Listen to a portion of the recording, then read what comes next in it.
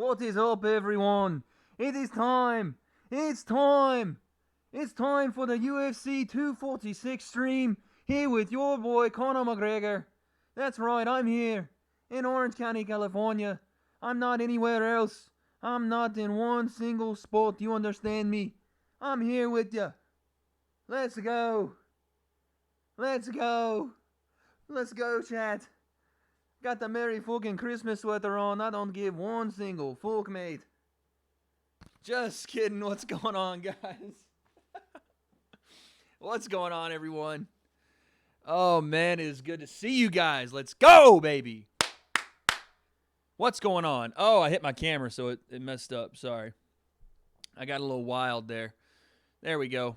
We're all better now. What's going on, everyone? Panic, what's good? Amaru, Jakey, what's going on, baby? Thank you guys for being in here. This is our UFC 246 stream. This is the Wade concept, first off, and I'm your host, as always, Wade Plemons. As you can see, I'm pretty amped up because today is major, guys. Today is, you had me thinking it was Conor. Yeah. You know, I do a decent Conor impression, so I understand. Guys. But yes, today is our UFC 246 live stream reaction, and oh my god, am I excited, guys! I mean, I can't even tell you guys how energized I am for this. Like, I'm juiced, and we're getting it started right away, man. Right away. We have some fights that are going on right now. They're walking to the ring. Our opening fight, but man, I can't wait to just go through this and just see what happens. Before we get started with anything, apple juice to you guys, because it's going to be a long one, boys.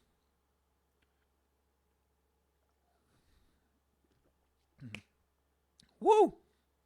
And the Oscar goes to my boy Devil. You know, like I said, I play a decent Conor. Apple juice down the hatch. Cheers to you guys. That's right, baby. Amaru says, where's all the stuff? I think he means this right here. You know, I was playing a little bit of hooky. Bang! Wade's picks, boys. Wade's picks on the screen now. That's right. I'm being held to the standard that you guys hold me to every time we do picks. No flaking. They're all on the screen right now. So you guys, if you don't know, or if you didn't know before this, we do picks for our pay-per-view cards and even just our fight night cards.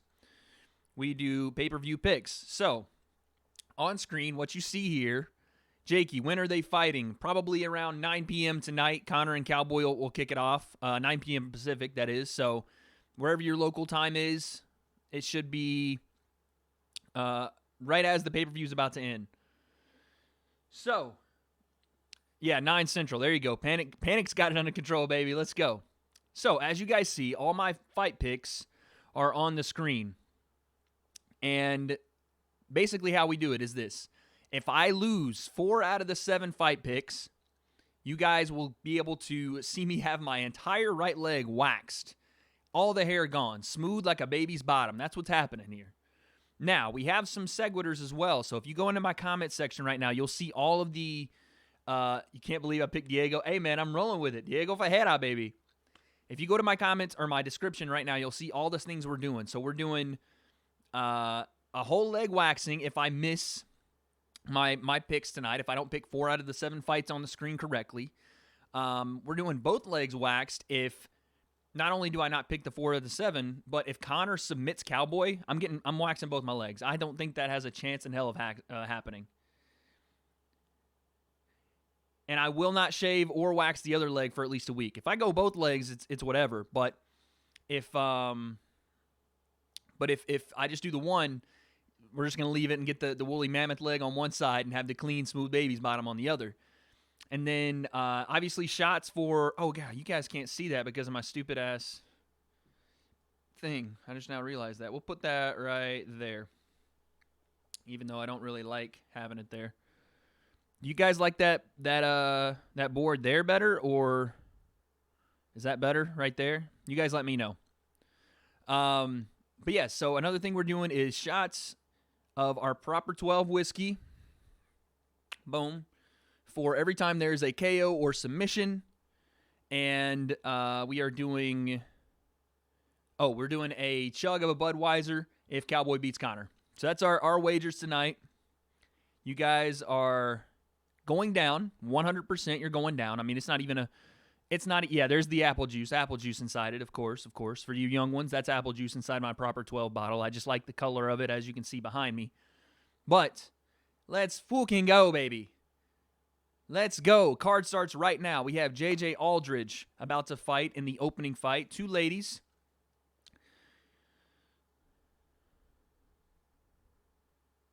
So I was watching Donald versus Matt, and he got dropped quick. If you mean Matt Brown, actually, to be fair, Amaru, Matt Brown was having a decent amount of success in the Donald fight. Donald didn't really have a great fight overall in that fight, but obviously, you know, Matt Brown, and it was a perfect setup by Donald. Donald just popped the jab out there, just kind of flicked it out at him, and Matt Brown slipped to the outside, and Donald has that switch kick ready for any of those orthodox fighters. So it was a beautiful combo that Donald dropped on him, but Matt Brown was having success in that fight. I got to get another Conor sweater. I got the same one on from Christmas. It's the only one I got right now. All right, a flyweight fight right here. By the way, I'm going to show you guys my snacks after we get going here. Got the blue tortilla chips with that sea salt, boy. All right, here we go. Round 1. Aldridge and Mazo. It says, I hope Macy F's that Super Saiyan bitch up. Oh, my God. I think she will. I'm a big fan of Roxanne. I like Roxanne a lot. She's just different. I'm telling you, Wade, there's no way Donald will beat Conor. No, I'm with you, Amaru. I don't see it happening either. It could, but I don't see it happening. I hope not, man. I'm nervous, guys. Like, I'm nervous for Conor. Just because oh, nice straight left hand right there from Aldridge. Nothing better than eating salsa. I'm telling you, Panic. Nothing better. Oh, my timer. That's right. Shite. Let me do this. I might have to do some inner workings here on stream, but we'll get it out of the way early. Online timer. We'll get it out of the way early. I'll do this. Oh, shit. I think if I do window capture, it'll work. I think.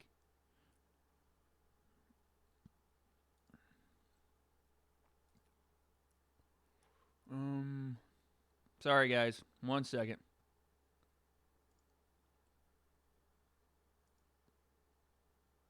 Boom. All right, now we're going to crop, guys. Watch this. This is a real-life crop session on OBS. You guys are getting it live. I wonder if I do this, though. Yeah, snakies. That's not going to work. How do I do this? I forgot how I do this. I'm gonna do this for a second. Sorry. You guys are looking at me like, what the hell's happening? By the way, Wald, your balls are actually pretty damn good. I'm telling you, Devil. Oh, all my stuff. That's what you meant. My bad. I'm going to get it fixed really quick. But, Devil, I'm telling you, dude, the Vols are going to be, I'm saying we might win the East next year. Tennessee might win the East next year. Look, Jake Fromm's not at Georgia. Tennessee's got like 7 returning starters on defense. I think we're winning the East next year. I got to go soon. My friend's having a party. No worries, Panic. No worries. Hey, I always appreciate anybody dropping by. And OGs, excuse me, OGs like Panic, man, it means the world to me that you guys even drop by for a little bit. So if you got a party, you're watching with your friends, you're going out and doing stuff, I understand. Life happens. Things are more important than just my stream. So I completely get it. But thank you for being in here, and thank you guys all for just being ride or dies. Like, I love you guys. I actually do. So there's just nothing else there. I just love you guys. Let me see if I can figure out this timer situation. I know I should have had this under control today. I was so busy breaking down. Stay as long as possible. Do what you can, big dog. I appreciate it. How am I gonna do this, man? Maybe display capture. I can't do display capture.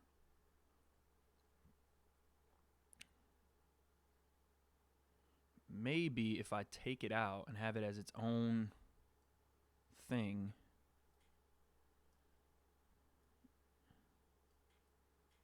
Oops. that. One of these. Oh. Just piecing her up. Mazo is piecing Aldridge up in this first round, guys.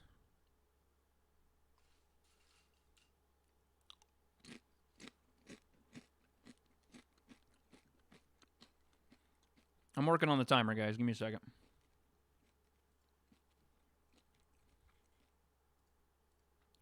Okay, so that doesn't work.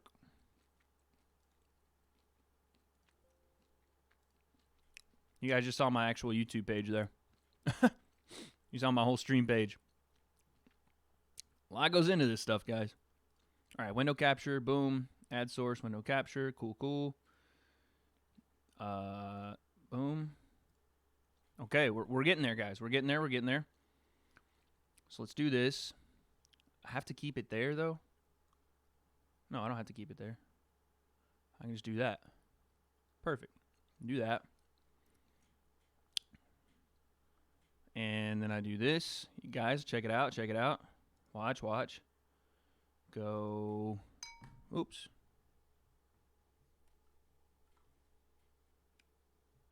No worries.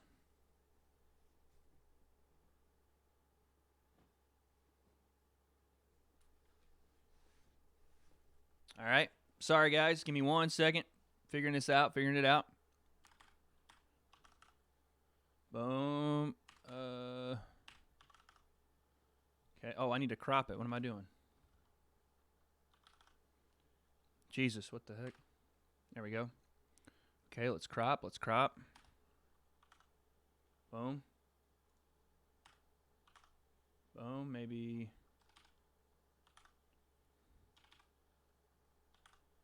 There we go. There we go.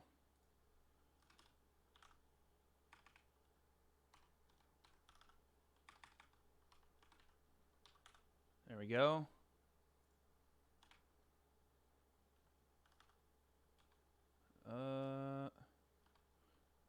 One second. Boom, baby. Done. Okay, we'll take that. Go right there with it. I don't know why it won't let me just either put it. Okay, we'll put it right there. Cool. Now we're going to go bam. Bam. Oops. Reset. Bam. Bam, bam. Boom. How we like that, guys? Look at all that. All right, here we go. Sorry. Will you get copyright for the audio? Oh, 100% I will, yeah. German, what's going on, big dog? Yeah, so the reason I can't show the video and I can't put the audio on is I'll get copyright claimed for sure, but also, and even more so, I will get my, I'll get my channel taken down. And I don't think that you guys want that at all, so. And neither do I, obviously. So we'll just leave it like that for now. But yeah, I'm a little bit behind actually on this time clock, but it is what it is. But there you go, guys. There you go. Aldridge lands a big shot. Mazo definitely wins the first round. I kind of was glancing at it as I'm fixing stuff. No, I panicked. No, not going to happen. I've been doing this too long to know that I can't do certain things on YouTube. And it sucks because I'd really like to watch with you guys. And I think I'm going to do a lot more of the reaction stuff. I think you guys like that. I like doing it. But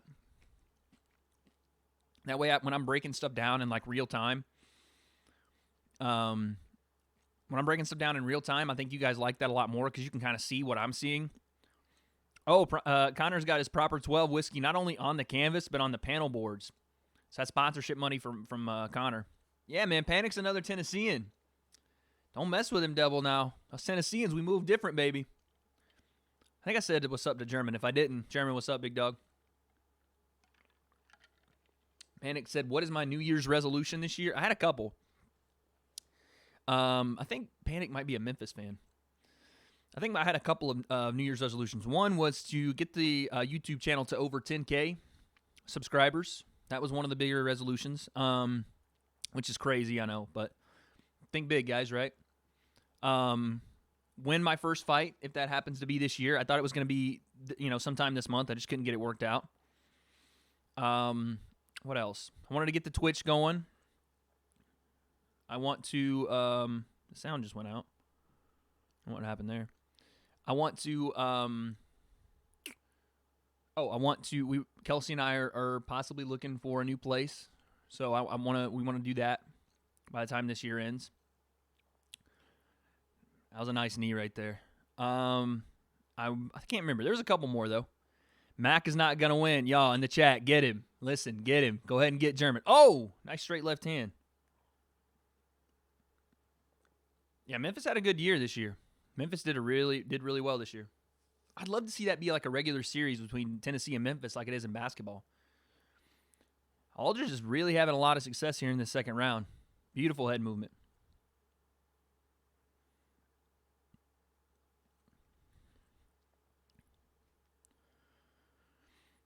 Guys, oh my God. I can't believe this is actually the card. Like, we're actually here. UFC 246 is live. We're actually here. So much to break down. We're going to wait, obviously, and save it until we get closer to the actual card. Or the main card, excuse me. Oh, straight left hand from J.J. Aldridge. Pat Barry is in J.J. Aldridge's corner. That's the same corner man / husband of Rose Namajunas. You guys didn't know. Pat Barry. Also, involved in one of the craziest fights I've ever seen with Keith Jardine back in the day, where Pat Barry had Keith Jardine rocked. Or was it Pat? No. Was it Pat Barry? Or excuse me, was it Keith Jardine or was it Chet Congo? I can't remember if it was Chet Congo or Keith Jardine, but Pat Barry was involved in one of those crazy knockouts where he had somebody rocked, and it might have been Chet Congo as I think about it, but had him rocked, and then Congo came back and knocked him out. That was crazy. Pat the pile driver Barry, that's right, man. What do you think's going to happen in the first round with the Conor fight? All right, Panic. Y'all, say goodbye to Panic. Thank him for coming out and joining the Wade Concept crew today. You're a G, Panic. OG. Make sure you guys show him some love on his way out. Appreciate you, my dog. And we'll be here. If you're back, we'll be here. Oh, big knee from Mazo. Wade, what are you watching it on? ESPN Plus. That's what I'm watching this fight on right now. Yeah, ESPN Plus. The way they're doing these cards, you have to buy the ESPN Plus package to watch them. Oh, head kick. Beautiful head kick from Mazo. Sorry, headphone users. But yeah, it's on ESPN Plus, what I'm watching right now. German says, what do you think is going to happen in the first round? I think that Cowboy's going to come out a lot more aggressive than a lot of people are going to think that Cowboy would. I think he's going to meet Conor's pressure with pressure. I think Cowboy's going to have a lot of success in the first round. I think it's going to be more so because Conor is going to try to lull Cowboy into a false sense of, success. Especially in that first round, Cowboy's going to come out aggressive, maybe kick the legs of Conor, and just, keep Conor a little bit more uncomfortable than he wants to be. Conor hasn't been in the cage for almost a year and a half now. So there's going to have to be something said for Conor trying to just shake that off and, figure out how his cage legs or octagon legs are going to hold up with Cowboy kicking. And I think Conor just starts to slowly get into the pace of the fight. And anytime Conor starts to read you and he starts to figure out your movement and he's fresh, or if his condition is good. Oh, my headphone volume is perfect. It's hard to hear you last stream, but it might have just been me. Guys, if it's hard to hear me, let me know. I messed with my rig a little bit earlier today, but if it's low volume or it's a little quiet, I can mess with it a little more. But thank you, Devil, for that. But I do think that Conor is going to show us something that we haven't seen yet. I think that he's going to come out in a more of a... Oh, nice straight left hand again, man. J.J. Aldridge has a beautiful straight left off the center line. I think Conor's going to come out more squared off, Western boxer stance, hands high, and I think his footwork is going to be a little different. It's not going to be as bouncy. I think it'll still have the bounce. I think he'll still be moving in and out of range and using his footwork and balance to kind of... Some people say Conor has like hands for feet, where he's just got wide feet, so his balance is really well. So I think he can use some different movements to kind of freeze Cowboy or put him in a position where Cowboy doesn't want to be in. But I think it's going to take some time. I think it's going to be either mid-second, late second, or early third, and Conor really figures it out and puts Cowboy away. It says, but remember, Conor's a different fighter now. Yeah, 100%. Conor is definitely going to come in with a different style. I don't know how different it'll be. I think it'll still be reminiscent of the Conor of I wouldn't even say the Eddie Alvarez fight, but maybe the Conor at the Nate Diaz 2 fight. I think it'll be more like that. I'd like to see Conor kick Cowboy's legs a little bit, just to kind of give Cowboy a different look. But I do think Conor will be more squared off, not bladed, kind of like this, but more kind of here versus there, right? And the hands will be up versus low. And I think the shoulders over, chin down, chin tucked. Conor sometimes has a tendency to pop that chin up. I think he's going to have that tucked. Another straight left. Good Lord. And I think he's going to definitely show us something we haven't seen before. I do think that Cowboy's going to come out and have some success in the first round. I don't think that that's a crazy notion to have. I know Conor comes out on fire, and he very well could come out and just starts Cowboy. But I think Cowboy's heard. She's pulling her hair. Big knee from Mazo. Cracked Aldridge. I didn't even start the timer, damn it. 2:53 left in the third here, guys. This could be easily a 1-1 fight, and Mazo's taking over in the third here. I don't think it's crazy to believe that Cowboy's going to have success. Another knee. But I do think that Conor will figure out whatever it is the timing Cowboy's presenting, maybe the leg kicks, maybe the combinations in rhythm, because Cowboy does throw, he's a combination puncher. So he's going to throw the same, the 1-3-5, the 3-5-1, the 2-4, 4-3-1. Like he doesn't mix up those combinations as well as you'd think. Hands got to be up or that head kick is coming. Yeah, 100%. And I think Conor is prepared. His whole camp, just like Cowboy has heard that Conor's is going to come out fast. And they got that Perry match on the mat too. Conor's partner company. They just like Cowboy's camp has heard how Conor's going to come out like on fire, and they're probably going to overcorrect and have Cowboy come out try to have Cowboy come out on fire to counteract, which I don't necessarily think is a bad idea. I think Conor's camp has heard so much about that head kick that it'd be crazy if they weren't prepared for it. I got a feeling Mac is a little scared. German's a troll, y'all. My dude German, I'm good friends with this guy. He is a troll to the highest order. So anything he says in chat, you gotta take it with a grain of salt. Sea salt with tortilla chips, that is.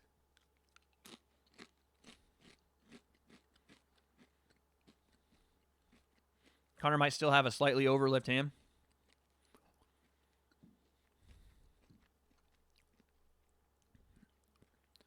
What happened? Why was there a warning there? Did they just separate him because he was getting clinched? Jakey says, who do you think will win between Tyson Fury and Deontay Wilder? I think Tyson Fury beats him. I thought Tyson Fury beat him the first fight. I think Tyson beats him again. It's a tough third round to call. I think Mazo's done a little bit more. Controlled the octagon, obviously. Landed some big, big knees in the clinch. I definitely go, if I were to score this fight, I would go 2-1 Mazo right now. We could be getting a split decision here. Aldridge is coming forward here later in the third, though. This could be interesting. Oh, head kick. Straight left from Aldridge. 28 seconds left. Oh, straight left again. She's doing a lot of what I expect Conor. Oh, big knee from Mazo. That hurt her. Yeah, that hurt. She backed off. Conor wins by armbar easy. Man, Aldridge is a great boxer, man. Great balance in her boxing, too. Woo! Head kick barely missed. Nice outside leg kick. Beautiful fight. Beautiful fight, ladies. Great way to start the card. Let's go, baby. God, I'm excited, guys. Jakey, I want to answer that in more depth. Who do I think will win between Tyson Fury and Deontay Wilder? I think that Tyson Fury beat Deontay Wilder in a boxing match. I think he beats him 9 out of 10 times, and the one time he doesn't beat him is what we saw last time. I think Deontay Wilder is a stuck, stiff power puncher, and I love his style, man. I love the fact that he can catch anybody and put him away. He doesn't move well. He's not very technical. If he doesn't catch you, which he's caught everybody he's ever fought, so far be it for me to say he's not going to do it again. He caught Tyson twice. So far be it for me to say he's not going to do it again. But if he doesn't put you away, and Tyson Fury has shown if he can't put you away, he will get beat. I mean, you look at the Ortiz fight, he was losing, I think they were in round 11, and he was losing 9 of those rounds. Tyson Fury can win rounds and he can accumulate rounds over and over. He can win all 12 rounds in that fight. But if in round 12, in 30 seconds left, if Deontay Wilder slams the right hand on him, that's a good night. So obviously you have to watch the right hand, but when it's kind of like when Cowboys camp was saying all Conor has is a left hand, when that's not true at all. In the case of Deontay Wilder, all he has is a straight right hand or the overhand if he hits it in combination, but his best weapon is that straight right hand. He's just not a very put together professional technical boxer, but man, it doesn't really matter at heavyweight, does it? The only guy that can expose him, I think, is we got a split decision. Split decision to Mazo. Yeah, I figured. The only person that can expose him for that, in my opinion, is the footwork and the moving kind of nature of Tyson Fury. Tyson saying he's going to knock him out in the second round, I wouldn't advise that. But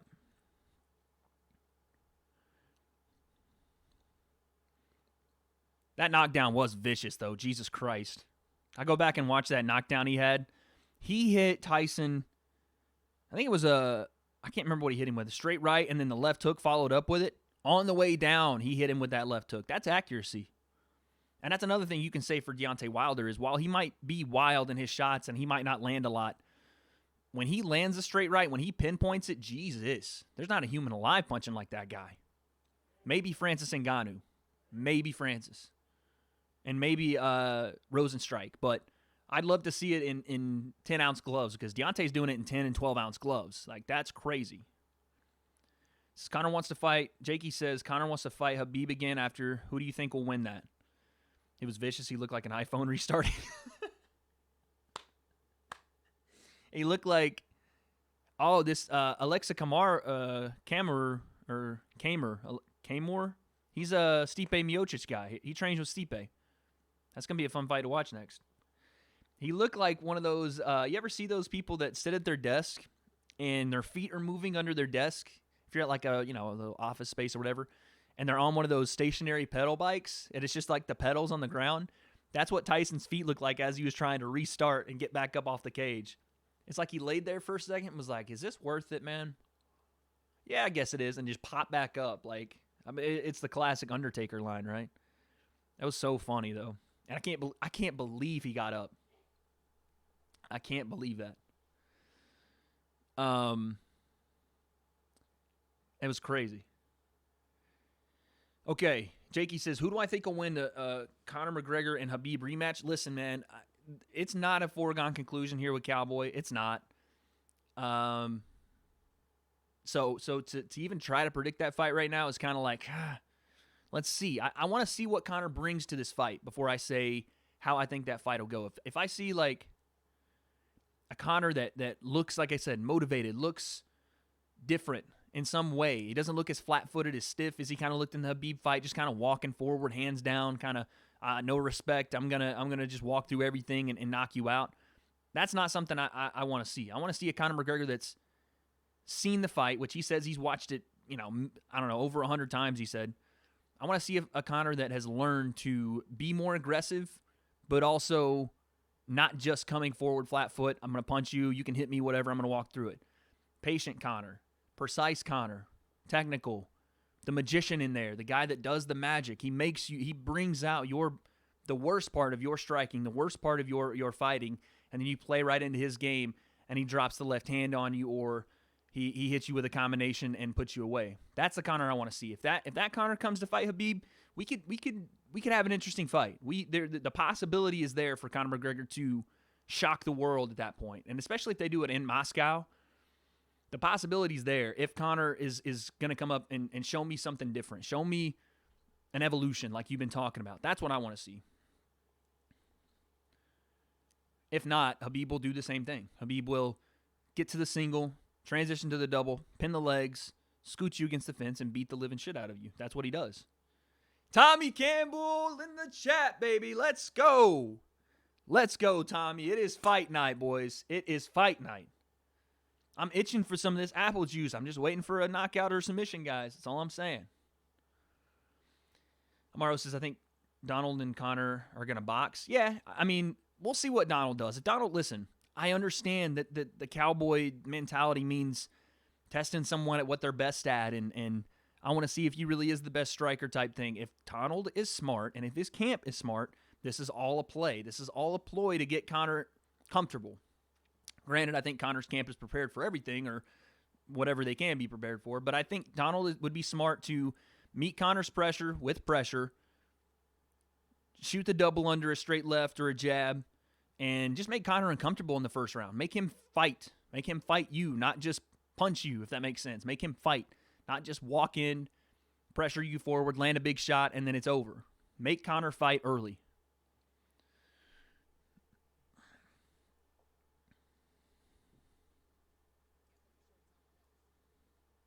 Let's see here. German says, well, at least Food Mag eats kebab. That's funny.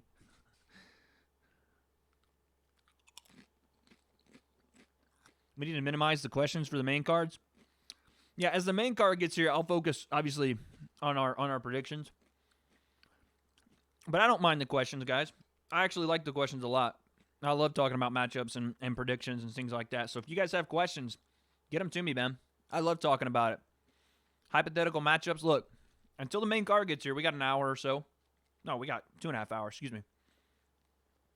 We have, these are the fights we have coming up. We have just announced, or about to be announced, Israel Adesanya, Yoel Romero, Jesus Christ.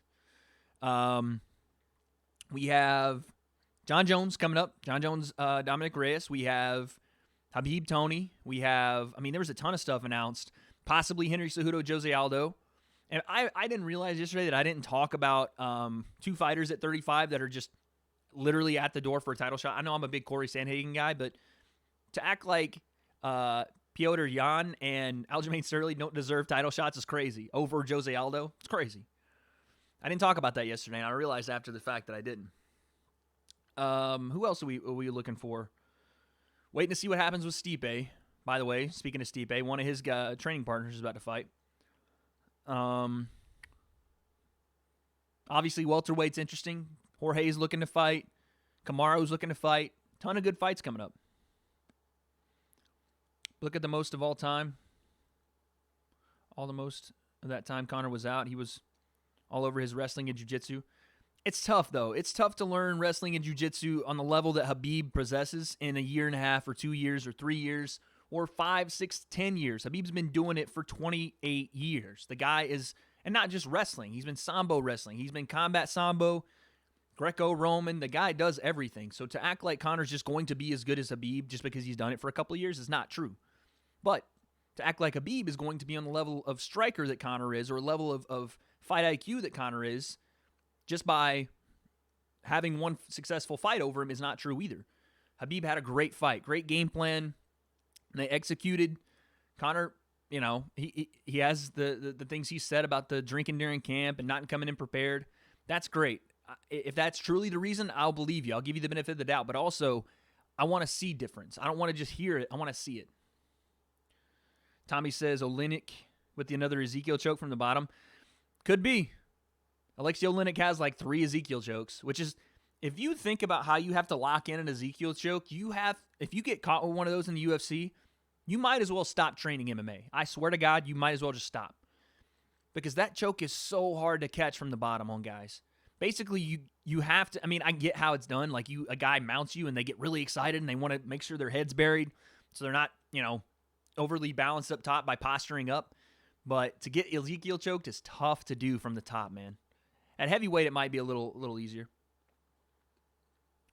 Got you, Tommy. I got you. We'll chop it up 100%. I don't know why YouTube is whack, man. It's the platform I use because it's the easiest to use, but some of the stuff they do to people is whack. But I got you, though. From the bottom is what I'm saying. Ezekiel choke from the bottom. You got to, I mean, it's embarrassing to even get Ezekiel choked, and I've been Ezekiel choked, actually. The couple of jiu-jitsu lessons I've had, one of the days they were working on Ezekiel chokes, in the gi, obviously, but which is easier to get choked in the gi and Ezekiel choke than it is, obviously, without the gi on. But even then, you feel like a complete noob. Amaro, I see what you're saying. for Cowboy. I got you. That's a little different then. Are you going to go on? Are you going to go detail the fight? That would be cool. Yeah, 100%. When the fight gets here, we're going to go into detail on exactly what's happening during the fight. When the Conor and Cowboy fight gets here, no offense, chat, in between rounds, yeah, I'll be interacting, but as the fight is happening, no. I am going to be breaking down second by second what is happening in the cage, which I think I'm honestly going to do for pretty much every fight, unless it's just one of those that, we don't really care about, or it's not one of the Wade's picks. Any of the Wade's picks, we are going to be fully invested in the fight for. Because it's just, one, I don't want to shave my legs, or wax my legs, excuse me. And two, I want to win. I'm a competitor, guys. I want to win. Alexa Kamer and Justin Ledet are up next. Alexa Kamer trains with Stipe in Ohio. I think he's even Croatian, too. I watched this guy on the Contender Series. He had a big knockout. It was a great fight, their fight. It was him, and I can't remember the other guy. The other guy I want to say was from the South. Big left hand the other guy had, I remember. But this Alexa Kamer guy hit a flying knee in their Contender Series fight after getting swarmed. He got hit. I don't know if he got dropped, but he got wobbled with a big left hand and was getting swarmed. And as the guy came in too aggressively, he hit him with a flying knee and sent him back and knocked him out that way. It was crazy. No, Tommy. No taints, dog. None of that. None of that, dog. No way. The legs. Look at the description, though. I gave you guys at least something. I went entire leg, and if Conor wins by submission, I'm doing both legs. Kyle, what's good, baby? Man, Kyle, what is good? Yo, guys, show Kyle some love in the chat. I ain't seen Kyle in a minute. That's my dog right there. Devil, don't even play into that. That's too much hair. Maybe full thigh, though. No, dude, I'm going full leg. 100%. Listen, I gave you guys, if I can't do the craziness that you guys wanted me to do, I'm doing full leg, 100%. But, man, Kyle, it's good to see you, brother. All right, here we go. Shit, I didn't start the timer. All right, we'll be a little bit off on the timer. Cameron just threw a spinning back kick. Ledet just kind of threw the hands up at him like, what is that?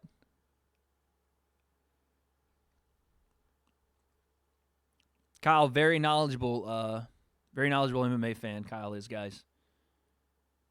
Kyle and I have done predictions before, and appreciate you, brother. No, I listen, Kyle. I understand life happens, dog, but I do appreciate you popping in here, man. Kyle and I have been on these reactions for years, and he's picked a lot more right than I have. I'll say that.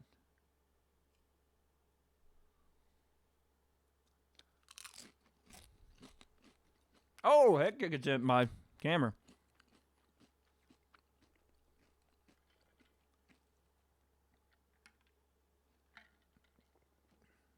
You heard it here first. Kyle says Ledet's a sleeper here.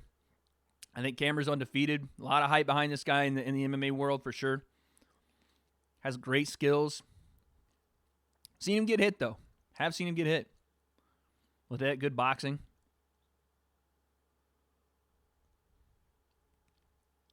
Cameron looks a little small for 205, too. Small, just not like... He does look a little shorter, but small just in body size. Oh! That left hook landed from Ledet. Nice counter left kick. Woo! Throwing some oomph behind that right hand. Oh! He's got clipped twice there. Ledet caught him with another left hook. Oh, left hook lands for Cameron. Man, it looks like Ledet barely touches him, and Cameron about goes to sleep. Like he wobbled him with that left hand. Ledet looks really balanced, too, when he's throwing. Cameron's getting a little wild with that overhand right. And it's even like that, it was just like try to throw an elbow inside and just throw so much behind it. He's off balance when he's throwing. Ledet looks really centered. I mean, no doubt about it, Cameron's got some power here for sure. Oh!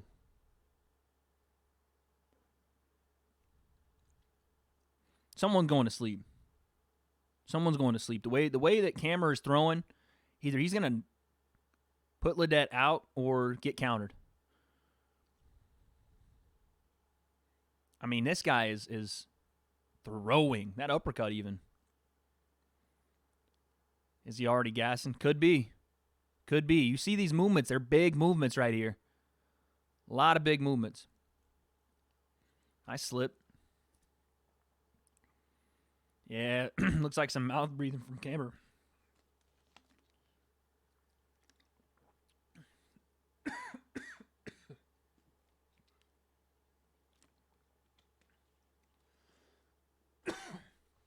When I say it's dead quiet in the arena right now, swallowed a chip, guys. Sorry. I swallowed a chip right there. Jesus. Camber does throw a lot of kicks. Ledet just keeps like squinting at him like, are you for real throwing that? My timer's a little off. It's 1:24 left in the first here. I really don't know how to call this round. I mean, Ledet landed some nice shots. Camber landed a decent right hand earlier. But I don't know. The announce team just said that Camber was trying to emulate Francis Ngannou for when Stipe fought Francis, and they were like, how the hell do you emulate that guy? You always knew I was... Never, dog. Never. You see why it was so foreign to me. I was like, see, because I don't do that. None. Oh, I don't be doing none of that. That ain't me, devil.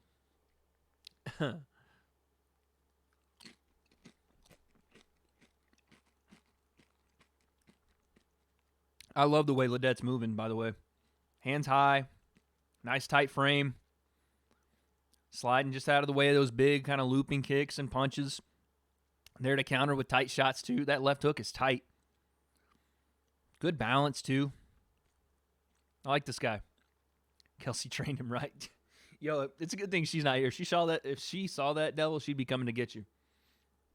Kelsey don't be playing. And like I said, I've been teaching her, you know what I'm saying? I've been teaching her a little bit of my Muay Thai. This is going to sound crazy, by the way. I'll clear that out. You're gonna die laughing at this. This is dead. I'm dead serious when I say this. Kelsey's got a nasty triangle. A nasty triangle. I just realized the timer wasn't on there. Like I said, I know it sounds kind of weird, but I taught Kelsey how to triangle me. Just over here goofing off. Yeah, Camber is got a ton of big breaths going on right now. Mouth breathing like crazy. Yeah, I bet she does. I knew that was coming, but legit, I taught her how to do it once. I taught her how to triangle one time, and she slapped it on me, and I about passed out. I I wasn't gonna tap. I was like, ha ha. Triangle, of course. Triangle's the first thing you teach a girl, 100%. You're like, here, let me show you. Like, of course. You know what I'm saying? I'm a smart guy. I want to make sure she can protect herself, you know. But I had to tap. I wasn't going to. I was like, oh, like, she'll try her best. Yes, sir, Tommy. Come back for that main card, big dog. I'm telling you, we're going to be amped up in this thing. Amped. I get butterflies anytime Conor's fighting, anytime Cody fights, anytime my favorite fighters get on the card. I get such butterflies, man. Jesus. And right now, it's not happened. It was earlier today I was getting butterflies. It's not right now. But it will. When the main card comes around, I definitely will. Damn it. I got to get better on starting this freaking clock. I think I'll get better on the main card. I didn't start it this round, though, but I'll call it out.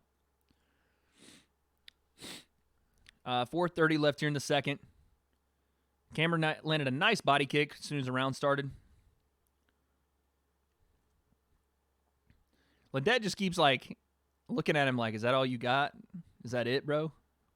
Or that's what you're throwing? Ledet checks a kick there. These kicks that Camber's kind of throwing here. Oh, nice overhand left, though. I say Tommy's name like Tommy. Devil, that goes so far over my head. I wish I knew that reference, and I don't. Peaky Blinders. Is that something I should know? Big actions, 100%. Camber's got a ton of... I think he's thrown 3... Amaru was cracking, big dog. Yeah. Camber's doing a lot of big actions. The spinning heel kicks, the flying knees, the teeps to the front kicks to the face. I've never seen Peaky Blinders, dog. I haven't. I'm sorry. I know, dude. It's on Netflix. Oh, you know what? Kelsey and I are watching. No spoilers, chat. Kelsey and I are watching that Inside the Mind of a Killer for Aaron Hernandez. We just got through the first episode and it's already crazy. It's already nuts.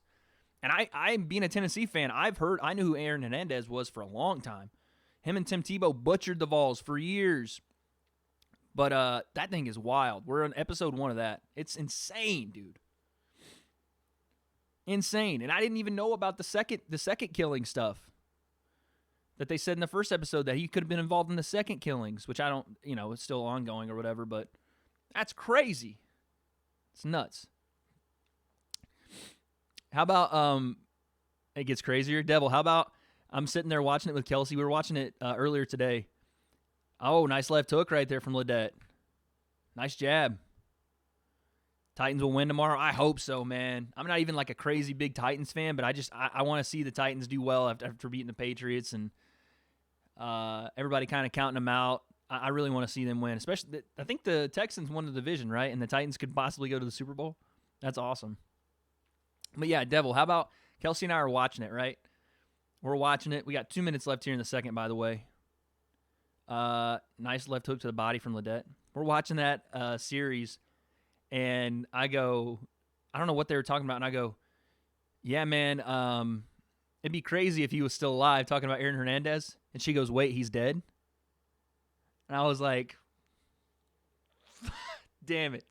Like, I didn't mean to spoil the whole thing for her. I'd been like, oh, yeah, it'd been crazy if he was still alive. And, well, just fucking spoiled the whole thing for Kelsey. I didn't know. I thought she knew. Like, I thought that was common knowledge, that whole series.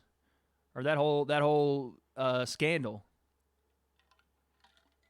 Liddell just hit Cameron with a big left uppercut, and he took it. I know, right? I wasn't even trying to spoil, but that I probably should have went through my mind, but it didn't. Oh, question mark kick attempt. Another big action for no results. Ledet landed a nice uppercut earlier, though. Your Saints got messed. Yeah, the Saints just can't catch a break from the league, man. I don't know what's going on there. I don't know if you guys have been following any of what's going on in the MLB with the Stros too. That's some crazy stuff going on there, some cheating stuff. But it's baseball, man. Who really cares? Did you guys see yesterday, by the way? Did you guys see the weigh-ins from yesterday and how there's an accusation on the Nevada State Athletic Commission that they were not properly counting weight? Like Macy Barber was probably over yesterday, and because they use I don't know what you call those, Kamara, there you go. Camera piecing up right there. Because they're not using digital scales and they're using like the weighted balance scales that they could be like half a pound over on stuff and still count as a solid weight. Go look at what happened yesterday with Macy Barber and how usually you see those balance scales and it needs to be either in the middle or a little bit above to be balanced so they're on weight. But if it's touching the top, they're over.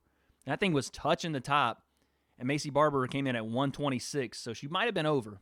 I saw that, though. I think it was on Luke Thomas's Twitter. You guys go look at that. The Hawks lost a tough one in Lambeau. Offense showed up 1/2 too late. Yeah. I was really kind of rooting for the Seahawks, too, but I'm happy for a guy like Richard Sherman, who a lot of people counted out, who a lot of people don't like. I don't necessarily agree with everything he says, but I think a guy that bets on himself, you got to remember, Richard Sherman went to the 49ers on a 1-year deal with no agent. He signed it himself. He negotiated it himself. And he's reaped all the rewards from it, so I'm happy for that guy. Nice right hook to the body from Cameron. Boom. Nice elbow inside right there from Cameron.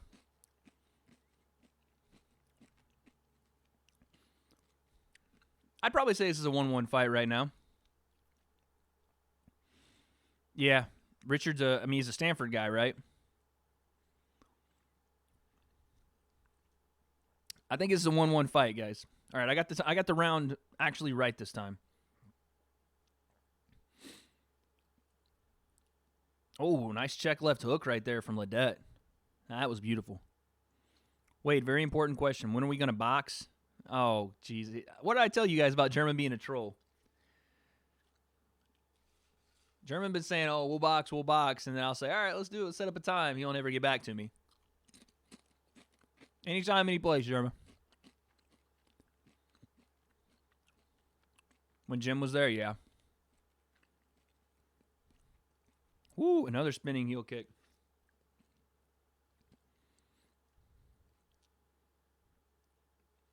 Paul Felder's on the telecast. I just now realized that. Love Paul Felder on there. This is an important round, guys. Winner of this round wins the fight, in my opinion. Nice slip right there from camera.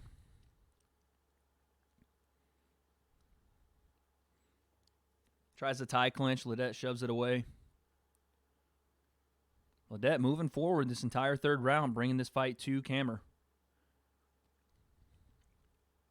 Rip the body, overhand right, like that. Good stuff right there from Ledet. Ledet 2-0 for you. I like the work in close for Kelleher later in that second there. When he had Ledet on the fence, I liked the elbow in tight. I liked the combination, even though not every punch landed. Wasn't a ton of action toward the later part of that second, and it looked like Kelleher got the best of it, especially with the shots to the body too. I like that. What is that teep kick he's trying to do with his back foot? I know that's a John Jones thing where they bring that back leg and try to catch the teep. He's missed that like 3 times. I don't know what that is. Nice rip. Oh! Woo, that was dangerous. Ledet clipped Kelleher with the left hook up top as Kelleher was trying to rip the body. That could have been dangerous. I think he definitely clipped him, though. Oh, here we go. The Irish Dragon, Paul Felder. He's on the telecast tonight. I'm a big fan of Paul Felder. Excuse me. He represents the Irish very well. A true Irishman. How's that? Yeah, Paul's the man, though, dude. Paul's got a fight coming up.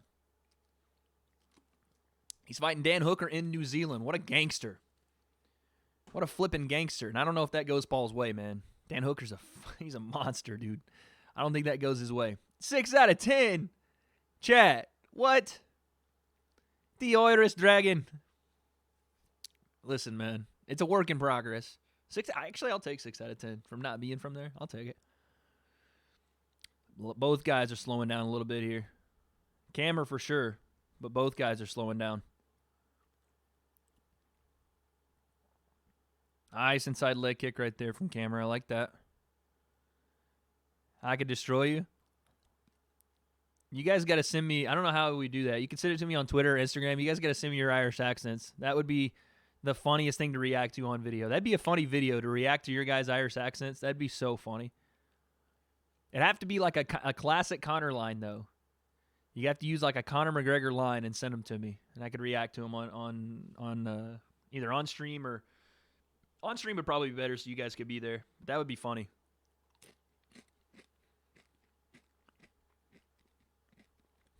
I could just see you guys trying. That right hand could have been dangerous if it landed. Tough to score this third, man. I thought it was tough to score the second. It's tough to score the third here, too.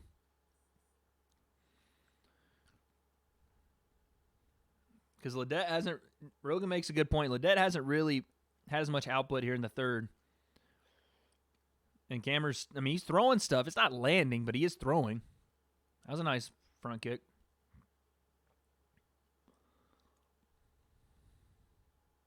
Another teep. Like that. Those front kicks to the body, man. When they land, they're really great. When they don't, they're wasted movement, you know.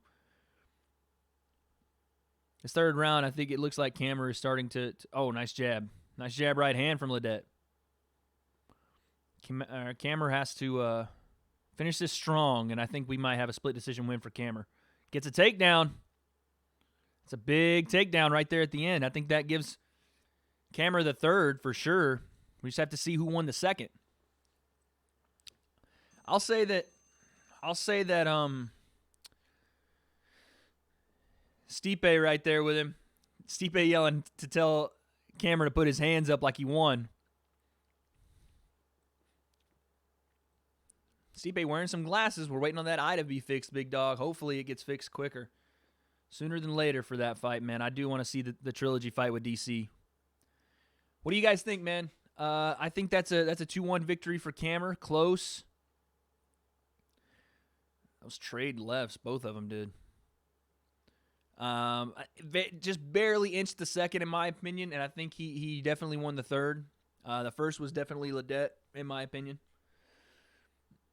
More output and more landing in the first for Ledet. Ledet kind of tapered off in that third round. Obviously not that's something he was trying to do. It was just that it didn't happen for him in the third there. But it was a great fight, though. Kelleher came out on fire, just throwing a bunch of stuff that didn't necessarily make a lot of sense in that case. With a reach disadvantage, you don't want to be. I don't think necessarily the spinning heel kicks are a good idea. Let's see what we got here. Oh, this is unanimous. Ledet. Oh, they gave it to Kelleher.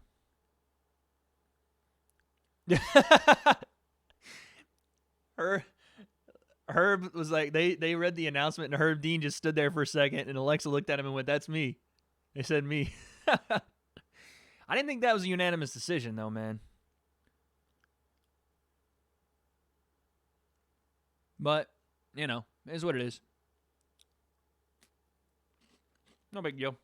Yeah, 30-27 was crazy. Whoever had that 30-27 is insane. MMA judging, man. This is why we need 5 or more judges. This is why we need 5 or more judges.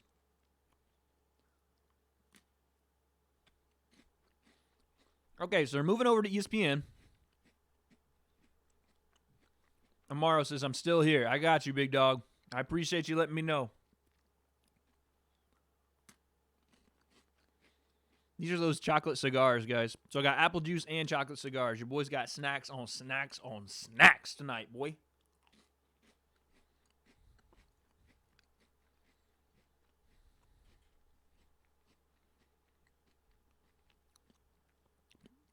So what are we doing here? They said the Duke game's running long. Does that mean we're waiting to start the fights? Because there's still 7 minutes left in this Duke game. Are we going on ESPN 2? You bought a saltwater tank today. ESPN News, okay. Guys, go over to ESPN News for the prelim card. Fiona, what's going on? Says, when is the fight? The main card will start at 7 p.m. Pacific time, 9 p.m. Central, 10 p.m. Eastern, 8 p.m. Mountain time, I think 3 a.m. UK. So that'll be when the main card starts. Conor McGregor will probably go on about an hour and a half after the main card starts, something like that. So look for the fight in your local area. Fiona, you'll have to tell me kind of what time zone you're in so I can get you a more accurate time. But look for Conor to go on about an hour and a half after the main card starts. That's generally when the main event goes on. Hour and a half, 2 hours after the main card starts. Ireland. Let's see, Ireland time.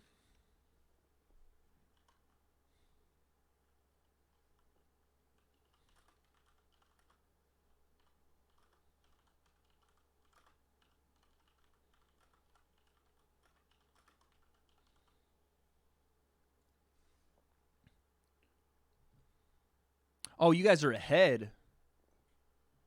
Okay, so how's that work? So if it's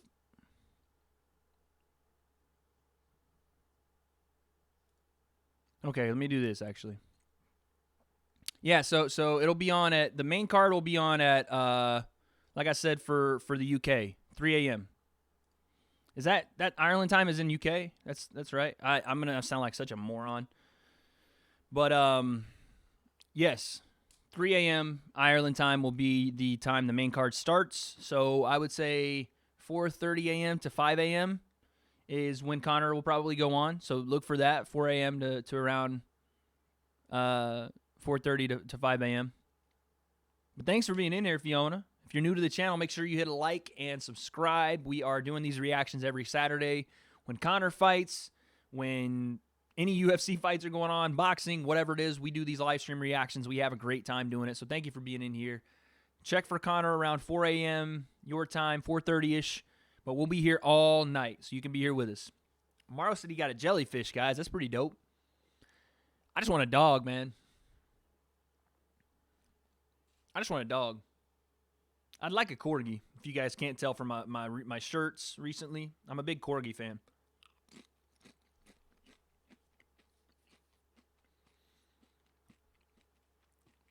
Joe Rogan's hype right now. Joe Rogan's wearing a blazer, by the way. How many times have you seen Joe Rogan wear a blazer? You're going to expose? Are you putting the fight on here? No, Bailey, I'm not going to be putting the fight on here, man. Listen, Bailey, I wish I could. I really do. I wish I could sit here and show the actual fight to you guys. I can't, though, man. If I want to keep my YouTube channel and keep making content for you guys, I can't do it. So, unfortunately, I won't be able to do it because that would break YouTube TOS, break the law, and I get my channel shut down. But I will be here commentating, breaking down the fights, and every second doing actual fight commentating in the fight. So I can't do it. My sister's 19 and still pees the bed, exposed. Yo, that ain't right, Amaro. What the heck? No bother, bro. I've subbed to you. Nice content. Bailey, I appreciate that sub, big dog. Thank you so much. Appreciate that. And thanks for being in here, man. Like I said, we'll be here all night, so if you get a free chance, pop in. Trust me, you're not going to want to miss my reaction to Conor's fight because I'm a nervous wreck. When Conor gets on the screen, I fangirl out. So I'll be the whole Eminem song, knees weak, palms are sweaty, the whole thing. So, all right, man. Good. I'll see you then. Everybody say what's up to Bailey in chat. Amaro, you ain't right, dog. Exposing like that.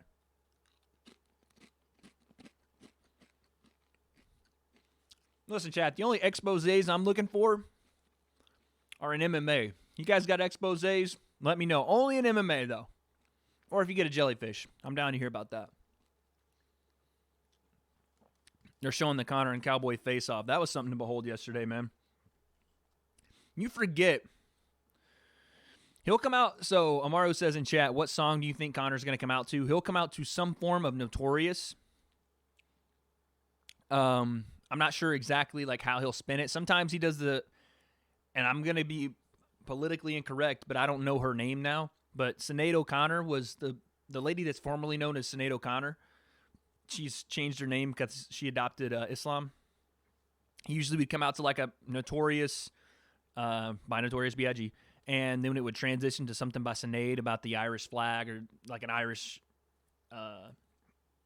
nation kind of ode. But I wouldn't be surprised if he comes out to like Notorious and then like I Get Money. He came out to that in 2005. I Get Money. That was dope. Foggy Dew. That's right. Foggy Dew. I'd like to see him come out to I Get Money again. That was dope when he came out to that. Yeah, it's Foggy Dew first, then it's Biggie. That's right. That's right. He had Sinead O'Connor sing it one time. I'm pretty sure. When the Chad Mendes fight, I think. Like in person. He had Sinead do it. All right, we got Drew Dober up next.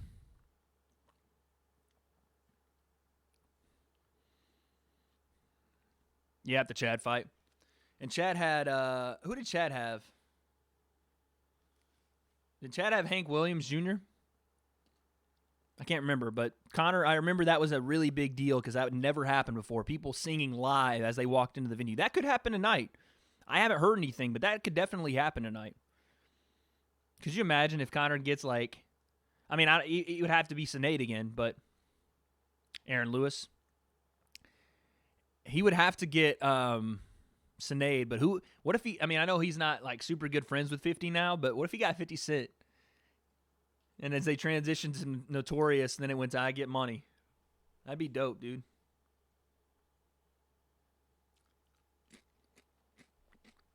What if, hey, I know Drake's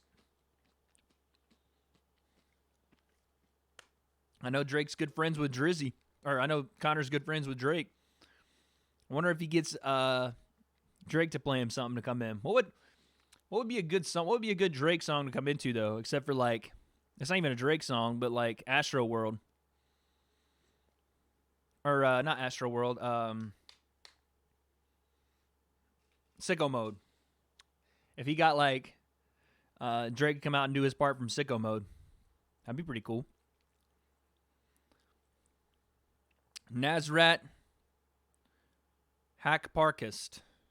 This is going to be a fun fight right here, guys. It's going to be a fun-ass fight.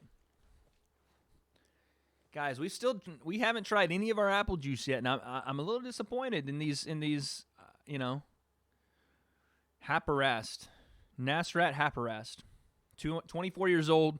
Looks like Kelvin Gastelum's doppelganger. Like, if you guys are watching the fight right now, look at Nasrat. Tell me he doesn't look like Kelvin Gastelum if he was like 30 pounds lighter. If Kelvin Gastelum wasn't indulging in the Mexican cuisine that he loves so much. I'm telling you, he looks just like him. Haircut the same, everything. Body shape is the same even. Tell me that doesn't look just like Kelvin Gastelum. You're going to see that on Twitter later tonight. I guarantee you will. Someone is going to put out on Twitter talking about how Nasrat looks just like Kelvin Gastelum.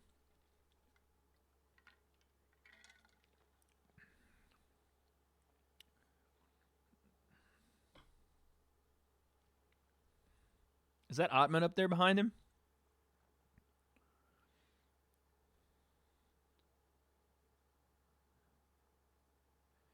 Daniel, I can't show the pay-per-view, man. I'm sorry. That's the wrong stream for that, big dog, unfortunately. I'd love to be able to. I just can't. My channel will be taken down tomorrow. It'll be taken down tonight. It would be taken down as we were live right now. YouTube would come and take it down. So I can't do that. Appreciate you being in here. I will commentate on every fight and do the best I can.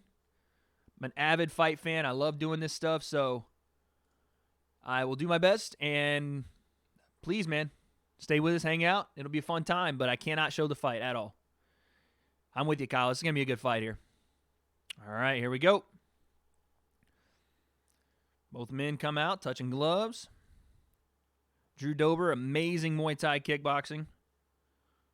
Great stand-up as well for Nasrat.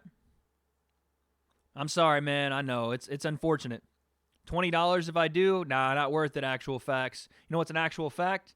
I'd take that $20 of yours and go spend it on basically going to get gas, and I'd have my 2 years of work on this channel be completely done for. So that's an actual fact. And another actual fact is not worth it at all. So, sorry, man. I'm not even at the point where I can get monetized yet either on this channel.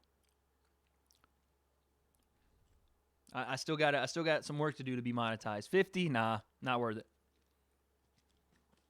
Oh, big left hand from Dober. But feel free to stay around, guys. All right, thanks. I like the attempt, actual facts. I like the attempt, though. Oh, big left hand from Dober. Woo! Oh, my Lord, he's raining down shots. Oh, my God. Woo-wee! Drew Dober, straight left, puts Nasrat down, then follows it up with vicious left hands on top. Oh, my Lord.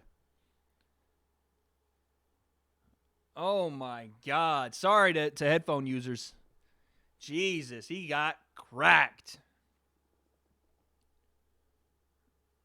Oh, my Lord. He dropped a hammer on him. Drew Dober, straight left, and then some punches on top to follow it up. My Lord.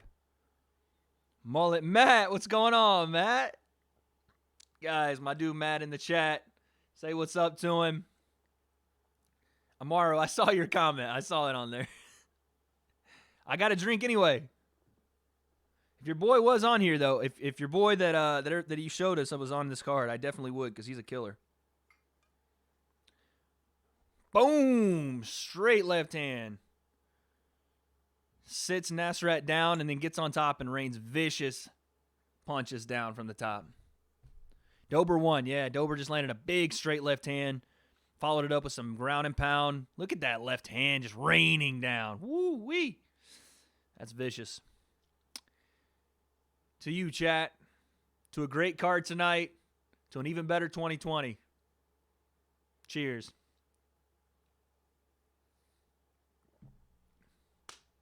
Woo! Woo-wee! That's some good apple juice, guys. That is Some good apple juice. Cheers, chat. Clear that. Did JJ Aldridge win? No, she got beat by Mazo. It was a split decision. Aldridge came out really well in the second round. I thought she might have even got the first round. It was, in retrospect, looking back at it, she landed some big shots. Third round was back and forth. It could have gone either way, honestly, but she didn't get the decision, unfortunately, Matt. Drew Dober, just think Team Elevation, Denver, Colorado, that whole team out there. They've got a lot of fighters on this card. That's 2 fighters from Team Elevation on this card. What a showing, though. Listen, for everybody on this card that's not necessarily a main eventer, main card player, this is huge exposure for those guys and girls that are on this pre-fight or this prelim card. And you can't really do it better than Drew Dober just did it right there. Straight left, then followed it up. And even before that, he had landed another big shot too, so that was beautiful. Yeah, Matt, we were in the chat talking about how good her stand-up was looking, her boxing was looking. JJ Aldridge, that left hand was out like a piston. She did really well. It was just didn't go her way, unfortunately. Drew Dober. Big win for Drew Dober. Tough night for Nasrat, man. There we go. Someone commented on Joe's blazer. Drew goes, look at that. You're looking nice.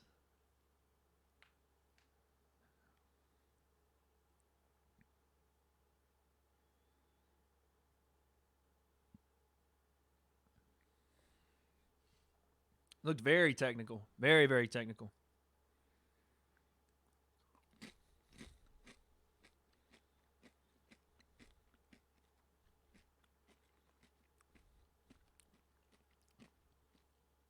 Dang. Drew Dober says, I'll knock anybody in the top 10 out. I don't disagree with him. I don't know about anybody, but I don't disagree that he can knock fools out. Bang. So it looked like Nasrat went to fake the overhand right as he was going to throw the left leg kick. Problem is, Dober timed it as if he was going to throw the overhand right and came over the top with his own left hand. And because Nasrat didn't throw it, that left hand landed flush. Flush. That's the problem, man. The problem with not committing to shots sometimes is the person that you're shooting on or the person that you're throwing on is willing to commit to that counter, especially if they see a repeated motion, and Dober did. Oh yeah, Nasrat is still a prospect, but to act like Drew Dober's not is crazy too. He's another guy. They were kind of in the same position. Drew Dober been doing it a lot longer, obviously, but Nasrat definitely was becoming a prospect. Dober just has tonight anyway had that shine, man. It looks like, and Joe hit it on the nail too, because Joe was like, every time we see you, it looks like you're improving, and that's so true when you watch Drew Dober from a couple of years ago to today. He looks completely different as far as just his commitment to being able to land and throw some of the shots in a firefight, whereas he would be in firefights before, but his commitment to actually keeping technical ability in that firefight and being able to sustain consecutive punches is night and day different. I'm glad we didn't pick that fight because I had Nasrat in that fight. Askarov versus Tim Elliott is next. Just for shits and giggles, I would have picked Tim Elliott in this next fight.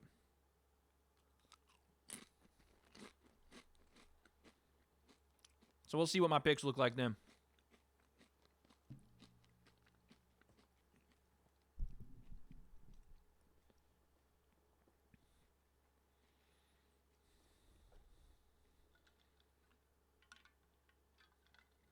They're showing the breakdown for the Raquel Pennington and Holly Holm rematch. Holly says she's still evolving, still learning. Yesterday, I predicted that Holly might retire if she loses this fight or wins. I think if she does lose this fight, I think we see the preacher's daughter call it. I don't think Holly's going to lose this fight, though. And even if she wins, I mean, like I said, she could definitely go up there and get another shot with Amanda. I don't think it goes any differently. But, I mean, she's a fighter. What do you want her to do, you know?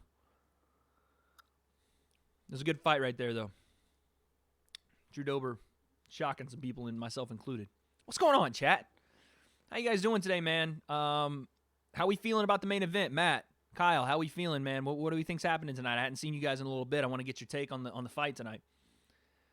Actual facts, if you're still in here, big dog. Daniel, if you're still in here. What are you guys thinking about the main event tonight? Who do we have? I myself personally, sorry guys, I'm gonna fix something really quick. Myself personally, I think Conor gets it done in round 3, and I think we said this yesterday on the prediction show. I think Conor gets it done by a check right hook. Believe it or not, I don't think the left hand does it tonight. It might, finish, but I think the check right hook is what puts Donald on wobbly legs. I think Donald is more excited for a fight than I've ever seen him. Maybe since the Rafael dos Anjos fight, but even then, again, I don't know how much this is going to actually play into the fight, but Donald has never been the guy at press conferences that's just like overly amped about something. He just takes it in stride. It's another fight. I do this sometimes 5 times a year. This is not anything new, and he's excited, of course, and he should be as excited as he is for this fight, but I do think that and combined with the fact that a lot of people are chirping Donald about how he's always a slow starter, and he never comes out fast or hot against anyone, you couple those things together, and I think Donald's going to come out, I don't want to say on fire, but he's going to come out more aggressive in this first round. And I think Conor steps back, drops a check right hook on him, finishes with the left hand maybe, and that's how it goes. I think it happens in the third round, though. I don't think Conor gets him out of there in 1. See, Matt says McGregor round 2 finish. That could possibly happen. I think he clips Donald. He hurts him in the second. And either Donald survives or it's later in the round and the bell ends it. I think Conor comes out and finishes the job in the third. Conor's one of the most dangerous fighters when he has you hurt. Like, he puts people away. You don't see a lot of guys survive Conor once he has them hurt. He finishes dudes. If he hurts you, it's over. It's over. He's a very tactical swarmer. He doesn't just swarm to swarm people. In the Eddie Alvarez fight, he had Eddie hurt 3 times. And he was patient, He didn't just go down there and exchange in some kind of grappling with Eddie when Eddie was still maybe, a little bit more fresh than he would have been later in the fight. Conor was very patient and got him out of there. Says Cowboy's a slow starter. Worst performances have been against boxers and southpaws. Yeah, I agree with the boxers thing about how Cowboys struggles with boxers. I agree to a certain extent that he's a slow starter, but at the same time, I mean, he came out on fire against Ally Quinta, came out on fire against Tony Ferguson, and Tony happened to catch him a little bit later in that first and into the second. But I don't know if slow starter is as true as some people want to make it. And even the southpaw stuff, he tuned up Rick Story. And he tuned up Alex Hernandez just last year, another southpaw. So, yeah, Donald is more effective against orthodox fighters because of that switch kick and the ability he has to land it out of nowhere. But I've seen him handle some southpaws as well. He put Rick Story in the Matrix. So I don't know if it's necessarily a style disadvantage for Donald. I mean, Donald, there's some stat out there that Donald is 16-1 against fighters under 6 feet and Conor's 5'9". So Donald has his statistical advantages too. There's a reach advantage there. There's, again, the ways that Donald can win and the grappling and the submissions that Donald possesses, even though I think Conor's grappling is very underrated by a lot of people, and it's just a narrative at this point that Conor just can't grapple when it's just not true. We saw Conor take Khabib's back. We saw Conor sweep Nate Diaz. He's good. He's good for anybody else's standards, but he's just not Khabib or Nate Diaz in the grappling. I mean, he survived Chad Mendes. Yeah, he got taken down twice by Chad Mendes, but he also got out of a Chad Mendes guillotine attempt, which is one of Chad's specialties in the grappling. So to act like Conor can't grapple is crazy, but also Cowboy does have submissions off his back. He has submissions in transition. Good double leg, a really quick and fast double leg. So I think there's some stuff going on. Actual fact says Conor or Tony Ferguson. Woo! Tough fight. I think if that fight were to get made, I think Tony gets hit pretty easily, and sometimes Tony, to his detriment, will lose rounds, will give rounds away to get into a fight. Not necessarily like, oh, I don't care about this round, but he'll put himself in bad positions, whether that be in the Edson Barboza fight, standing with a striker, or in the Kevin Lee fight, getting taken down early in that fight and getting, mounted, which was crazy. With Kevin Lee with staff, mounted Tony Ferguson and was beating him up in that first round. It would depend on if Conor could put Tony away, because not a lot of guys have put Tony away. A lot of guys have hurt Tony. Edson Barboza's hurt Tony. Lando Venata hurt Tony bad. Anthony Pettis hurt Tony. Like, a lot of guys have hurt. Kevin Lee hurt Tony. But no one was able to put him away. So Tony is able to overcome that, and then that's when he becomes the boogeyman. In those later rounds, Tony it seems like he just doesn't have an off switch or a slow down switch. Like, when he gets hurt, he comes forward when he gets hurt. So I think if it were to be a Conor-Tony fight, I think Conor would catch him for sure. I think Conor could find that chin of Tony, just a matter of could he put him away. And if not, could he withstand that just onslaught of Tony? I would be leaning toward, picking Conor just because how easy Tony gets hit. And Conor's such a good finisher. But, man, it's a tough fight. It's a tough fight if it goes to that point where Tony just becomes the boogeyman. It's tough for anybody on the world, like on the planet. And we're going to see that in the Khabib fight. I think it's those nerves he talks about. Usually takes him around to get going. I heard this about Conor fought takedowns in the Khabib fight very well. That's the thing, man. Matt, we were talking about that yesterday. Conor in the Khabib fight, not only did he stuff the first takedown, but as Khabib comes in for that takedown, which to Khabib's detriment, he shot from a country mile away.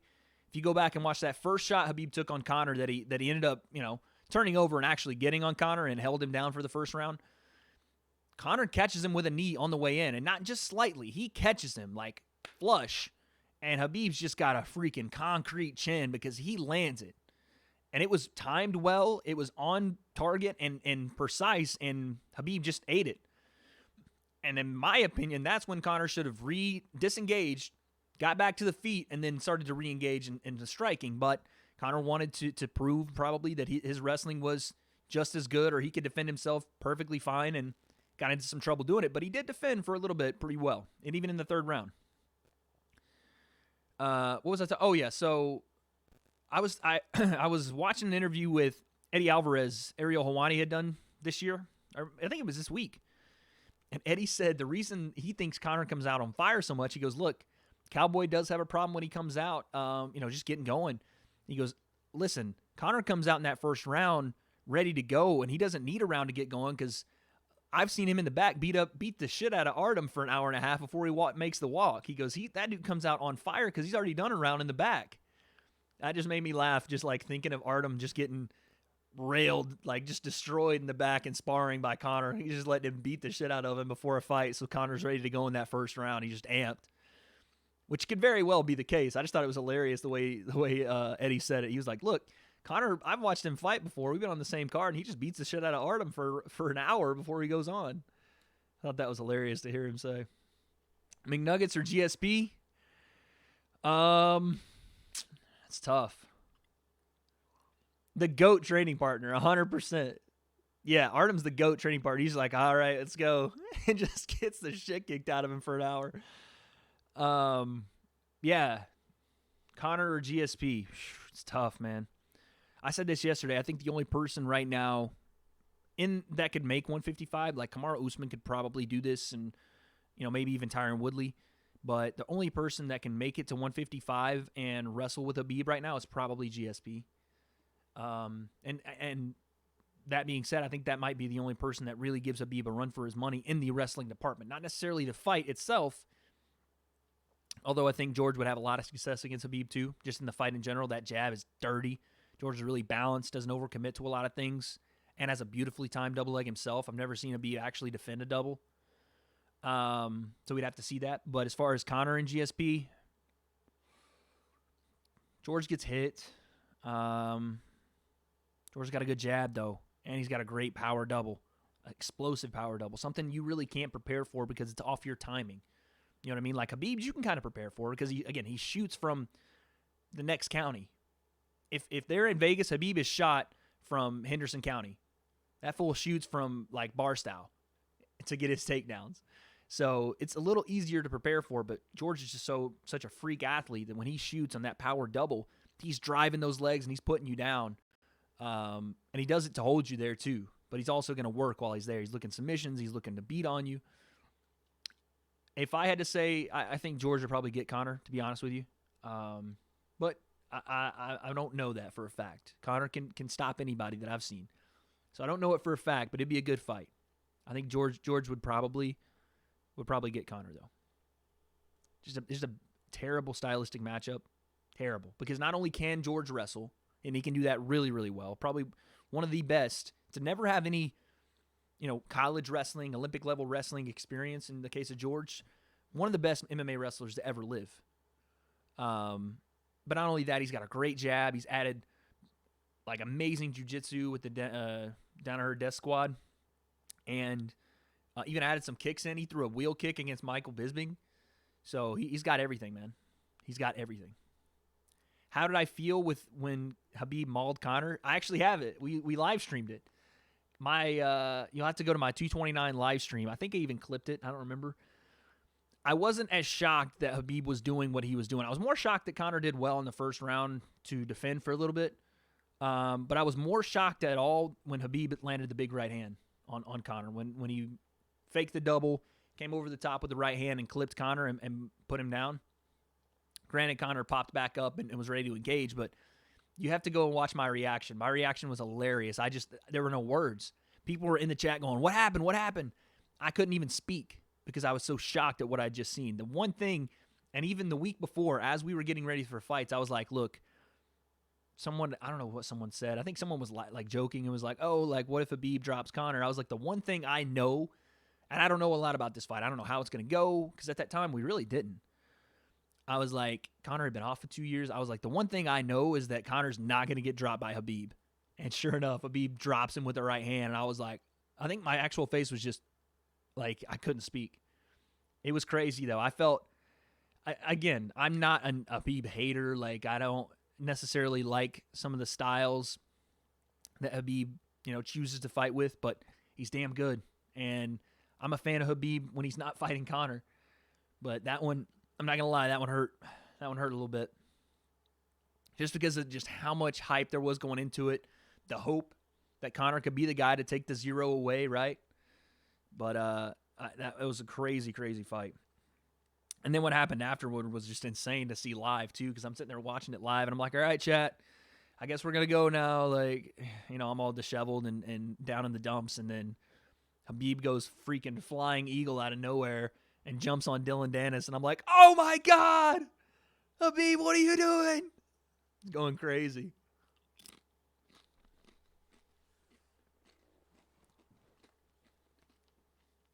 Takes big balls to admit. Proud of you. I appreciate it, actual facts. Hey, man. Listen, you got to admit when you're wrong.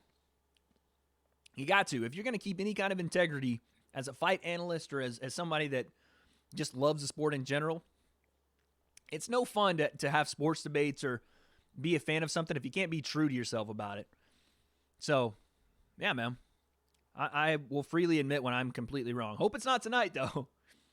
Moist says, when is the fight going to start? Moist, you'll have to give me some details as to where you're living right now, just time zone-wise, so I can help you out. But I'll say this. I'm on the Pacific time zone in California. The main card starts at 4 or 7 p.m. tonight for me. Mountain time, like Utah and the Dakotas, that'll be 11 p.m. That's 8 p.m. Central time is 9 p.m. UK, okay, so UK. UK, you guys will start at 3 a.m., I think. The main card will start at 3 a.m. Now, that means that Conor will probably go an hour and a half after that. Usually it's like an hour and a half, hour and 45 after that. So be looking for Conor to go on at about 4:30 a.m. Just to be safe, maybe click it on at 4:15 and make sure like he's going to be there. But listen, if you don't have to worry about it and you just want to keep in here and hang out, feel free, man, because we're going to be watching every fight. I'll let you know as the main card starts and kind of what fight we're on, and you can kind of go by off our board right here. We have all my picks for the main card. So, yeah, man, no problem, Moist. Thanks for being in here, big dog. Man, we got some new people in. Actual Facts, Moist. Was it Daniel earlier? Yeah, K.E. Daniel. Some new people, man. It's good to see some new faces in here, but always good to have my OGs. Matt, Amaru, Panic, Devil, Kyle, German, Everybody. Jakey. How long till Conor fight? Probably another 4.5 hours. Maybe 5 hours before, or 5.5 hours before Conor fights. Okay. Tim Elliott and Askarov on right now. If I were to pick this fight, I was going to pick Tim Elliott. OG status apparatus for my boy Devil and Amaru. That shout-out worked. Pettis versus McGregor is going to be good. Pettis and McGregor aren't fighting tonight. Fahim, Pettis and Conor aren't fighting tonight. That would be good. That would be a good fight. I would like to see that fight. Pettis is fighting Diego Ferreira, and Conor is fighting Cowboy tonight. But I'm with you. That fight would be amazing. Anthony Pettis and Conor McGregor. I know Devil wants to see that fight.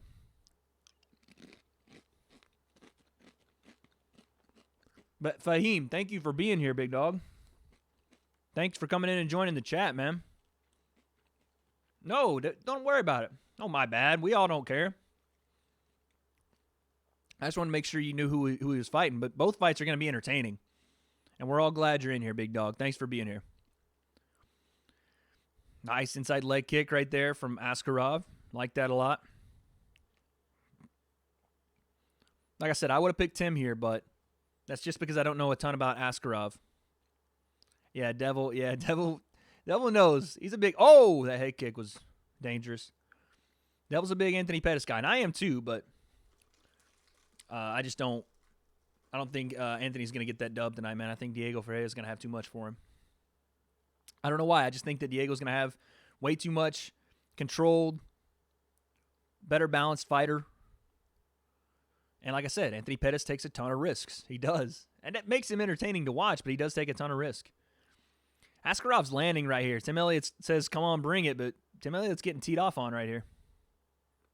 It's like an axe hand left right there from Tim Elliott. Oh!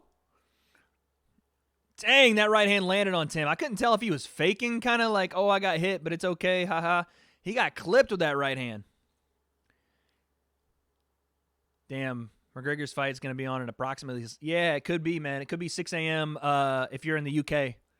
6 a.m. could probably be when Conor goes on.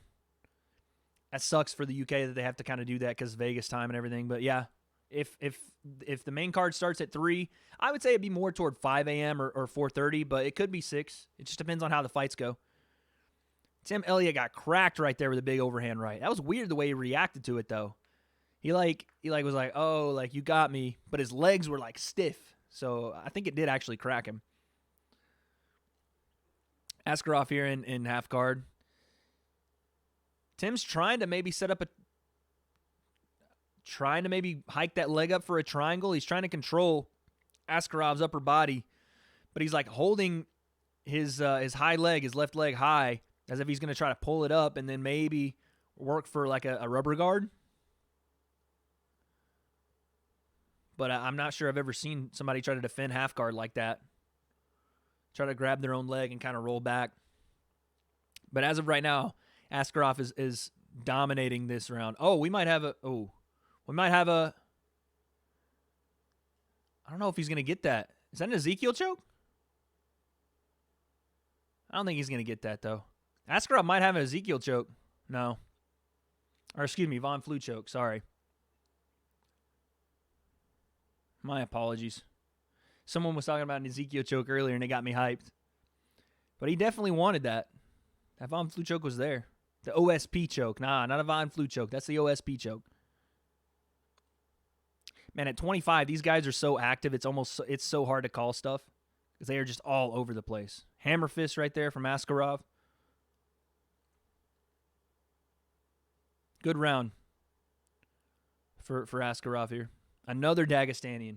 A Dagestani. Dagestani? That's how you say it. I think people from Dagestani. Another one right here. Askarov's another UFC fighter from Dagestan. Joe now alludes to the fact that Tim Elliott could probably use some rubber guard here, which Tim Elliott has shown before he has a decent rubber guard. But it's not really working out for him here. Now we might have another attempt at the Von Flue choke. Oh, he's pushing down on that. This could be deep, guys. Oh, wow. Let it go again. Man, Askarov, when he locks up that Von Flue, it looks like Tim Elliott's like turns beet red. Oh, shots from the top. Man, that was a good round for Askarov. Yeah, I want to see that shot that Askarov hit him with again because it looked like Tim was smiling. His face looked like he was all there, but his body was stiff on his feet, and he was like leaning back as if he got caught. But somehow, usually guys will just fall, but somehow he was able to get his feet back under him. Fahim says, I hope the bad fights go quick, to be honest, so I can watch Pettis versus Fajeda and especially McGregor versus Cerrone. Yeah, to be honest, this card is not as heavily stacked as you would usually see with the pay-per-view card, but because Conor McGregor is such a draw, and Cowboy too, Conor obviously is I don't want the A side, but he is the main attraction of this card. But Cowboy definitely brings in some of his own fans. Because they are two big stars, they didn't really have to fill this card out. All right, here we go. We're going to see this shot again from Askarov. Boom! So Tim's like smiling, but he was stiff. That's crazy. Yeah, he was stiff. That's crazy. He slumped and everything, and somehow his feet just started working again, and he got back to his equilibrium, but that was crazy. All right, round 2. Here we go. That was probably a 10-8 round for Askarov. Dropped him. He technically didn't drop him. Oh, another right hand lands again from Askarov. Nice sweep. Nice throw right there from Tim Elliott. Oh, look here. Might have a guillotine attempt from Tim Elliott. Nope. Couldn't get control of Askarov. That was a beautiful throw right there from Tim Elliott. Outside leg kick from Elliott. Askarov looks to be a little sharper on the feet here, though, than Tim.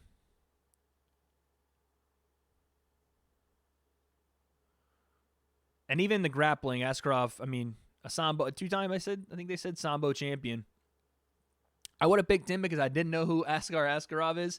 Watching him fight, this guy is for real. I feel like Cerrone, I like Cerrone more, but I feel Conor McGregor is going to win this. What about you? I do. Obviously, I'm a huge Conor fan, as you can see with the sweater here. Big Conor guy, obviously. I love Cerrone, too. I think Donald's one of the best ambassadors you could ask for in this sport. Nice takedown defense from Tim Elliott here. But tonight, I think Donald drew the short end. I think that in Donald's last couple of fights, he hasn't looked as quick. He hasn't looked as his timing doesn't quite seem there. Even in the Tony fight, Donald started pretty quick, but it looked like he was actually in quicksand. Like he just did.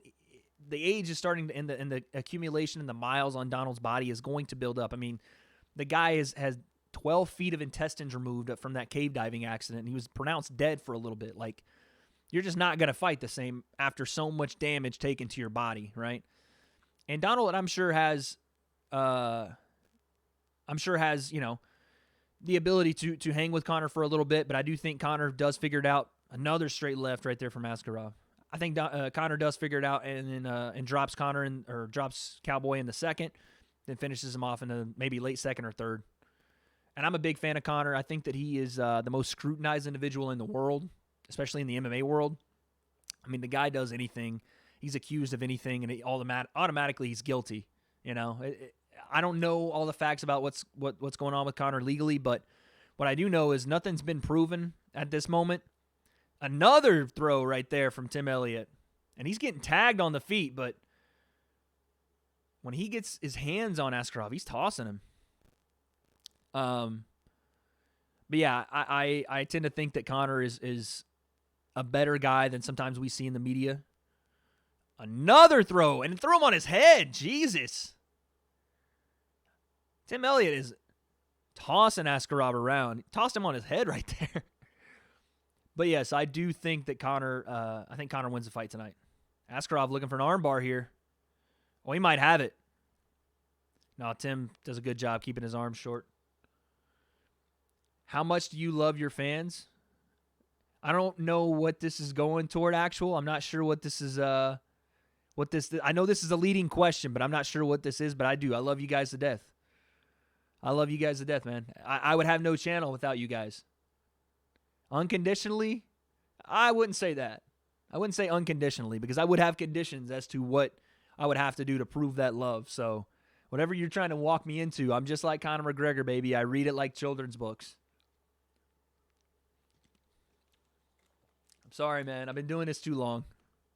But I do love you guys. German, what's cracking, big dog? Wow. Axel, what are you getting at, Axel? Tell me. I want to know. What's the punchline?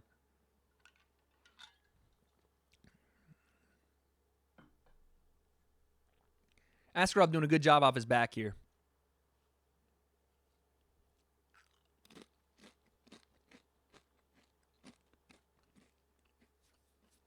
Tim's working, though.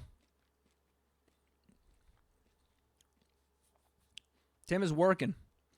Tim wants that guillotine bad.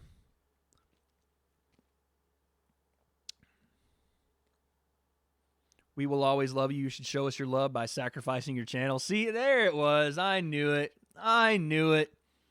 Can't do it, Actual. I'm sorry, man.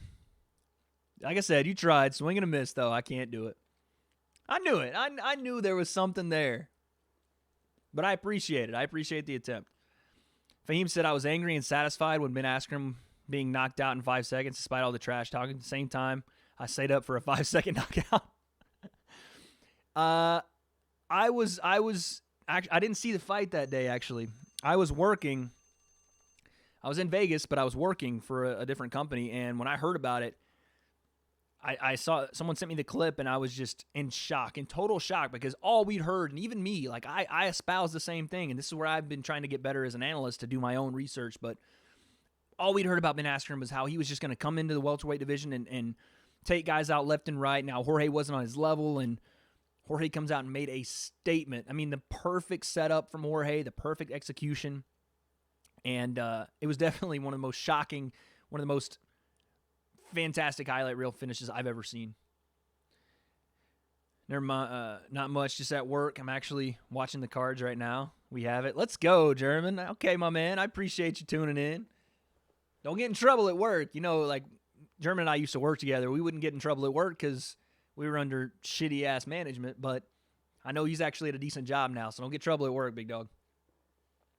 Actual, man, I wish I could. I wish, like, I don't want to not be able to show you guys the fight. I just can't. Can't do it. But Fahim, I'm with you, man. I was completely shocked by that knockout. Amaru says, I'm still here just playing pub till the main card starts. Okay, I appreciate it, Amaru. Keep me updated. All right, third round, guys. Third round, Tim Elliott, Askarov. I would say Askarov definitely won the first. Could have been a 10-8. The throws from Tim Elliott in the second ended up on top. I know Askarov was doing a lot off his back, but have to see how the judges scored. I would still say 2-0 Askarov here, but you never know. JK says, did the main card start? No, it has not started yet, JK. The main card will start at 7 p.m. my time, so about an hour and 20 minutes from now. It just depends on where your time zone is, brother. But it has not started. Main card will not start for another hour and a half. Not hour and a half, excuse me. Hour and 15 minutes.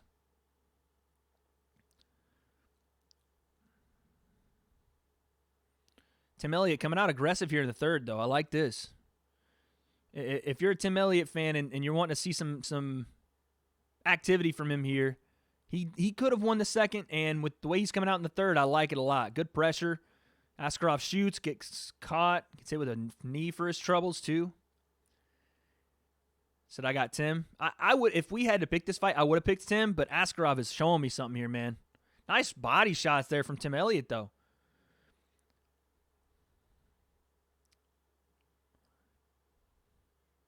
James Krause in Tim Elliott's corner. Big knee right there from Tim Elliott. Anytime Askarov shoots, he gets caught with a knee off the clinch from Tim. Doing a good job there. And Tim's stuffing these takedowns now. Tim is just walking through punches, man. He's getting hit. That 1-2 hit Tim clean right there. Askarov switching stances. He said, I'm playing a snipe match on pub. JK, feel free to stay around with us, man. We're going to be here all night till the main card and more. Oh, nice right hand off the clinch right there from Askarov. Askarov checking the clock, though. That's not good. Tim moving forward. I mean, he's eating shots for... Oh, uppercut. He's eating shots for his troubles, though. If you're Tim, I love the pressure forward, but he's getting hit. Tim just walking through stuff, man. He's getting tagged, but he just keeps walking forward. Tim ripping to the body. Oh, 1-2 to Tim's face, and he just walks through it again. Askarov coming. Now Askarov letting go a little bit. Tim walks forward with his hands just straight down and says, bring it. Holy cow, what a savage. Again, Tim just continues pressure forward. Askarov still landing shots, though, as he goes backward. If Tim's going to do anything in these last 2 minutes, it can't just be walking forward and pressuring. He can't get hit with these kind of shots because Askarov, while he's moving backwards, is still accumulating points because he's tagging Tim. Tagging him. Oh, big right hand again out of the break from Askarov. Another right hand. Yeah, Elliott's got to get something going here. I love the pressure. I love the attitude, hands down, Savage, but at the end of the day, you still got to win the fight. Oh, another right hand. Askarov's doing a good job of circling out in orthodox and then switching stance, getting into southpaw and tagging with the right hand, the lead jab. Habib time, Farouk. Firkin says, Habib time, send the location.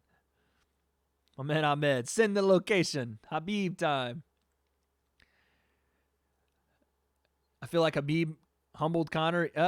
Yeah, you know, I mean, he definitely showed us all that night Habib was the better fighter. By far. Oh, another right hand from Askarov. All this bravado from Tim Elliott just shows me frustration. Because Askarov's technically outstriking him, outmaneuvering him. But Tim Elliott's a dog, man. And there's something to be said for a guy just continuing to come forward and put the pressure on and continue to show that he's in the fight. But at the same time, he's getting tagged for doing it. Hands are completely down. Face wide open. Eats an outside leg kick. Nice slip right there, though. Elliott takes a shot. Doesn't quite land the takedown. Elliott says, I'm not coming forward anymore. Now I'm done.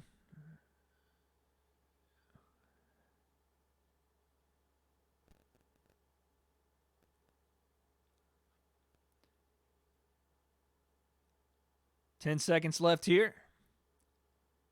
Tim is a little tired. You can tell he's a little frustrated. Askarov takes a shot, gets defended, though. Askarov lands some shots after that. And that's it. That's the fight, guys. I think it's a win for Askarov. He accumulated a ton of strikes in that third round. Even going backward, he landed a ton of strikes. Ahmed says, Habib time. Send the location. Fahim, I'll smash you. I'll smash this guy. I'll smash this guy. Who is this guy? Send me location. Nate Diaz walkout is the best. Nate Diaz walkout's pretty badass. What's my favorite walkout song? Someone asked me this a couple of weeks ago. I can't remember what I said. I think Brock Lesnar used to walk out to Enter Sandman, and man, it was hard to beat that. When Brock Lesnar, when that menacing human being would come out to Enter Sandman, and I was a kid, you know, I was like 13 or so, or I don't even know, 13 was probably, when was Brock? It's 2020. Yeah, I was about 13, 14, and Brock was coming out to Enter Sandman in his like third fight in UFC fighting for the heavyweight title. Woo-wee. That one gave me the chills down my arms, my back. I remember I was in Buffalo Wild Wings, and they had the volume cranked all the way up. And I wasn't really into MMA, but I remember seeing that and being like, what in the world is this? And I knew who Brock Lesnar was from WWE and stuff, but I'd say that's probably my favorite walkout song just because of the conjunction of it being a badass song and being repped by Brock Lesnar, just a specimen. It was a crazy, crazy walkout. That'd probably be my favorite walkout song. But my favorite entrance of all time is either Conor for the Chad Mendez fight, just because of that was like the coronation. That was the moment for Conor, right? Like he never faced a wrestler. He's never gonna get to the title. He's a joker, and all of a sudden, before your eyes, Conor McGregor was fighting for a interim title. And it was like, it was real for the first time that this guy from Dublin, Ireland, that was saying all these brash things was about to make it happen. And Sinead singing him out, and just the crowd that day, there was so many Irish fans. That was one of my favorite walkouts. Obviously, the Izzy walkout from this year was insane. We were live for that one here. By the way, Askarov gets the W. I think it was unanimous. Matt, Askarov just beat Tim Elliott, which I did not see coming. So that's what you missed, brother. But I'm trying to think other walkouts that were really, really good. I mean, like I said, any big fight, the walkout just seems. I mean, Nate Diaz's walkout is always great, but any big fight, it just seems like the magnitude of that walkout just raises. I love Daniel Cormier's walkout song. That's another one. I love the way when the right above it hits that one little part where I think it's Wayne comes on the track singing the chorus or whatever. Daniel sprints to the cage. I love that. I love it. It's such a cool little signature thing to warm himself up, and he's like sprinting on beat, so I love that. Paid the cost to be the boss for Dustin Poirier. Yeah. Listen, that's a little bit of a homer pick, Devil, but I'll give it to you. My boxing walkout song is NBA Youngboy. I don't listen to a lot of NBA Youngboy, but I'm sure it's pretty badass. Oh, I'll ask you this, chat. What would your song be? What would your walkout song be if it had to choose this? I've been going over this for months in my mind, and I cannot for the life of me think of something. I was thinking Monster by Kanye West, but I think the second verse is yeah, it's no big deal, Devil. You got a homer bias, whatever. But I was thinking the second verse is like Nicki Minaj, so I don't know if it would work too well. Monster, Untouchable, Untouchable. Okay. Slime Belief. Okay. Like I said, I don't listen to a lot of NBA Youngboy, but I've heard those songs. I'm trying to think though. I would want it to like correlate to like because Conor does the Notorious thing, and that's perfect. I don't know what it would be for me though, man. I might even do some like I don't know. It'd be tough. It would have to either be like some kind of like Drake song for me, or like what's that new song by Dreamville with J. Cole I really like. That'd be a cool little thing to have like because I love like samples of old gospel music when I'm listening to rap or like old jazz. What's that new Under the Sun by Dreamville? I really like that song. I think that'd be cool. 1,000 Miles. Confuse Your Enemies. If we were doing 1,000 miles, if someone walked out to 1,000 miles, dude, I would lose my shit. Like I'm in the cage, I'm all, I'm warming up, throwing my shadow boxing, getting some stuff ready. And you hear 1,000 years. Oh my God, I would die. I'd be like, what is happening? That's the best, man. Facts. That's a funny ass comment. That's great. Confuse your enemies. That's funny, man. I don't know what I'd pick though.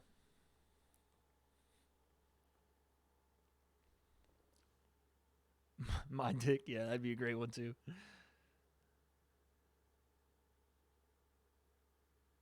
They're doing Conor's paycheck or his annual pay. They said he made $22 million in 2016.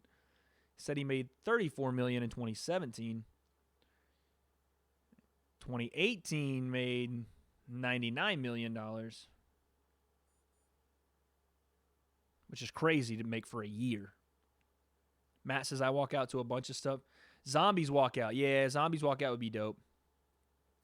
I like Zombies walkout. What kind of content do I make? I make mostly fight content, Daniel. We do a couple things. We do weekly podcasts where I talk about the upcoming fights, break those fights down. We do predictions podcasts where we predict the fights for the upcoming weekend or, the next upcoming card. On those predictions, we do wagers. I do fight breakdowns for the bigger cards too. Like we're about to do a John Jones fight breakdown and why he's the greatest of all time. Someone requested that in chat, so I'll be doing that. We don't do any taint waxing, as Devil is trying to convince there. We don't do any of that. We'll never do any of that. I'm going to let you guys know now. Never will any of that happen. But yeah, we mostly do fight content. So like I said, weekly podcasts. We do recaps of big fight cards too. We do short little skits too. Like we did the Conor McGregor Proper 12 whiskey taste test when it came out. I'd like to do more fight analysis, like skill-based analysis. Do like real-time reaction stuff to different fighters that I'm bigger fans of, like doing the Conor skill basis breakdown. I was unfortunately didn't get to do that this week, but we did one for Cowboy. But as far as like actual content, it's all based around the fight game. Fight news, weekly podcasts. I mean, we talk a bunch of shit pretty much in here. We have a good time, man. The podcasts start off with a clear, concise outline of what I want to talk about, and then we end up talking about our favorite Marvel movies. It just depends on where it goes that day. And it leads back to what I want to talk about and what you guys want to hear, and that's, the next week's fight and who's coming up next and what's the new fights that are being made and all that stuff. It interweaves its way back in, but other than that, we end up talking about, like I said, our favorite Marvel characters, who's got the best walkout, sometimes ball wax Wednesday, like all that stuff. So if you see I've subscribed, it's not true. Have been with you since 2015, bro. If you see I subscribed, it's not true. I have been with you since 2015, bro. Facts. I hope that's a troll because I haven't had a podcast since 2015. But I appreciate the time you've been with me. I don't even know when you subbed, bud, unless you just subbed and you're trolling, which I think is probably the case. Daniel says, I bought the $5 thing for ESPN Plus, but it did not give me the Conor fight, so I renewed. So this is how this works, Daniel, and I'm not a big fan of it, but it's just the way things are going with the streaming service. So ESPN Plus has a paywall, right?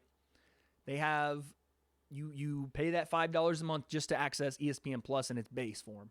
Behind that, the UFC also charges you for the pay-per-view. So not only are you paying for ESPN Plus, but you're also paying to watch the pay-per-view behind that paywall, which makes it like a $70 purchase, because you're paying the $5 a month plus the $65. Now, if you don't have ESPN Plus, I think they're running a deal tonight so you can get a discount on ESPN plus the pay-per-view card. But yeah, that's why you're not going to be able to get the Conor fight if you just get ESPN Plus, because it's behind another paywall. But yeah, sorry. To make a long answer short, we cover fight content, Daniel. And we make it as goofy as possible because I don't like to take myself too seriously. I do want to do this for a career at some point. Shout out ESPN if you're watching. Any devs at ESPN, Bellator MMA, Viacom, CBS, UFC, obviously. Holler at your boy. We'll make some great content together. But we are definitely trying to grow the channel this year. Last year was more about getting back on track. I had taken some time off from the channel and, had some things go on and moving and different stuff. But this year is about growth, and I set a lofty goal for myself, 10K subscribers. But we're gonna get it done. Fax says, "Dude, you're ripped." Whoa, yeah. Fax. I like to take care of myself. I like to keep myself, in shape. You know what I mean? I try. I'm guessing you went over to the Instagram. I appreciate the compliments, though, bro. Appreciate that. What Fax is talking about, guys, I'm on Instagram. I used to model for LA Models. If I haven't said that before I'm sure I've said that on stream before, but I used to model for LA Models, and I currently model for a company where I live now, but I played college football. I like to keep myself in good shape, so, appreciate it, though. I try to play games on stream, but no one watches. Daniel, I have a Twitch channel. Don't be discouraged, dog. Listen, from a smaller streamer to a smaller streamer, I have a Twitch channel. No one really watches it. I stream periodically over there. Games like right now, well, not right now, but the last time I streamed it was Red Dead Redemption. I started this channel with 0 viewers in my podcast, and you see some of the OGs here. Devil's obviously an OG, Matt's an OG, but yesterday Shogun showed up. Shogun and obviously Kelsey were some of my first subscribers. I would stream to nobody. I would stream to 0 people in the chat. Like nobody would be watching, and I would just have to kind of put that out of my mind because I do what I love. You know what I mean? I love doing this. So it wasn't necessarily about how many people are watching and all that stuff, but it was more about, do I really like doing this? And if so, keep doing it. And as I've kept doing it, granted, we're still a very small community, but as I've kept doing it and as I've tried to improve my craft, it's come along, man. So don't get discouraged. It'll come. Just continue to stay on your grind. Produce the content you like. First off, don't just produce things because it's popular. Produce what you like, and like-minded people will show up. If you're doing the things you love and you're doing the best you can at it, and you're giving it your all, like giving an actual effort to it, then the people will show up. And even if they don't at the rate you want them to, they will get there. Zing Manify says, hey, what's going on? JK says, which fight is going on? So Right now, we have Andre Fili versus Sadiq Youssef. And guys, this is our first pick of the predictions tonight. So this one's important. We're going to be fully locked in for this one, okay? Fully locked in. This is a very important fight for Stream Wagers, for the Wade Wax Wednesday. I'm taking your slogan there, Devil. Instead of Ball Wax, we're doing Wade Wax Wednesdays. I feel the same way, but no one comes in. You feel me? Hey, man, listen. Like I said, it happens at different times. You don't rush it, and don't even think. I know it's hard to go. Don't even think about it, and you know you've got your own set of priorities and things like that. But instead of worrying so much, and I have this problem too. So take it from a guy that goes through it. You can ask Kelsey. I have the same problem, and sometimes still do. Clickbait. That would be some clickbait. You can't worry about it too much, because if you do, and all you're worried about is the viewership and how many people are coming and how many people are watching, you're not going to be happy, man. What you need to worry about, and again, this is from somebody that goes through it the same way you do, is the content you make good. Are you putting the effort into what you're doing? Are you investing the time, investing the resources? I built this myself. I built all this myself. I built every studio I've ever had. Are you investing your hard-earned money? Are you speaking it into existence? All those things that you can control, that's what you need to worry about. The people will come. I'm telling you, they will. You just got to control what you can, big dog. All right, we're about to start this fight. Manify says, I want McGregor to win, but Cowboy deserves to win. Listen, man, I'm with you. Cowboy deserves to be here. Oh, front kick from Youssef to start the fight. They're throwing leather, guys. I will address that Conor comment in a second. Man, we are going at it right away. Youssef bringing big power already. Sadiq, oh, big right hand, but he gets caught by Fili, big right hand too. Fili's a great wrestler. To see if he uses it. Manify, I appreciate that, big man. Thank you. You gotta be. You gotta be. We all deserve to be successful in life, man. We just gotta go after it. It's main cards. Appreciate it, Amaru. Oh, nice jab from Sadiq. Oh, big right hand Sadiq lands. Man, he is throwing. Jesus, he's got freaking center blocks for hands, too. Quick-ass jab, too. That thing comes out fast. Man, he is catching Fili. Another nice jab. Fili's doing a bad job of getting his head off center line. He gets caught again. When Sadiq hits him, Fili just goes flying. Like, he is definitely feeling every shot from Sadiq. Another jab. Fili's hitting Sadiq, but it's just like Sadiq walks right through it. Like another body kick from Fili. There's the wrestling. Fili gets a single. He's got an arm pinned here on the cage, does Fili on Sadiq. See if he can get him to the ground here. Referee's telling Sadiq not to grab the fence. Yeah, Fili has to use this time to slow Sadiq down because, man, he is getting off with these punches. And he lets it go. Throws an elbow off the break and lets it go. Gets tagged with another jab. Manify, I got you, big dog. As soon as this round ends, I got you. Oh, both guys trade jabs. That one hurt. Fili hurt Sadiq with that jab. That one registered on Sadiq's face. That jab from Sadiq, though, man, is clipping. Another one lands on Fili. Fili slips one. Gets Sadiq's back. Takes him down. Let's go, baby. Sadiq back to his feet, though. Right back to his feet, too. Oh. Left hand landed right there from Fili. Nice body kick, but then Sadiq returns. Jab again from Sadiq, moving forward on Fili. Fili's holding his own, but man, this power and speed from Sadiq is dangerous. Sadiq lands another jab. Those jabs are eating Andre Fili's face up. Bleeding from the nose, red around the eyes already. Center blocks, man. Sadiq misses the left hook. Andre Fili ducks down, gets a double again, puts Sadiq down. Sadiq's trying to scramble back to his feet, gets back to his feet on the cage. He is, Rogan alludes to it. He's incredibly strong. He just pops back up to his feet. As the rounds go on, though, you can't just continue to get out of takedown situations with just strength. Your body will just betray you and not allow you to do it. The explosion will leave your body. It will.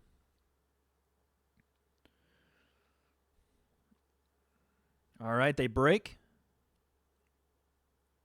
That's 2 takedowns right now for Andre Fili. And again, he's not winning these striking exchanges, but he's holding his own. But Sadiq's power is crazy. Lands an overhand right. Sadiq does. Oh! Oh, he gets clipped! Sadiq gets clipped by Fili after he clips Fili. Oh, there's a takedown from Fili. Sadiq clipped Fili with a right hand. Fili throws one as he's getting clipped and then clips Sadiq. And then he gets the double leg takedown. But now Sadiq back to his feet. Hands clasped. Standing back position here from Fili. He's holding his own, guys. Man, they are in a firefight, but both guys are landing big shots. Sadiq's going to try to get a key lock. Oh, he's got a standing Kimura. Oh, yikes. Yikes, yikes. This is bad. This is bad right here for Fili. Oh, he lets it go. Woo! Sadiq had a standing key lock and had it deep, too, but just lost it as they went to the ground. Sadiq now on top. Watch out. Fili tried to throw up an armbar. Sadiq tried to slam him, but it let go. 18 seconds left, and my lord, we got some fireworks, guys. Sadiq into half guard. Knee on chest. He's going to throw some shots. Yikes. Sadiq in that position throws some heavy shots, man. Woo! Jesus. Oh, my God, that was intense. Oh, my God, that was crazy. Oh, it's a tough round to judge, man. Fili had 3 takedowns in the first round. Both guys clipped each other. Great scrambles from both guys. I'd edge it to Andre Fili with the takedowns. I mean, he took Sadiq down 3 times, even though Sadiq popped back up. Both guys landed big shots, clipped each other hard. Sadiq landed some bigger shots early. Great jab he established early in that round.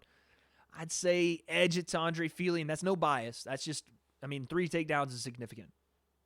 Okay, let's get to the chat. Chat says, all I have is earbuds, PS, and VR camera. Daniel, we'll talk. After the card today, we'll talk, big dog. We'll talk. We'll figure something out for you. We'll talk. We'll figure out what you can be doing to get better without all the equipment and everything. This is years of investment for me. I didn't start with all this. I promise you that.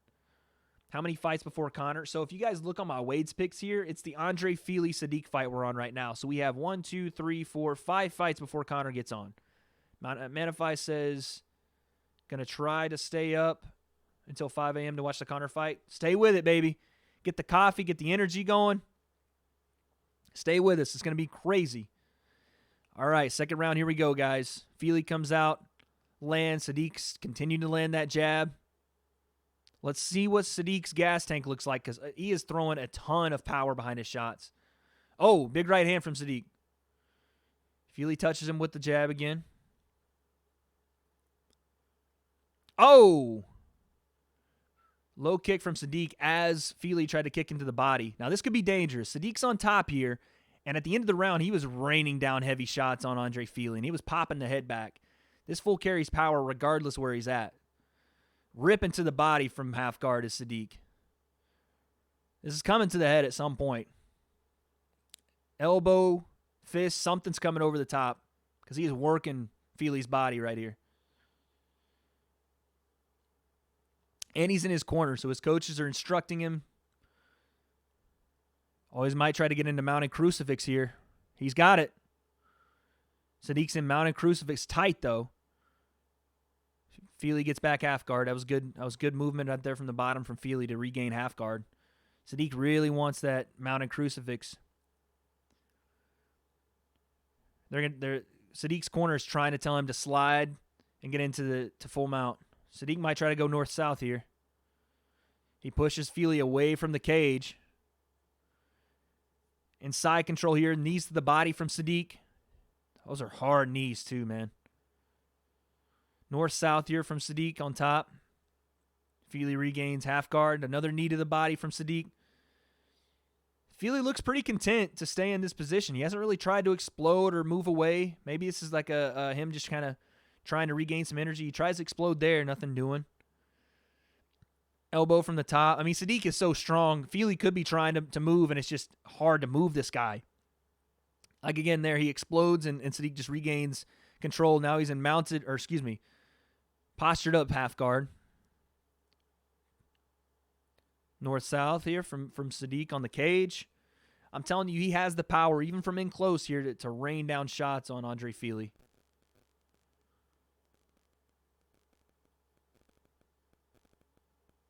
Scramble. Sadiq lands back into side control. Fili's trying, man, but it's just Sadiq is so strong from that position. Anytime Fili explodes, he just regains side control and starts hammering down elbows and body shots, knees to the body. Neon belly here from Sadiq. Oh, he's raining down left hands. Fili tries to scramble, and Sadiq just gets right back to half guard. This is what I've been saying about half guard. If I were Sadiq's team, I would just try to go half guard into full mount, because Fili is trying to just lock him down here in half guard, but out of side control, you can't control Fili's legs. So he can buck, he can turn toward the cage and use the cage to explode. But Sadiq is doing a good job of keeping control. Oh, Fili has an ankle. I don't know if he's going to try to do anything with it, but he's up kicking right now. Sadiq is trying to avoid the up kicks. Sadiq again passes into side control. Beautiful pass. Side control is a great position. I prefer half guard. But Sadiq is so strong, I don't think he really even needs it. Now Sadiq into full mount. Dangerous right here, man. Especially if he postures. And Fili being a great grappler, this is pretty surprising. But Sadiq is very, very strong. And as a grappler, he's doing the right things here. Oh, explosion there from Fili off the cage, though. Back to the feet. Great explosion from Fili. Got his feet to the cage and exploded. Fili throws a wild head kick and misses. Shoots a double on Sadiq and gets Sadiq down. Sadiq back to his feet, though. Just like that. He cannot hold Sadiq down. That's the problem right here, because Fili's got him down 4 times. You just can't hold him there. I want to see, yeah. Rogan makes a good point. How much did that wear on Andre Fili being exploding and exploding, trying to get up from the bottom and, having to eat elbows, knees to the body? How much is that really going to affect him? Because this is Sadiq's round by far. By far.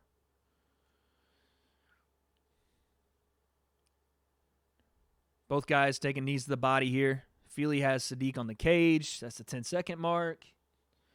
That's a second round for Sadiq pretty easily. I would say it's 1-1. I don't know if you give that a 10-8 just because it was one takedown where Sadiq kind of held him there. I don't know. MMA judging's crazy. But I'd say it's 1-1. It could easily be 2-0, though. Sadiq had some really good moments in that first round and landed some big shots himself. Daniel says, do I play PS4? No, I'm an Xbox guy, Daniel. Sorry, brother. I do not play PS4. I am training at a kickboxing gym. That's awesome, man. That's another thing that you can control. That stuff, whether you believe it or not, bleeds into every part of your life. Training, being consistent with it, which I haven't been, so I'm the first one to tell you I need to be more consistent with it. All that consistency, going to training, being disciplined, doing the things that sometimes you don't want to do, it rolls over to your life. I promise you it does. Sadiq's like, yes, eat. Yeah, Sadiq is definitely doing work in that second round. I hadn't seen that level of grappling from Sadiq, so I'm very impressed with that. Let's see what happens here in this third round, guys. Wow, that the T-Mobile Arena is empty right now. That's surprising. For a Conor fight, that's surprising. Granted, we're not even to the main card yet, but oh, nice right hand right there from Fili to start the round.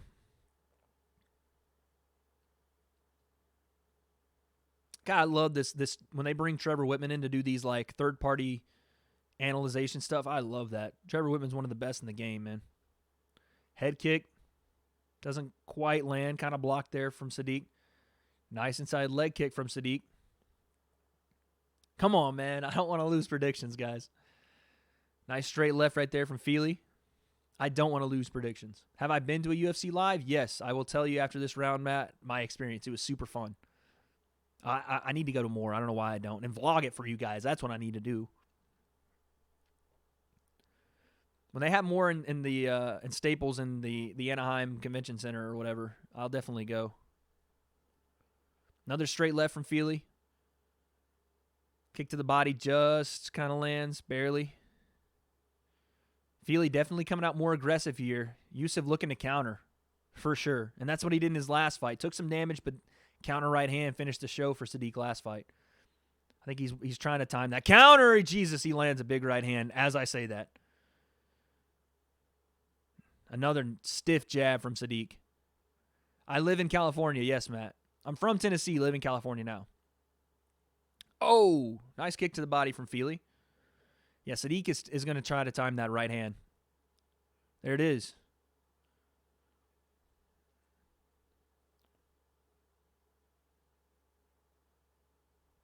Oh. Front kick right there from Sadiq. Double jab.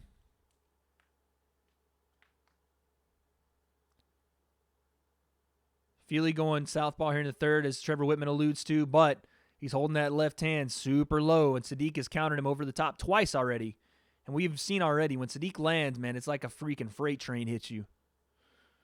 God, when he throws that right hand, he just screams. Just, when he throws it. He's putting a lot behind that.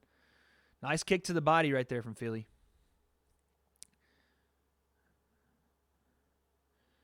But yeah, Sadiq is definitely looking to counter. And he's doing a good job of timing Feely's left hand, and he lands it right again over the top on Feely. But Feely's doing a good job of coming forward, landing shots. He's definitely not hurting Sadiq at all with them, but he is landing them. It's kind of the reminiscent stance and styles of Kamaru Usman and Colby Covington. The one, like, Kamaru, when he landed, was landing far harder, but Colby, for the most part in that fight, was landing more.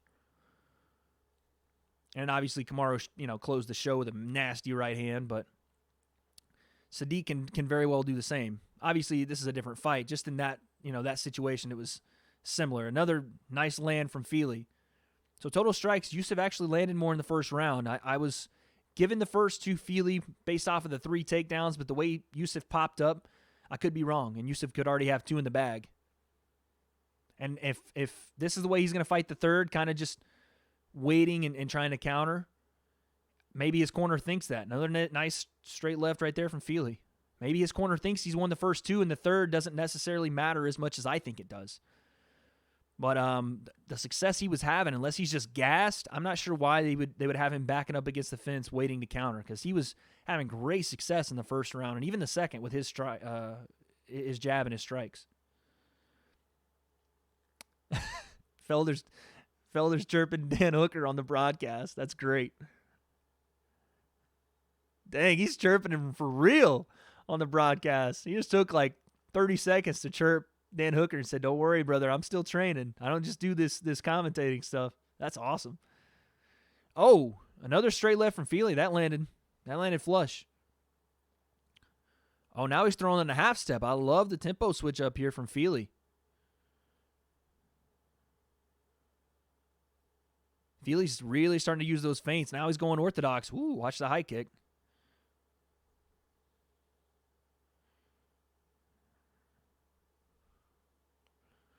Oh, Feely almost lands a pull right hand. Now they go back southpaw. I think Feely really needs to put an exclamation mark on this third to win the fight. And so does Sadiq. I think anybody that puts the exclamation mark on here in the third is definitely going to win it. It's closer than I think Sadiq's corner thinks it is. I think this is a close fight. He said, "What you got? What you got?" They're both talking to each other. Oh, Feely goes for a takedown, and he didn't finish it. He didn't finish it before the round was over, but he was definitely going to finish that takedown. Quick double to finish the round. He didn't have Sadiq on the ground as the bell went, but he did have him in the motion of going to the ground. I don't know how that's counted, but man, this is going to be a hard fight to judge. Matt, yes, I am from Cali. I live in Orange County, I'm from Tennessee though. But yes, I've been to a UFC live event. I lived in Orlando a couple of years back. I was down there doing some work, and I went to the UFC Orlando event when Jeremy Stevens was fighting Josh Emmett on that card. I went to that event, and it was a blast. I had such a fun time there.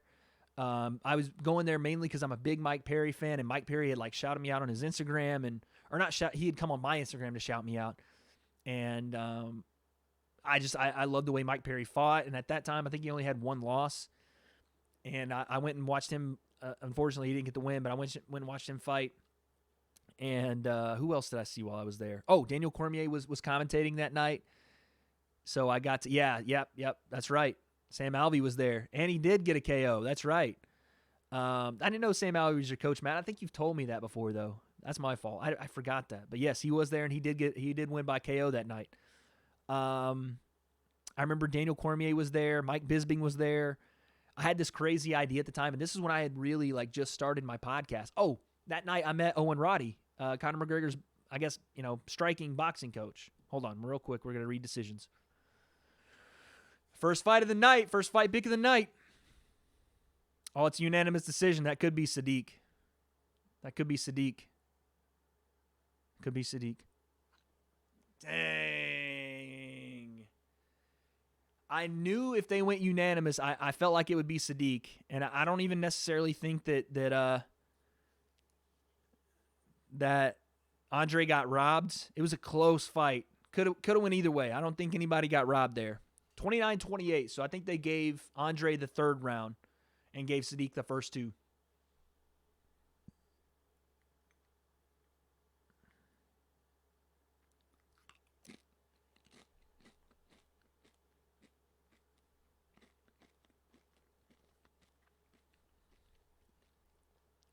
So Sadiq says, I'm sorry, but what do you get?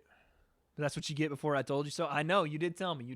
I really thought Andre was going to have enough forward pressure, his wrestling, which I thought was really going to make the difference. And for the first round, it looked like it did. Sadiq did a really good I didn't know Sadiq had that in the arsenal. And Sadiq even says it. Sadiq says, listen, I come from a jiu-jitsu gym. People don't know that I'm a grappler. I just strike first because that's where the fight starts. You got me, Sadiq. I didn't know. I went to Grappling University, Jiu-Jitsu University. That's funny. I should have seen the cauliflower ears and known, man.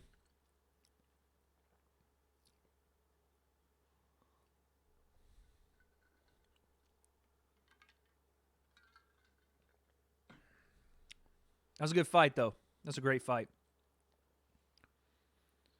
All right, well, let's see here. Why is that there? That needs to be there. Sorry, guys. Hold on. I'm fixing my shit here. Oh, God. What am I doing?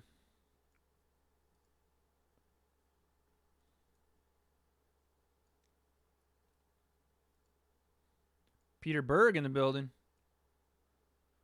Wait, what is this? I'm confused what's happening right now. Sorry, guys. I'm messing with my stuff. There we go.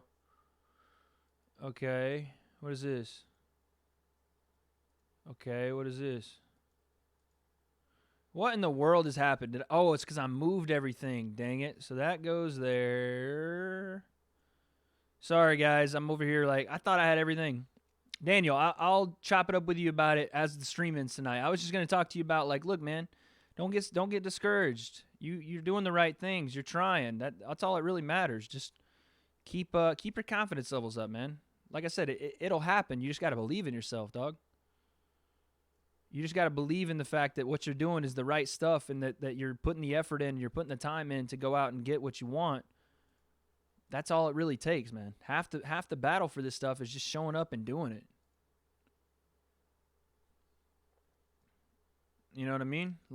As long as you can put it together and keep yourself focused on what the job is or the task is or whatever it is that you're doing, that stuff will come.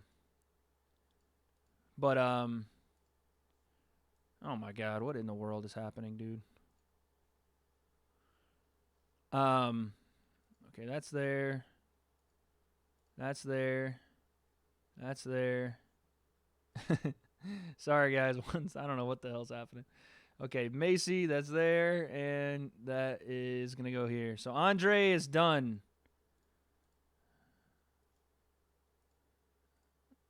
Andre is crossed out. But yeah, Daniel, it's just about having confidence in what you're doing, man. Fact says, when is the main event happening? I live in Virginia. Main event should probably be on around midnight in Virginia. Maybe 11:30. something like that. Or no. What am I talking about? It should probably be on around,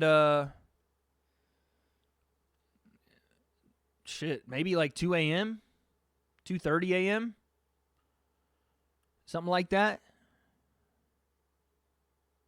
No, I'm tripping. No, midnight is right. Sorry, I get messed up on my time zones. Midnight will be right. I know. I'm sorry. Facts. Disregard. It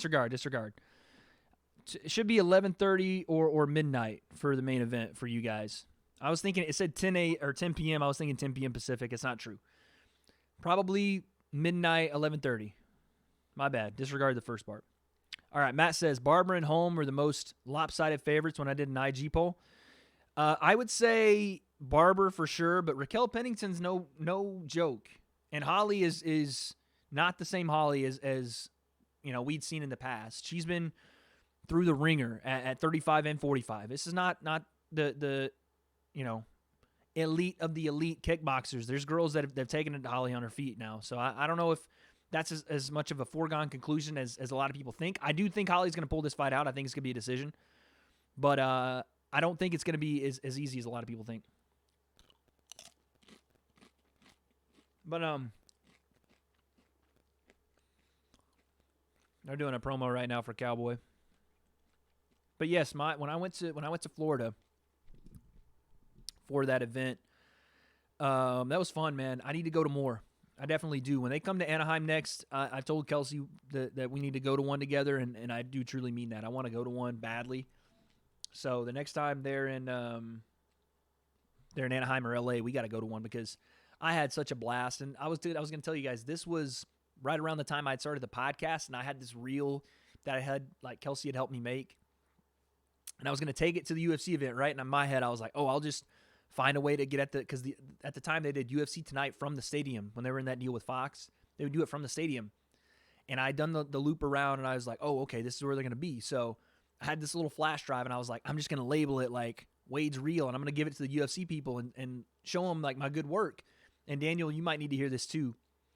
I got there, I showed up, I had my thing, I was there early, they're getting ready and everything, and I walk up to the people. I walk up to the set where they're doing UFC Tonight, and it's like Megan O'Leary, Bisbing, and Dominic Cruz, because I remember Dominic Cruz was on that panel because him and DC got in an argument about the Jeremy Stevens fight.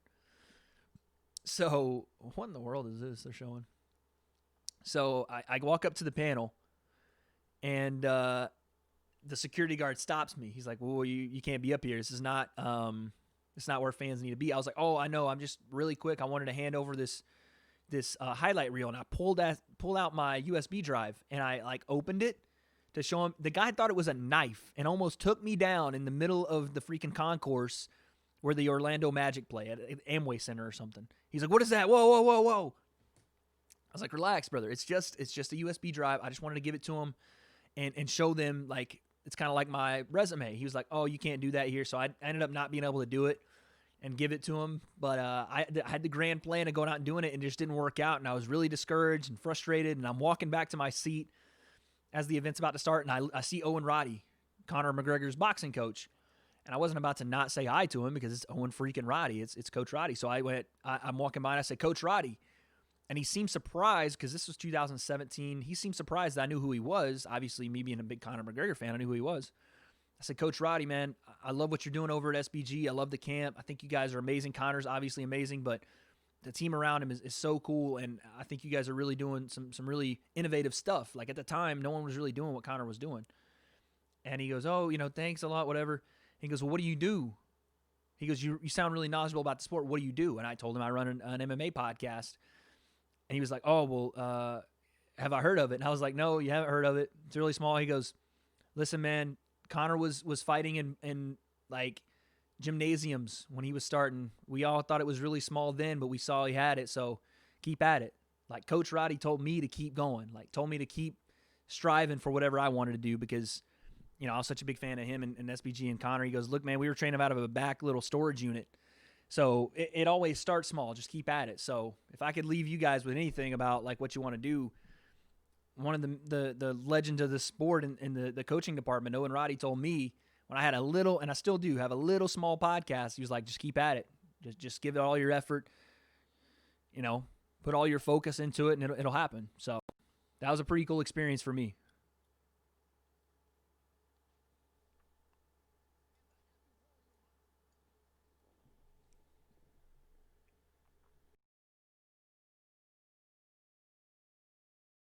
That was a pretty cool experience for me. Amaru says, I'm still here, brother. Appreciate you, Amaru. Appreciate you.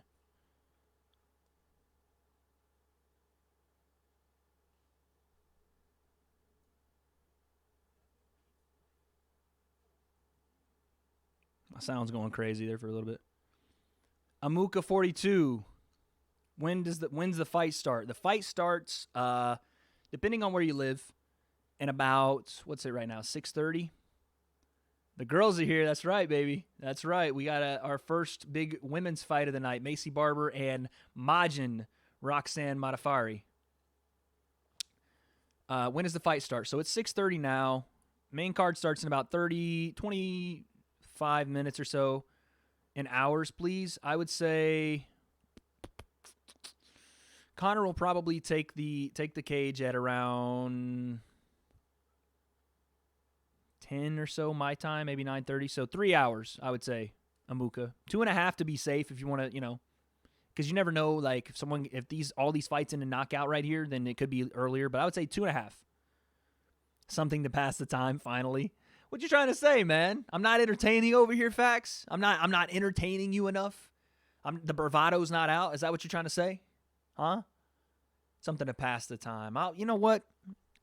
Let me come through here.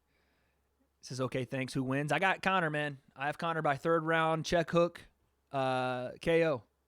I think he wobbles Donald with the check hook and then puts him away. Amaru has Modafferi in the next fight. If Roxanne pulls this upset, man, that's huge because they're talking about Macy Barber, at least she is, talking about being the youngest champion of all time, like younger than John Jones. So that would be a huge derailment in that. I don't think Roxanne gets her tonight, though. Oh, no, I love your streams. I appreciate it. I was thinking that that's what you meant, maybe something else. You were looking away for a second, and you went, oh, man, something to pass the time in this while I'm looking away. But then when you came back to the stream, the entertainment value's on 1,000. We're over 9,000. See that? So with 3 O's, that's actual facts right there. Amuka says, I hope Cerrone wins the fight. Yeah, look, I'm a big fan of Donald too, man. Hey, wait, I can't see anyone else's comments. I can only see mine. Let's see why.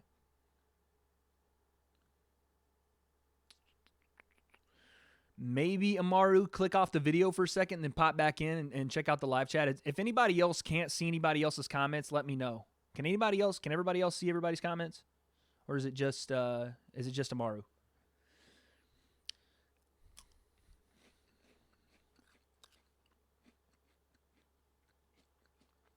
McChicken tap, yes. I've seen the McChicken tap meme going around. Amuka says, I hate Conor. Conor is very, very polarizing. A lot of people hate him. A lot of people love him. He makes you react, right? He gives you a reaction. Amaro says, okay, now I can see. Sam Pitta, what's up, man? Don't know what that gibberish means, but appreciate you being here. Thank you. But yeah, Conor is a very polarizing figure. I personally love him. I think the guy has done leaps and bounds for the sport, to the fact that fighters, just because he fights again, the sport draws more eyes. The fighters get paid more. The fights themselves, the cards themselves become more interesting to the general public, and then the sport grows. Conor McGregor has definitely grown this sport. And what he's done for MMA, the magic he created in that crazy run from 2012 to 2016, it was just something I don't think we'll ever see again. My man Amaro says, I'm going to eat a fat plate of fettuccine Alfredo before my boy wins. Team Conor. He makes fun of religions. Yeah, obviously, you can't get behind that. The stuff that he was saying, definitely you can't get behind. I don't know. I'd have to go back and look, but I definitely don't approve of anybody making fun of anybody's religion, obviously. And I can like Conor even as a person and as a fighter without always agreeing with everything he says. And then obviously in that case and the stuff he was saying about Khabib, definitely don't agree. And I'll never stand by somebody that's just like blasting someone's religion and something that people hold dear to them. obviously that was incorrect. So, of course, no, I'll never stand by stuff like that. But, and I don't think I don't think anybody would be like, yeah, like sick comment, Conor. Of course not. But I will stand by the fact that Conor is one of the best, most charismatic, captivating fighters I've ever seen. And I think the guy is the most scrutinized person in the MMA scene and has been for forever. So it's almost easy to find something that he's doing wrong at a given time. JK says, which fight is on? We have Macy Barber and Roxanne Modafferi starting right now. Amaru's got Conor. Akuma's got Cerrone. Are you going to go live when the fight is on? Of course, I'll be here live all day, baby. I'll be here live all day. I won't be showing the fights if that's what you're asking, Sam. I can't do that. That'll get my channel dinked. But here we go. First round. Macy takes center of the octagon, comes forward. Roxanne throwing some heat with that right hand. And Macy does get hit. We said this in our last fight. Macy gets hit. Coming forward like she does, she's going to get hit by some people. But she's got power in that left hand. And great technique to throw it. But she got hit right there from Roxanne. Gets straight down the middle from Roxanne. Macy swinging a little wild. Roxanne's firing, though. She's not backing away from any kind of exchange where I thought she would clinch more. Nice straight right again from Roxanne. She's not backing down at all. But Macy is inching her way forward. Macy taking... Oh, another right hand lands from Modafferi. Little jab kind of lands from Modafferi as well. Oh, right hand again from Roxanne. And now a takedown from Roxanne Modafferi. Guys, watch out. Watch out here. This would be a huge upset. Not necessarily to the general public. For MMA fans, I know that Macy is ranked lower. And statistically, it wouldn't be an upset. But this would be a huge, huge shock for a lot of people that have put Macy Barber on this pedestal of the champion, one of the youngest champions in UFC history. Especially at 25. That weight class isn't very deep. And even I picked Macy tonight because, again, Roxanne hasn't really showed me a lot in a lot of fights. She's a great grappler, but her striking has left a lot to be desired. But great takedown, great level change right there. Now she's in half guard on Macy Barber. If you say Cerrone, you suck. Hey, man, no, there's nothing wrong with saying Cerrone. I love everybody having opinions in this chat, man. There's nothing wrong with people saying Cerrone. Everyone who is Team Conor, please spam Conor.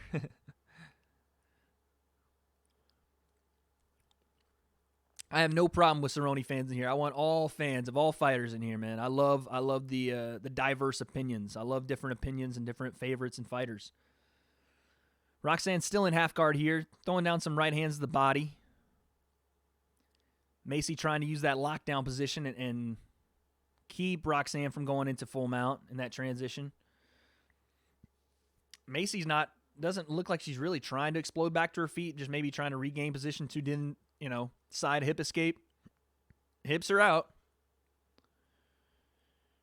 Macy's trying to maybe throw up a little bit of a rubber guard here because Roxanne looks to either go to side control or she's going to pass really quick out of half guard and then get full mount. Because Macy's not in a great position here. She's getting that lockdown on the lower body, but up on top, she doesn't have a great position. Macy needs to get to the cage, slide toward the cage, flip around, use her feet to explode. Because right now, Roxanne's not really letting her move. Macy's did a little better there to get. But Roxy's doing a good job of just maintaining balance in that side position. Now, Macy swings around, puts her feet on the cage, needs to explode, flip over, and scramble. This could be a little guillotine attempt here from Macy. Ooh, arm in guillotine attempt here from Macy Barber. Her hips are on the wrong side, so I don't think she can quite... Oh, she might have this. Macy is really strong at 25. I mean, she actually kind of missed weight. But Roxy gets out. Can't wait. It should be the main event. I can't read Fax's comments sometimes, man.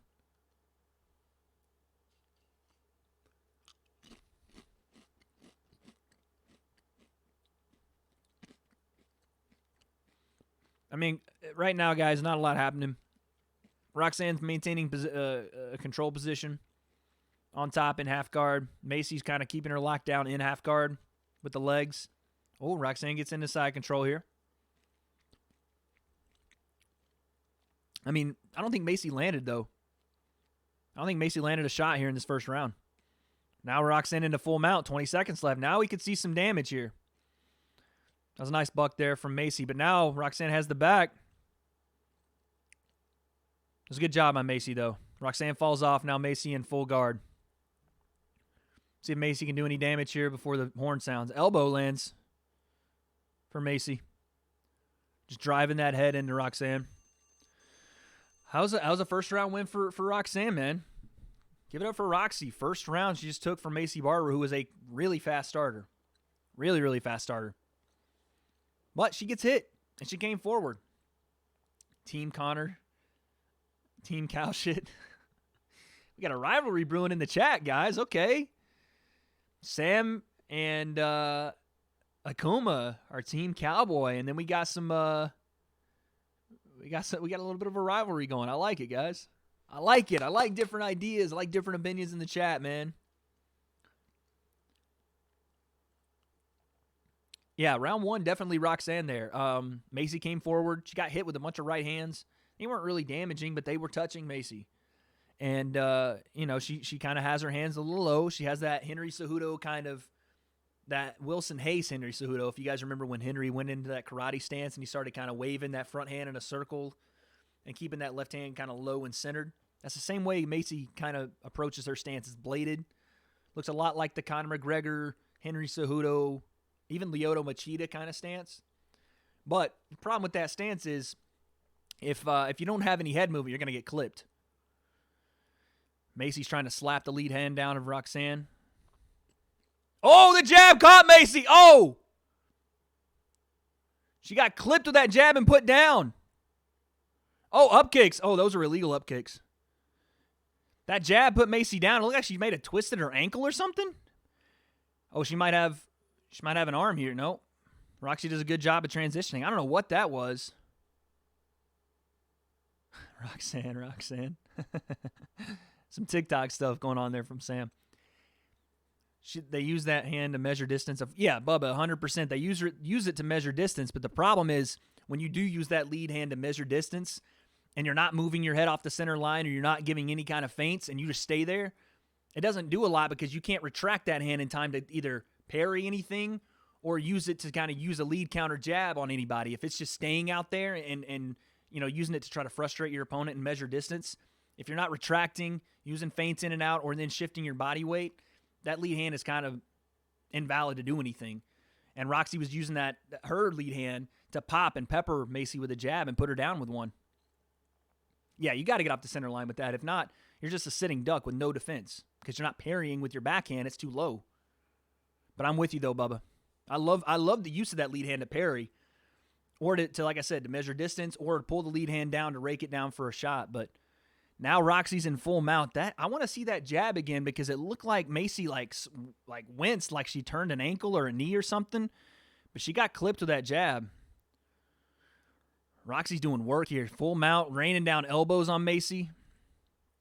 And Macy's trying to explode, but Roxy just flattens her out again and uses great balance. This is Roxy's world, man. She makes fights ugly. Yeah, she definitely did something to that knee when she went down. So even the announce team is saying that Macy's has something either wrong with the knee or something of the ankle where she winced because the jab didn't necessarily rock her, but it put her down. Oh, big elbow. But Roxy lost position. Now Macy's in full guard. This has got to be a turning point for Macy because she's lost the fight up until this point, and regardless if that jab put her down, oh, she's cut too. Macy's cut from that last elbow. Regardless if that jab's power put Macy down, she still got put down. And in the judge's eyes, that's going to be a knockdown. So you got to do work here. You got to turn this fight around. Macy might even need a stoppage to win this fight at this point.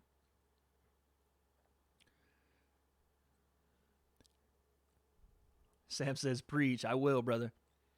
Bubba, I agree. Conor's one of the most aggressive counterpunchers, a lead counterpuncher, and he's the best at it. a guy that controls distance, pressures you without being overexerting, lulling you into a sense of false reality maybe. Oh, Macy is bleeding bad. Conor pressures you, almost forces out your power hand, forces you to kind of defend yourself, and off of that pressure, then slides right out of the way and drops the left hand on you. It's beautiful the way he does it, man. Roxy's trying to sweep. There she goes. Sweeps into full mount. Beautiful technique, and she's raining down hammer fists on Macy. Macy gives up her back. See if Roxy looks for a choke here. Macy is cut up, man. Roxy is butchering Macy from the back here. Oh, arm triangle right here from Roxy. Nope, she let it go. Man, she is doing work on Macy right now. This is definitely an eye-opening fight for a lot of MMA fans and even, MMA journalists, people in the know who had Macy as one of these big-time fighters. Granted, there's a lot of fight left, and Macy is still so damn young at 21, but this is definitely an eye-opener for a lot of people. Roxy is taking it to her. Taking it to her.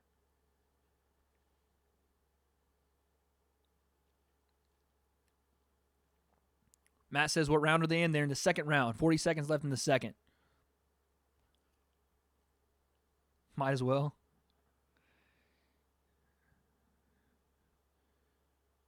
Macy's looking to hold on to that right arm for a Kimura, but it's just not there. Roxy is doing a really good job. Man, there's a gash on Macy's head. The doctor in between rounds here might take a look at that. It was from elbow from the top from Roxy.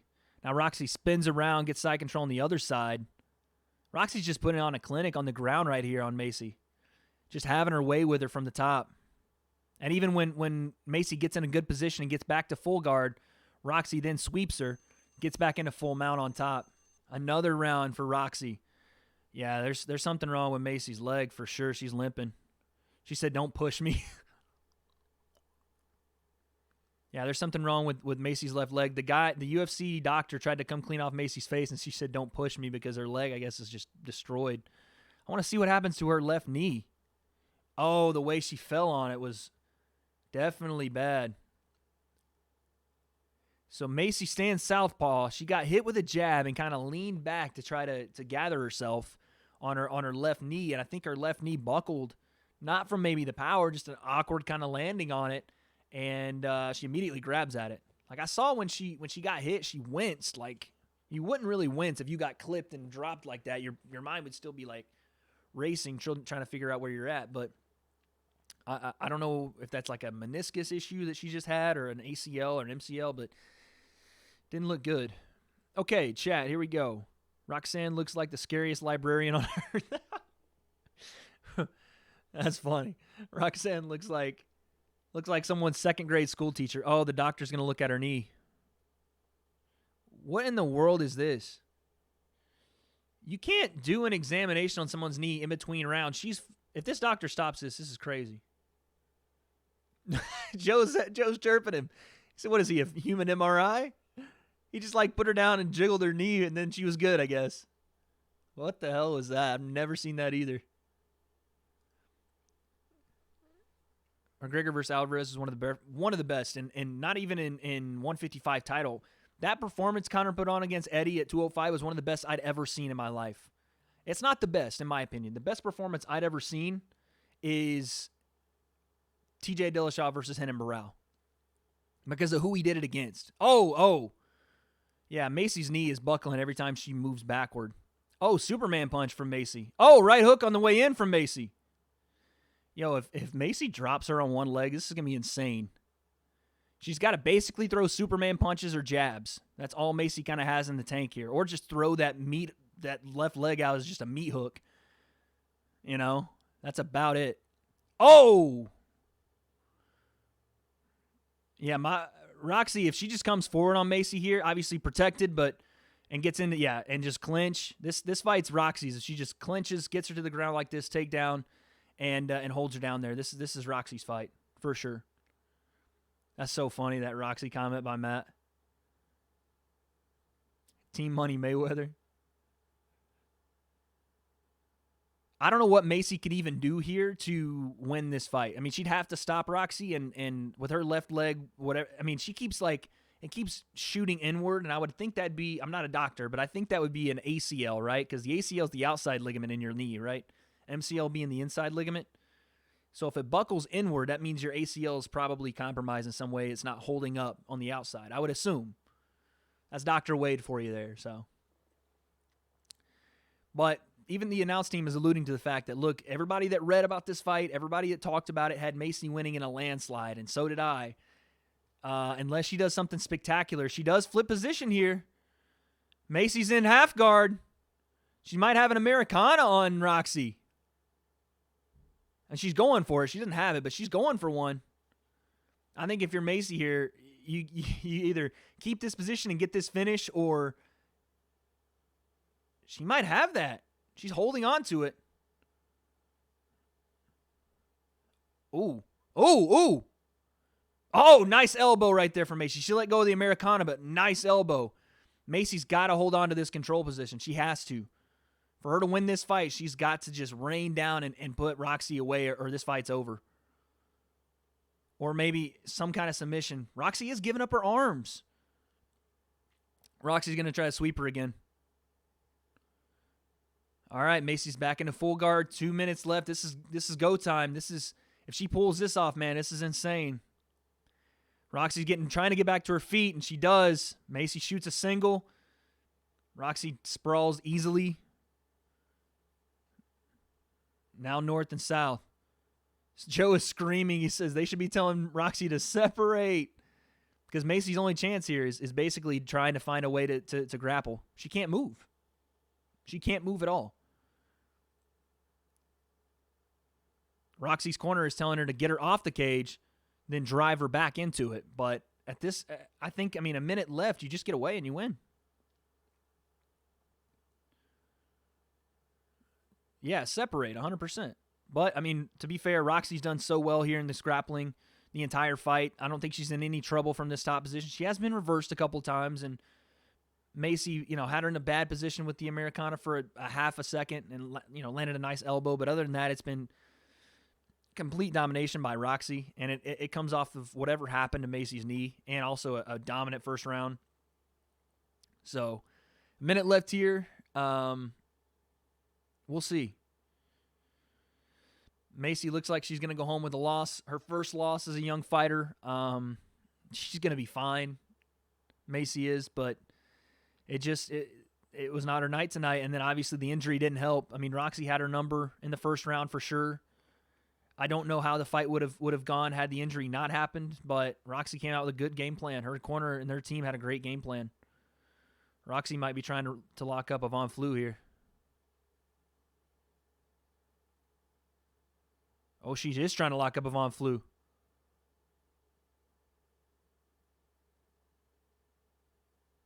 She's not in any trouble yet, it doesn't look like, but Roxy wants to finish this fight. Another good job there by Roxy to control as Macy tried to kind of roll out and explode. Nothing doing. Guys. Oh, my God. Yeah, Macy's definitely bleeding pretty bad. She's got a pretty nice gash on her head. And that's time. That's time. She said, I can't move, but good job. Yikes, man. That's a rough night for Macy. She says she's good. She doesn't want Roxy's help. Looked like she was going to cry. As soon as the fight ended, it looks like Macy was going to cry. Obviously, very young fighter. Good win for Roxy. She came out. Her team came out with a great game plan. And I like the game plan, the Roxy game plan for Cowboy as well. Now, obviously, Conor is not going to get hit as easily as Macy does. The guy's a master of striking and of moving his head. But I thought the Roxy game plan was phenomenal. Meet Macy's pressure with pressure. Don't let her come in and just dominate and swarm you early. Make her feel that same pressure as she moves forward. Make her feel a right hand or two in there. Make her feel that this isn't as easy as she thinks it's going to be. And then just as Macy gets into her range, shoot the double. Shoot the single, shoot the double. Put her on her back and make her work in places she's uncomfortable. They did that in the first round. Domination. The second, obviously, the injury off the jab. Don't know how serious that is, but congrats to Roxy.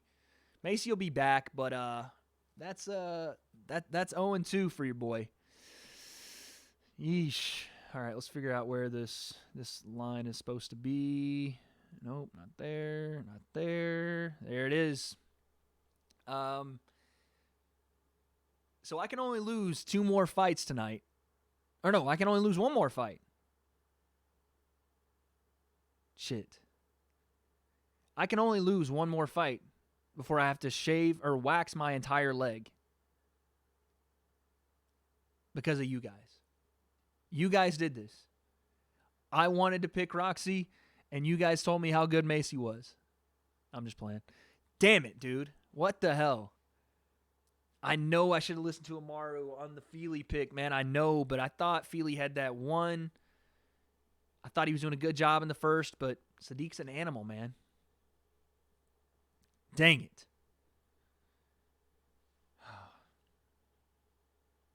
A 30-26 in there, too. Dang. I wonder if they interview Macy after this just to see what that injury was. Hey, Kelsey's in the chat. Love you, girl. Guys, show Kelsey some love. That's my ride or die right there. That's my love. My lady. Oh, Macy's talking. Love you, girl. They did it. They did interview the loser.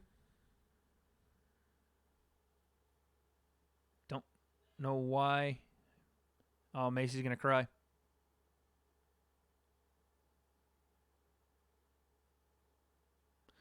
Oh, okay. Well, can we get her out of the cage, please, and not let her walk? Askren's there. My boy Ben Askren is helping in Macy's corner. They usually don't interview losers like that, so I don't know why she decided to do that interview. I understand she's young, and she wanted to apologize for her performance, but this is MMA, girl, and you're going to have bad nights, you know? Roxanne, classy as always. Roxy is different, guys. She's different. She's different personality, but she's awesome. Roxy is so cool. Okay, they're going to go and change to the pay-per-view card now, I think, in the middle of Roxy's interview.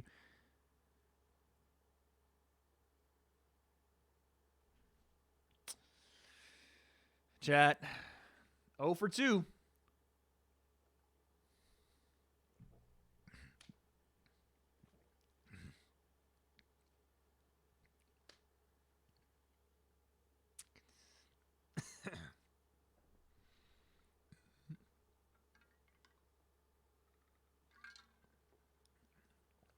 That was one of the worst shots I've ever taken in my life.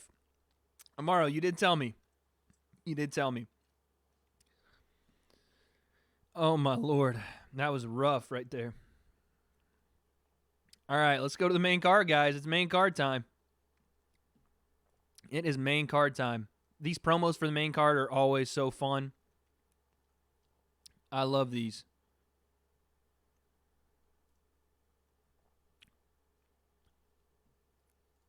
Oh, shit, they haven't started it yet. Ooh, Cowboy. Oh, Cowboy walking in like the freaking Lone Ranger. Let's go, guys. It's main card time. Energy levels through the roof. I want to see it. Let's go, chat. Let's go. Cowboy walking in like the Lone Ranger. Fat tie. Cowboy hat. Woo-wee. I'm telling you, man, that gets you fired up. I didn't see Conor walking in yet, damn it. I wonder what Conor's rocking on the walk-in tonight, man. All right, after we watch this promo for the main card, we are going to, and I love these to death. Dana White let this out on Twitter, so if you guys want to watch what I'm seeing and you haven't bought the pay-per-view, go check out Dana White's Twitter. He put out this promo earlier. This is one of the great. I love the guy. I don't know who voices these promos, but I love whoever they let do it. It's so cool. UFC is showing the Support Australia Red Cross stuff, guys. redcross.org.au/UFC if you guys can help. I would never ask you to do something that I can't, so. To the dump. I see you, Bubba. I see you. I like that. I would never ask you to do something that I wouldn't, so obviously you guys go support. I will be showing my same support for the Red Cross in Australia. Terrible stuff is going on down there. If you guys didn't catch it in chat, Bubba said, where does the Lone Ranger take his trash? To the dump. Here we go. Old footage of Conor. Ooh, elbows. Guys, Conor McGregor's about to fight. It doesn't seem real. I know it doesn't seem real, but it's about to happen. Conor McGregor is about to fight. The king is back. The king is back, baby. Green lights for a reason. The one true king of this division, Conor McGregor, is back.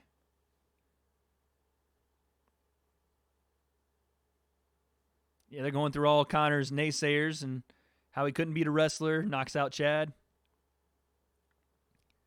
Now they're showing the Jose fight, man. The magic that he possessed in that Jose fight. Standing in the back of the locker room, practicing the shot he was going to land on Jose and dropping the left hand. Magic that night. Even on the other side, the magic Nate had in their first fight. God, man, this walk down memories lane stuff. And they're playing Dead or Alive. Who the fuck is that guy? They're playing Dead or Alive during this promo. Which is the perfect song if you're going to have a cowboy fight.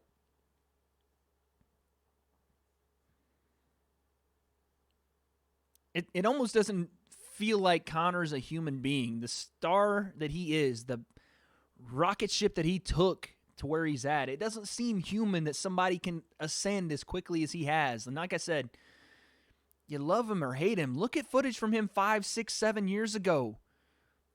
The guy was just one of us. He was just one of us. And obviously possessed skills that none of us have. But as a person in life, he was just one of us. Cowboy the same way, man. You want to talk about two guys that have made themselves, that are made men. Self-made, now for Cowboy after tonight, millionaires. Crazy. Marco, I don't know what that question is, but if it's when is the fight, then that will be... Appreciate that, Bubba. Appreciate that. I try, man. I love this sport to death. I do. It's my favorite sport. I played football for 16 years, guys. I played football in college, grew up in football, and when I got a taste of MMA, it changed my life. Love this sport. Marco, if that question is when do the fights start, the main card starts right now. So you guys are in for a treat. Main card is starting right now. And then we have like probably an hour and a half before Conor and Cowboy get in there and mix it up. So check back in an hour and a half if you're gonna go try to find the fight or whatever you're trying to do. But if not, man, hang out with us, Marco. I don't know a lot of Espanol, but I can try my best. I can try my best for you. I know what la vaca means because they play it in the kitchen I used to work at all the time. That means the cow, right? La vaca. That's the cow, I'm pretty sure.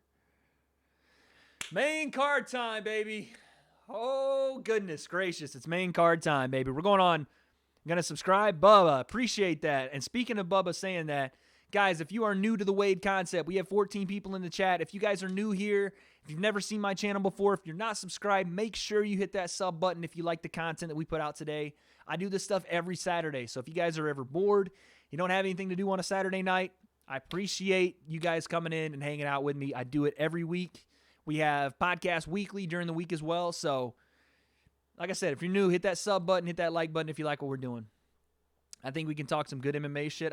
Dude, I'm down, Bubba. I am down. I love talking that good shit. My man, John Anik, one of the best to ever lead the commentary team, in my opinion. The guy is just a killer. Don't get me wrong. I love me some Paul Felder and Dominic Cruz and Mike Bisping and all those guys, but and even what's his name? Oh, Big John over at Bellator. John Anik's the guy, though, man. And obviously Joe. Joe took off the blazer. That's the Joe we like. Take off the blazer, Joe. A fellow Boston guy, that's right.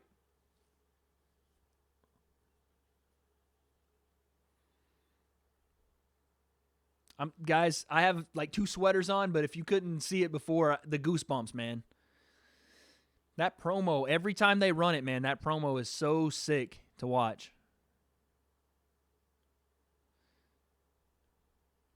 I'm 100% a Paul Felder guy, though, man. I think Paul Felder is one of the coolest dudes in the game. And gives it up, too. Like, Paul could be fighting you on the card next. He could be fighting you on the next card. You just get a win. Or he could be fighting you 2 months from there, and he's interviewing you, and he's like, hey, man, like, congrats, whatever. True professional. Marco, again, I appreciate it, big dog. I have no idea what you're saying, but I hope it's good stuff. Thank you, man. Godley? Goldie. Yeah, Goldie. Goldie's pretty good, but I think John Anik would take the cake on Goldie. Goldie does have the one-liners, though, doesn't he? He has the virtually identical, here we go. I mean, he has the one-liners that John doesn't necessarily have yet, but John will be doing this for forever.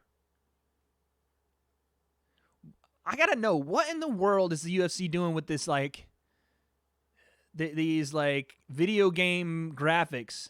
What in the world is this that they're using for this? They have Conor as, like, a video game graphic, but they have him out of Orthodox. Not a big fan of John. To each their own, right? John isn't as charismatic as the play-by-play guy. He does the correct, he calls things so correctly, and he's so knowledgeable about the sport and has such a good way of bringing in the color commentary team. Like, sometimes Joe and Goldie, they had great chemistry, but sometimes Goldie would just let out one of those phrases at, like, the wrong time.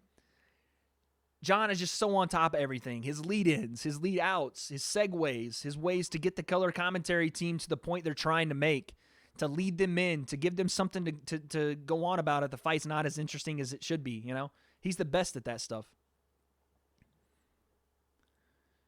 But Joe is the best. Joe and Dom are really good. I like Dominic Cruz, too. Sometimes Dom has such good intellect and such good fight knowledge that even I'm like, I have no way to Big John.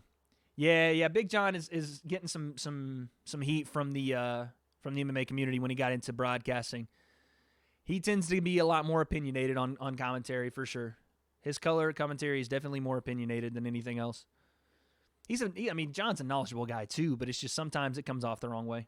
Joe is the way Joe is able to I don't want to say dumb down, but simplify what I try to do in a ton of words. Joe can be like, boom, XYZ, nice sweep into full guard, like nice sweep into full mount, transition to armbar, where I'm like, oh my God, did you see? Joe is so much better at that, and that's somewhere I need to get better. But yeah, Joe's the GOAT. Always will be the GOAT. Myself, I could go, let's not get too lofty with the expectations for Wade concept, but I could go and replace Joe Rogan and do it for 50 years and never be Joe Rogan's level.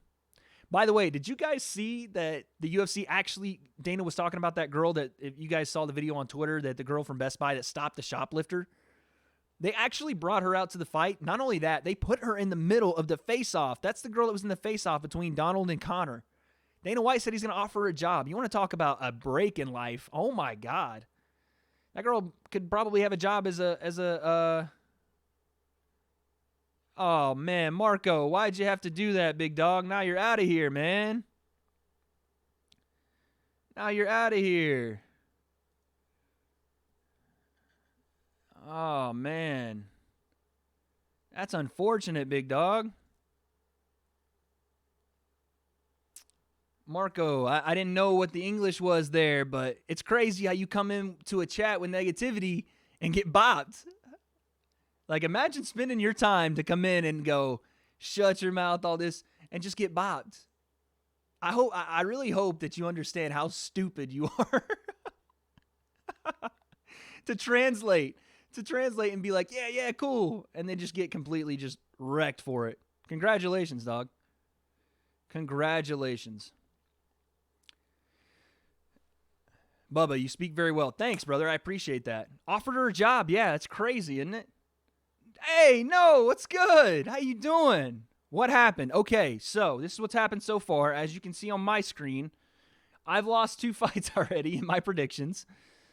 Andre Fili got beat. I thought he fought a good fight. He got beat, unfortunately.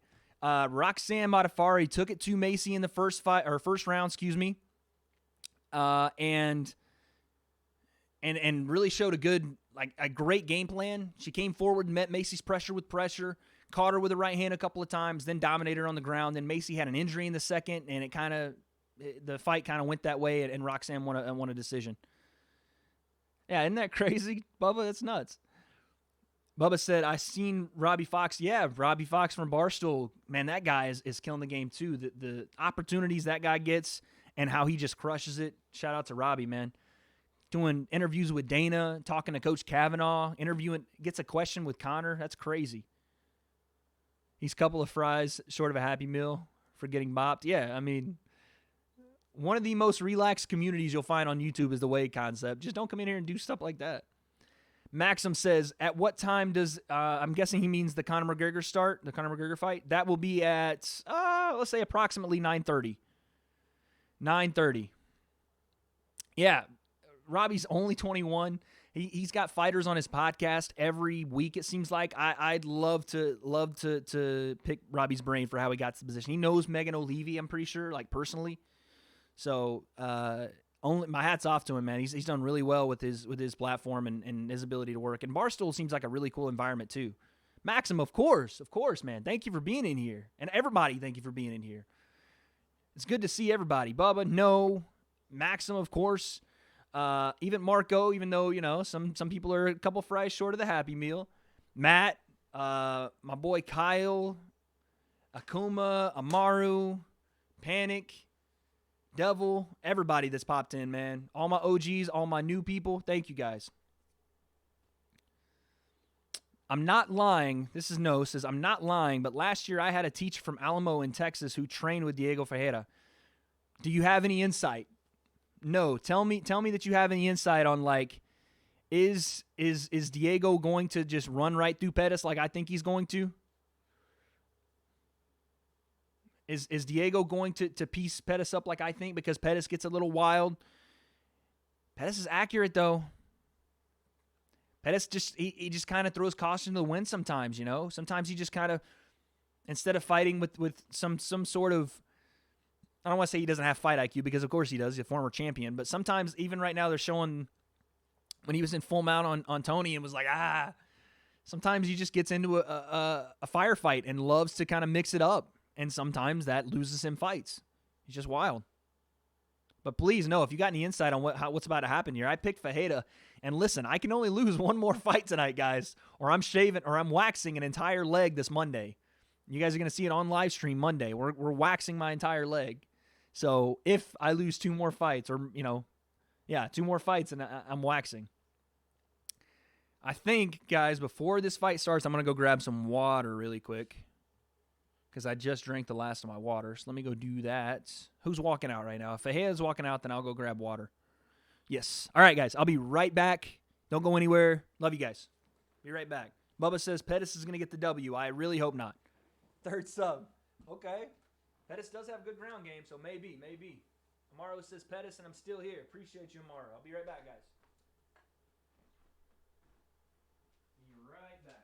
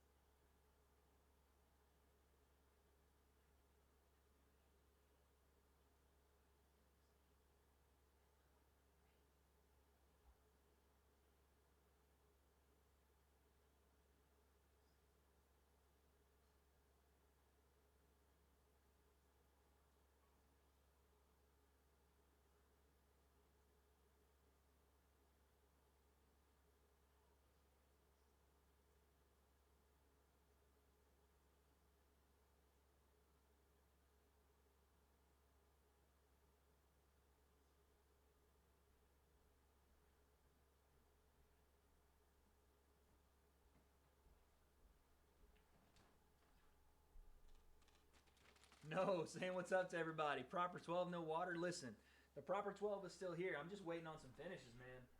Or when I lose fights. So I see you in the chat. Okay, I see you guys. I'll be right back. I'm going to hit the restroom. I'll be right back.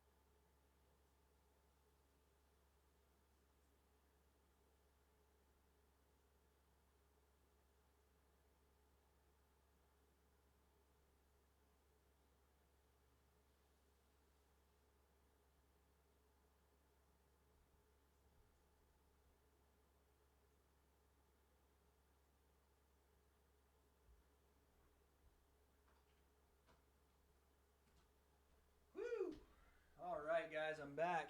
Just in time. I am back. Like I never left. I had to wet the hair a little bit because I'm dying in here. It's hot, man. It is hot up in this mug. Throw the hat back on for a second. Oh. I'll take the hat off in a little bit. I know that chair by itself content is what you guys sub for over here, so I get it, man. I got great content with just my chair and my background. Perfect timing, though. I got some more food, got some water. Don't worry, I got the proper 12 ready. All right, tail of the tape. Diego Ferreira, I didn't know he was 35. I thought he was 33. 74-inch reach to 72.5 for Anthony Pettis. Everything else, obviously not too different. 5'10", 5'9". Weight virtually identical. I washed my hands, by the way, guys. I don't know if you can see the water. I did wash my hands. Wash your hands, kids. Don't be using the bathroom not washing your hands. What are you doing? What are you doing? Who's teaching you? Do I have to father you as well? Wash your hands. Again, guys, this is the main card. We're 2 or 3 fights away from the main event, and there's still some empty seats in there. Which, again, I'm pretty surprised at. This is a Conor McGregor card. Usually that thing's packed up. Now, I know it's Vegas and people are always late and stuff. I get that, but I still don't understand that. It's for a Conor McGregor fight, you would think that it would be packed from the main card starting. You know what I mean? Daniel says, I'm taking Anthony. All right, guys, who we have? I have Diego Ferreira. Listen, I will guarantee you this. Some crazy shit's about to happen. Some crazy shit is going to happen right now. These guys are 2 insane strikers. The line is close. Anthony Pettis is only a plus 190 dog. That's not a lot at all. Matt's got Diego. Let's go, baby. Something crazy's about to happen. That's all I know.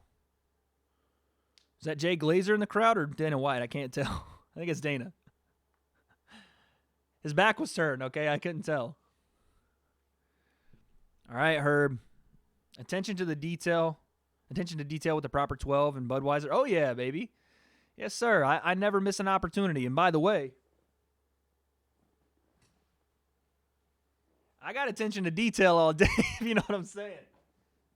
And, we got it all here. Weight concept. Oh, I didn't start the timer. Shit. Okay, we're going to be a couple seconds off of the timer. First round just started. Sorry, I had to show Bubba my attention to detail there. High kick from Pettis. Pettis doing a lot of stand switching already. Ferreira backs Pettis up right against the cage here.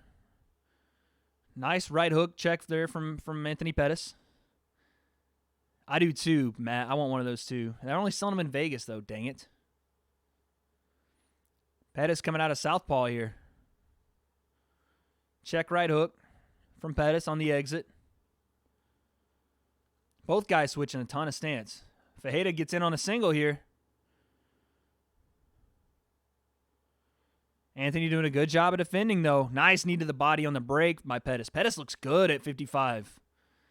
I know he's had some cuts that were pretty tough to get to, especially when you try to go to 45, but he looks good right now at 55. Nice and bouncy, light. Pettis has done this 3 times now. He's looking for that check right hook. He throws it again, doubles it up that time. Pettis wants that check right hook. Oh, he lands it. Nice combination from Pettis. Straight left, the check right over the top. Push kick right there from Pettis as well. Ferreira's pushing forward, but Pettis is making him pay. As Ferreira comes in with that straight left, Anthony wants to slide out and counter with a check right hook. And he does. He's done it like 7 times now so far. I'll tell you. No, I'll tell you what the red panty thing is in a second. I'll tell you that. That's a classic Conor McGregor line. Another check right hook from Pettis. Anytime Ferreira comes into range, Pettis wants to hit him with that right hook. Lead right hook out of southpaw. Lands it again. He is crisp right now as Pettis. To underestimate Ferreira's Muay Thai is something you shouldn't do, but Pettis is making him pay every time he comes forward right now. Knee to the thigh right there from Fajeda. They're clinched on the cage here. We're not here to take part. We're here to take over. All right, Fajeda's going to get on his back here. Hooks the inside leg. Oh, pushes off the cage and gets Anthony's back. That was slick right there. Fajeda has Anthony Pettis' back. Anthony's trying to maybe spin. Anthony loves to spin when people get his back. He loves to spin on him, but Fajeda's doing a good job with the underhook on Anthony's left side. I've seen Anthony spin on a ton of guys when they have their back and get into full guard, but Fajeda has a different grip on him, which is not allowing him to. Go back to the Poirier fight. Even the Ferguson fight. Anthony loves to spin on guys when they get his back. But right now, Fajeda's doing a good job of using his underhooks. There's the spin. Does it and gets out. That's a classic Pettis move. Classic Pettis scramble is the spin. Oh, head kick from Anthony Pettis. Another right hook from Anthony Pettis. Fajeda still with the pressure forward.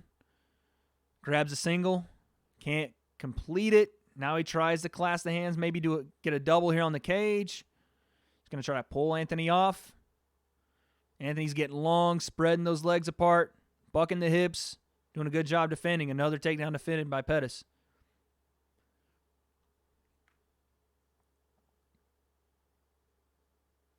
Knees to the inside by Fajeda.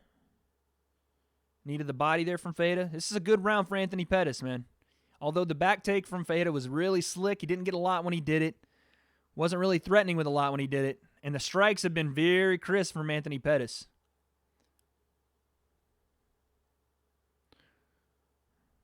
Nice jab there from Pettis out of southpaw. Jab left hand from Pettis. Oh, Fajeda, nice combination. Fajeda's changing levels a lot and looking for that takedown. Now he tries to get the back again.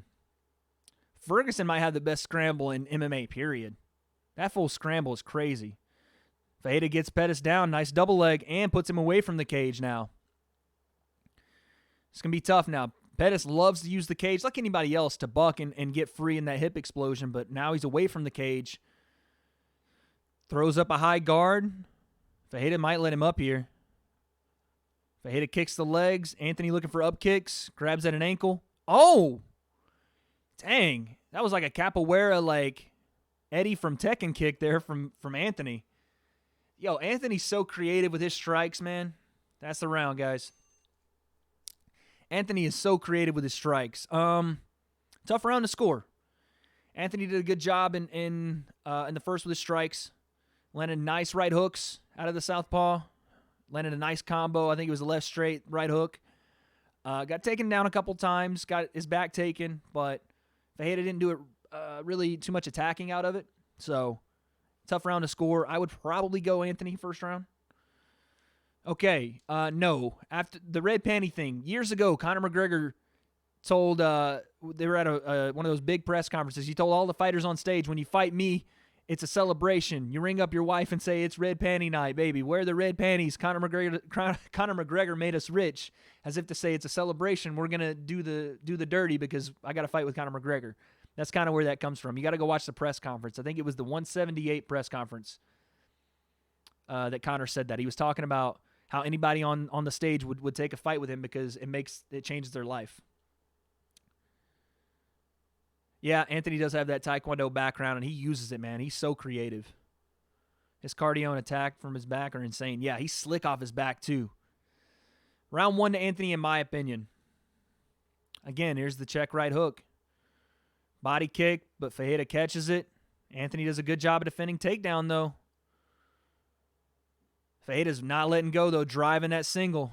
Oh, now he gets Anthony's back again. Don't like this for Anthony early in this second. Fajeda has double hooks in on Anthony's back. Again, look for the spin here. That's a great stat right there, Matt. I like that a lot. I didn't go in that deep depth with Anthony's tendencies in his record. I should have, probably. Mighty Mouse was the main at 178. I can't remember what press conference it was. It was one of those summer summits that the UFC does where it's like a ton of people, and Conor was about to fight Jose after he beat Chad, so it was after 178. It was close to the 196 when they fought, but I can't remember when it was. Fajeda's got Anthony's back again. These transitions, man. Anthony does a good job. He explodes. He does all the right stuff, but Fajeda's such a good grappler. But again, there's not a lot of damage coming from Fajeda, but just the transitions, Fajeda just finds a way to get in a great position. He's almost using like a reverse lockdown on Anthony's legs, trying to grapevine and spread him apart and lengthen Anthony out so he can get this choke in. But again, Pettis doing a good job. It's just he's in a bad position. And even if it's just positioning in this round, Fajeda might have a body lock in here. Oh, Anthony tapped. Wow. I did not see that coming.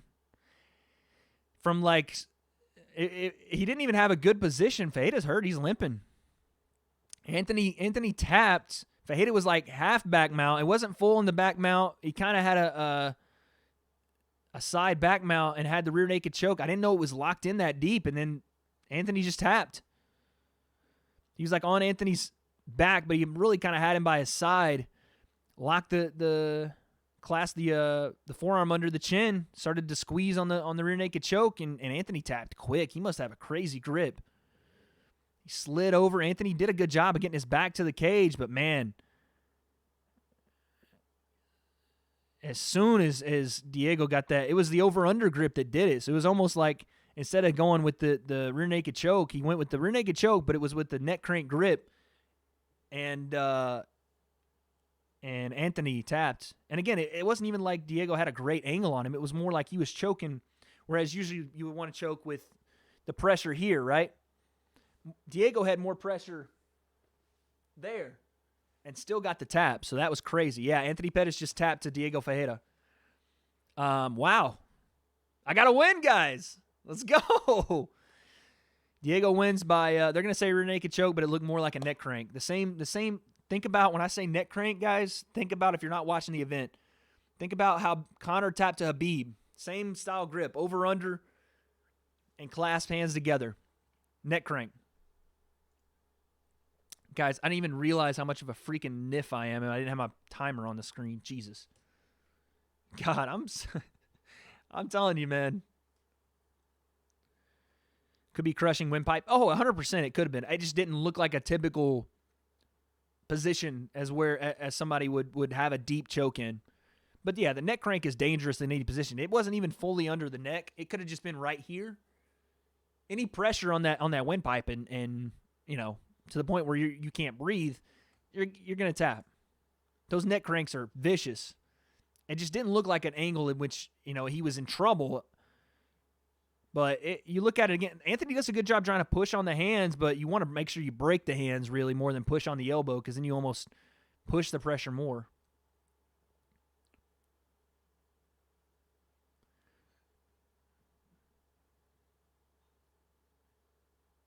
Bye-bye, trachea.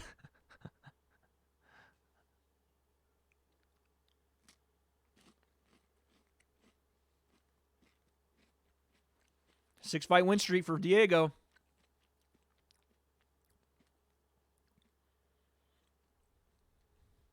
Hasn't lost since 2015. Yeah, telephone the shit out of that. You got to do something. You got to try to fight the hands, but it was in one of those weird positions where Anthony was on, not even on clean, like fully on his back. He was on his shoulder, so his right hand was kind of trapped to do any kind of telephone or even fight the hands. Really, he couldn't do a lot, and the only really thing he tried to do was push up on the arm to try to alleviate some pressure, but ended up actually probably creating more pressure doing it. So Diego tapped him, man. Diego's so smooth in his transitions, because usually you look at a guy like Anthony Pettis and you see explosion and you see creative transitions and you see him escaping and scrambling and getting away from a lot of guys, even Tony Ferguson, and Diego just wasn't letting it happen. He was using a lot of really cool oh, Christian McCaffrey's in the crowd. What's up? Christian McCaffrey's in the building. Shout out to Carolina Panthers. Mark Davis, the Las Vegas Raiders owner. They're moving in soon. That dude looks like Chucky. Myles Garrett, Baker Mayfield in the crowd. Remember Rhonda and Liz? Yeah. Rhonda, it looked like it was going to get her neck squeezed off, and then she popped out using that. Oh, Tom Brady's in the building.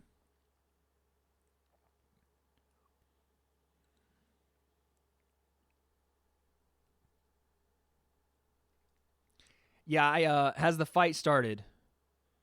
No, the fight has not started. We are about, where are we at, guys? We're at the Brian Kelleher fight, so we have 1, 2, 3 fights before Conor fights. I would say maybe an hour. Maybe an hour before Conor gets on. But yeah, man, Diego just did a really good job in transitions there. Every time Anthony either tried to spin, he was using a nice undergrip to kind of keep Anthony's momentum or at least trap that arm so he couldn't spin. Or if he tried to hip explode and flip back to guard, wasn't letting it happen. Grapevine in the legs. Doing a really good job right there from Diego. Solid work. I like that a lot. Good fight, man. I'm glad I picked one right. A lot of people in chat, you guys were some of them. A lot of people told me not to pick Diego. I'm glad I stuck with my gut on that one. It at least helped me there. We're safe for one more fight. We're safe. We can at least lose one of the last 4 fights still and be okay. And to be fair, these next 2 could go either way, guys. Really, the next 3, in my opinion, could go either way. Yes, Cowboy does have a shot. And a better shot than a lot of people are giving him. I just don't think it's going to happen. John Jones fight promo. We're going to be here for that one too, guys. You best believe we're going to be here for John Jones, Dominic Reyes. That's the true GOAT. I know that George St. Pierre and the John Jones PED stuff, but you want to talk about on paper, if the PEDs are what we've been told and John Jones isn't necessarily benefiting from having PEDs, I don't know how that could be complete bullshit, and to be honest, I kind of think it is. But if we are just to believe what we've been told by USADA, by John Jones, that he had no performance-enhancing PEDs in his system during fights, whether he was on cocaine, whatever, the people that John Jones has beaten, and I have a video coming out on this week, but the people that John Jones has beaten and the way he's done it, you can't deny the names, the weight those names hold. Champions, former champions, and at that time, soon to be champions. The guy beat everyone. Who do I pick? John Jones or Dom? Jones. John Jones. Tough test. Dominic Reyes, big guy. Matches John's reach advantage. John usually has like a 6 to 7 inch reach on a lot of 205ers. Dom matches his reach. Dom showed, at least in the Chris Weidman fight, good takedown defense, quick hips, strong hips. Packs a nasty left hand on guys. I mean, he throws that thing and it puts guys away. John's shown that he does get hit. I mean, Thiago Santos hit John a ton, walked forward on him with torn ACLs in both legs. It's going to be a good fight, but John's the best to ever do it. Daniel said, who won? Diego Ferreira won by second round submission. Slapped a neck crank on Anthony Pettis in the transition and tapped him. Cowboy's traditionally a slow starter, and Conor is at his best in rounds 1 and 2. Yeah, it's going to be tough for Cowboy. Cowboy's, and I don't think he's necessarily like the slowest starter ever. I think that sometimes he does start a little slower. But if you look back at his last couple of fights, minus the Gaethje fight, he started pretty quick with Tony, and Tony overwhelmed him. Started really quick with Alex and overwhelmed Alex. Started really quick with Al Iaquinta and just continued that throughout the fight.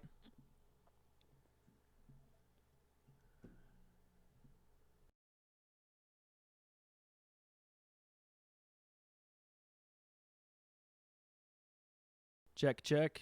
Sorry, guys. Let me check this. If my mic shits out right now, I'm going to lose my mind.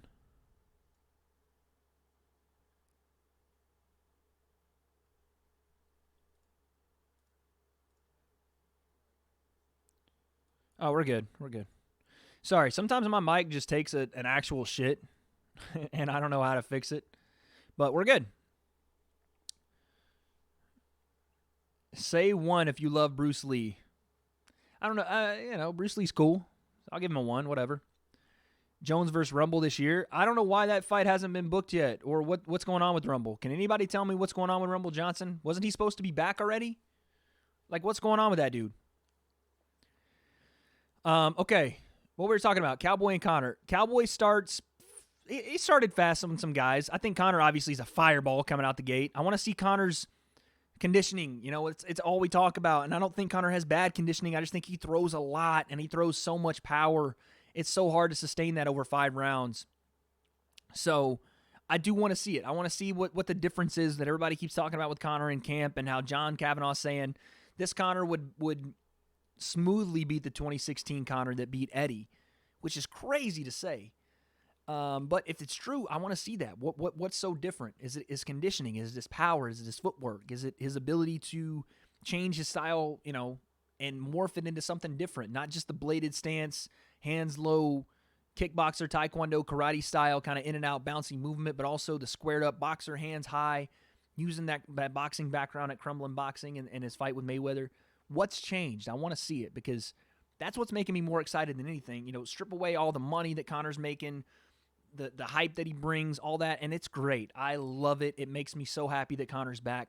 But what I really, really want to see, what drives me to watch Conor again, is improvement, is to see how good, and I know this is a Chael Sonnen thing, but just how good is Conor McGregor? That's what I want to see. So hopefully we get to see that tonight. Yeah, Rumble was like somewhere near 280, they said, before he started training again. That guy is jacked. Can you believe, Bubba, that fool used to make 170 pounds?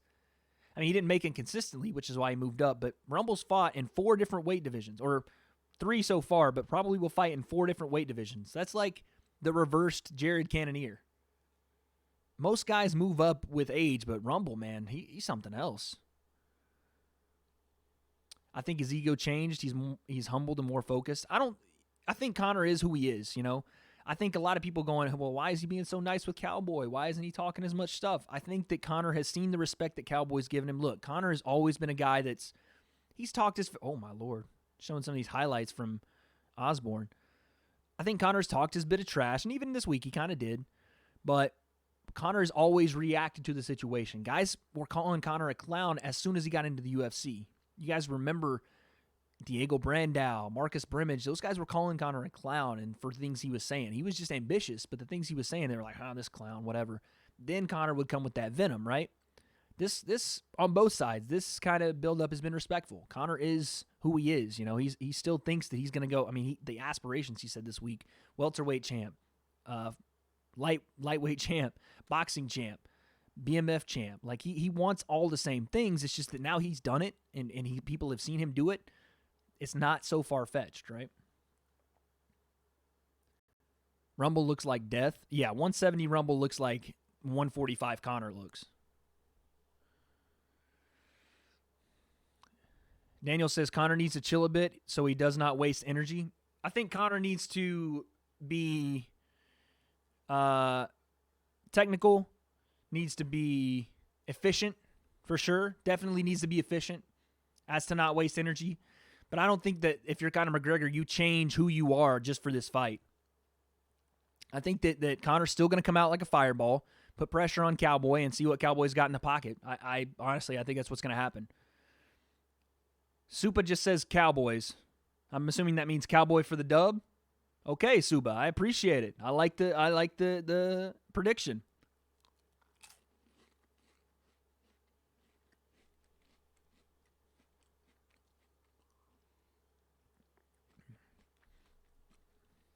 But Daniel, I agree.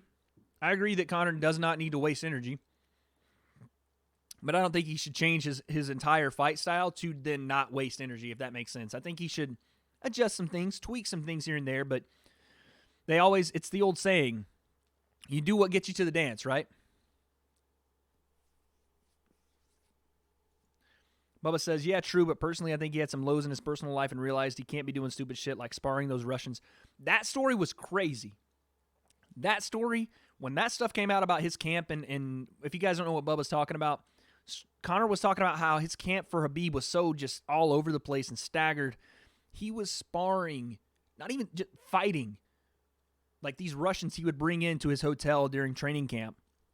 During the training camp, not just like in his off time, in his 2 years off. During training camp for the biggest fight of his career. By the way, Kamaru Usman in the crowd, I just saw him. He was bringing guys down from their hotel rooms to fight him spar is what they were calling it. They were fighting. There were no rounds. It wasn't timed. Conor was just going in there, and he would fight people until he finished them, and then he would leave and not be committed to his camp and just kind of go do whatever, drink, have whatever, and he'd come back and do it again. That's insane. And that as a Conor fan, that should scare you, that he can get to that point and still think he can be successful doing the things that world-class athletes do. It's crazy, but I guess it did happen. Sam said, what's up, what's up? What's up, Sam? But yeah, I think that for sure Conor's definitely changed some things in his personal life. I mean, you can see that in just the way he talks, and I think that's more from him having kids than anything. You hear Conor talk about his kids, and it might be the most genuine we ever see Conor in these new interviews is when Conor talks about his kids and about his family and the things that he can do for his kids now that he has all this, this fortune and stuff. I love seeing that stuff from Conor. Thoughts on Fury entering MMA? It's a good question. Tyson's a really good boxer. Very good boxer. Ali Abdelaziz in the first row. I think to put him in MMA, you would have to give him preferable matchups because there are guys like Stipe and like, I don't know if Kane's ever going to come back, but like Kane or like Curtis Blades that would give him a rough time if they didn't get caught coming in. I saw some of the training footage he did with Darren Till and the knees he was throwing, and that could be useful for sure, but to act like Tyson's going to come in and defend a double leg off Curtis Blades, Curtis Blades would throw Tyson Fury on his head. So I think it would take some time for sure. I mean, just like the Clarissa Shields thing, it would take a lot of time. And even then, Clarissa would be entering in against a girl like Amanda Nunes and girls like Holly Holm that are not just great strikers, but great multifaceted variable strikers in kickboxing. They don't just stand in boxing range. The range is different. And a guy like Tyson, yeah, he's a great reach, but you put him in there with a guy like Francis Ngannou, and even then, that's a preferable matchup for Tyson. But even then, I think Francis starches him. I'd like to see it. I'd like to see Tyson take it seriously, and I love when people aspire to do things outside of their comfort zone like that. And if Conor's going to go into boxing and do something completely out of the norm, I would love to see a boxer come over, but to act like they're just going to walk in. And look, the possibility's there. Boxers are some of the most precise punchers in the world, and with 4-ounce gloves, the power they hold is different. Like a Deontay Wilder in 4-ounce gloves, I don't think anybody would want to see. That dude could literally take someone's head off. But the ways in which they can lose are more variable and more likely. So Tyson Fury will quit in the first round. I don't know about that. Tyson doesn't strike me as a guy that would quit, but I could see him getting just like stopped by a guy like Curtis Blades with those elbows on top. Daniel says, yeah, like my coach tells me I need to conserve energy and only take big hits when I see an opening. Yeah, I mean, obviously you don't want to waste energy by, running forward, throwing big shots on guys, because not only do you leave yourself open for a counter, but you're also just completely gassing, doing stuff like that. Said he keeps posting pics with Till and videos. Fury has some of the best footwork in heavyweight division. True. Fury has great footwork, but again, it would take time because that footwork is phenomenal for boxing. And then you watch Fury fight, he's got great head movement for boxing, but imagine trying to slip a jab the way Fury does, and it's over-exaggerated like this. You slip in jabs like this in MMA, and you're going to get your head kicked into the air. Guys will throw jabs just to get you off the center line like Cowboy does, and then kick your head into the next stratosphere. It's just different, and he would have to learn that. The hands would have to be higher. Fury doesn't necessarily hold his hands very high. And even when boxers do hold their hands high, that guard gets broken in 4-ounce gloves. I'd like to see it, though. I 100% would. And I think if he get the same determination that he's given to come back from all his issues with mental health and things like that, then he could definitely learn the sport. It would just take time. Yeah, I don't think there's quitting that man, though, at all. I'm with Bubba. That fool was dead on the canvas and popped up like The Undertaker.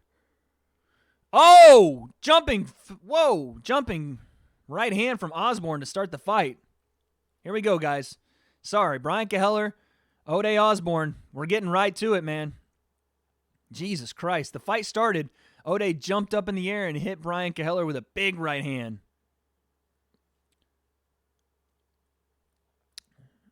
All right, let's see, man. They call Brian the Boom, so let's see what he's got. But I might have mispicked here, man. Th.W.A.D.E Osborne's coming out aggressive.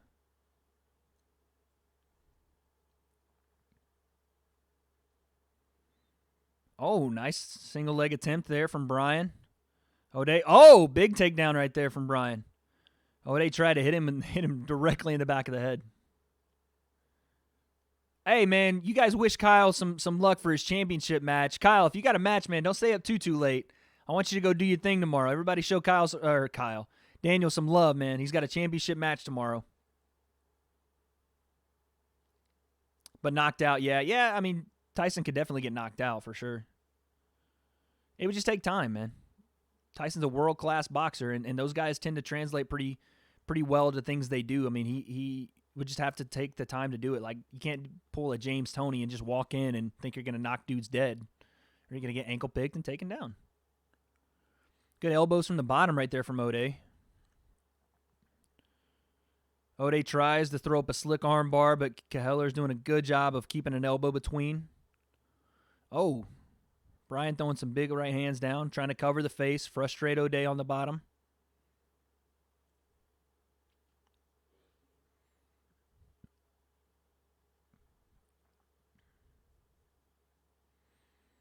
Brian staying down in his posture, trying to avoid those elbows. Th's throwing up some nice elbows from the bottom so far. Oh, Brian, double left hook from the top. Tries to throw an elbow of his own, misses.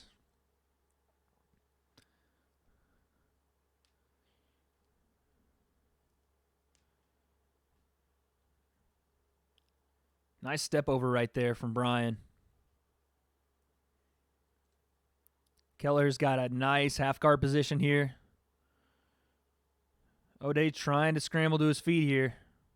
But he's also... Kelleher might try to lock up a guillotine here. The problem with this is for... Oh, man, this is deep. Kelleher might have a choke. Ooh, he might be able to pop that neck out, though. Th might. Oh, I don't know, though. That arm is in. Tapped. Wow, that's the second tap of the night. Oh, my God. Brian Kelleher with the tap. Th, man, he got caught. So Th was trying to get up off of his back, but the guys that are inexperienced at getting up off of their back, sorry guys, I should have called that when I saw it. Guys that are inexperienced that are trying to get up off of their back expose their neck because the hands will be on the floor. So the neck is exposed, and a guy like Brian, who's been doing this forever, just saw it, grabbed the neck, repositioned, and got a nice guillotine, and Th tapped pretty quick, man. So that's a big submission win for Brian, the Boom, Kelleher.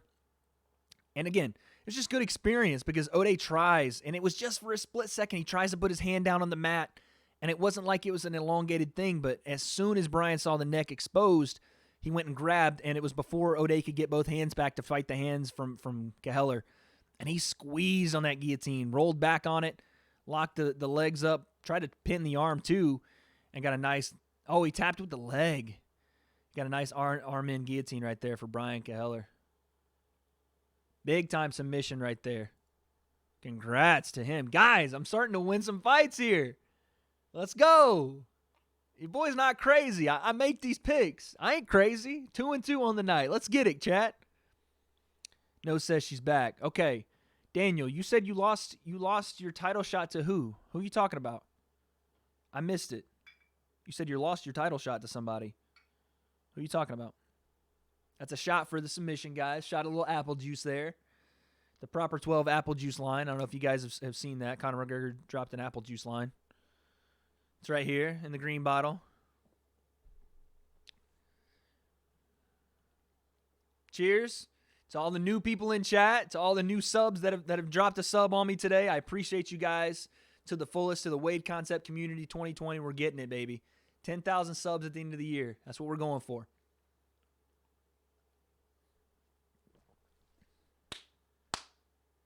Woo!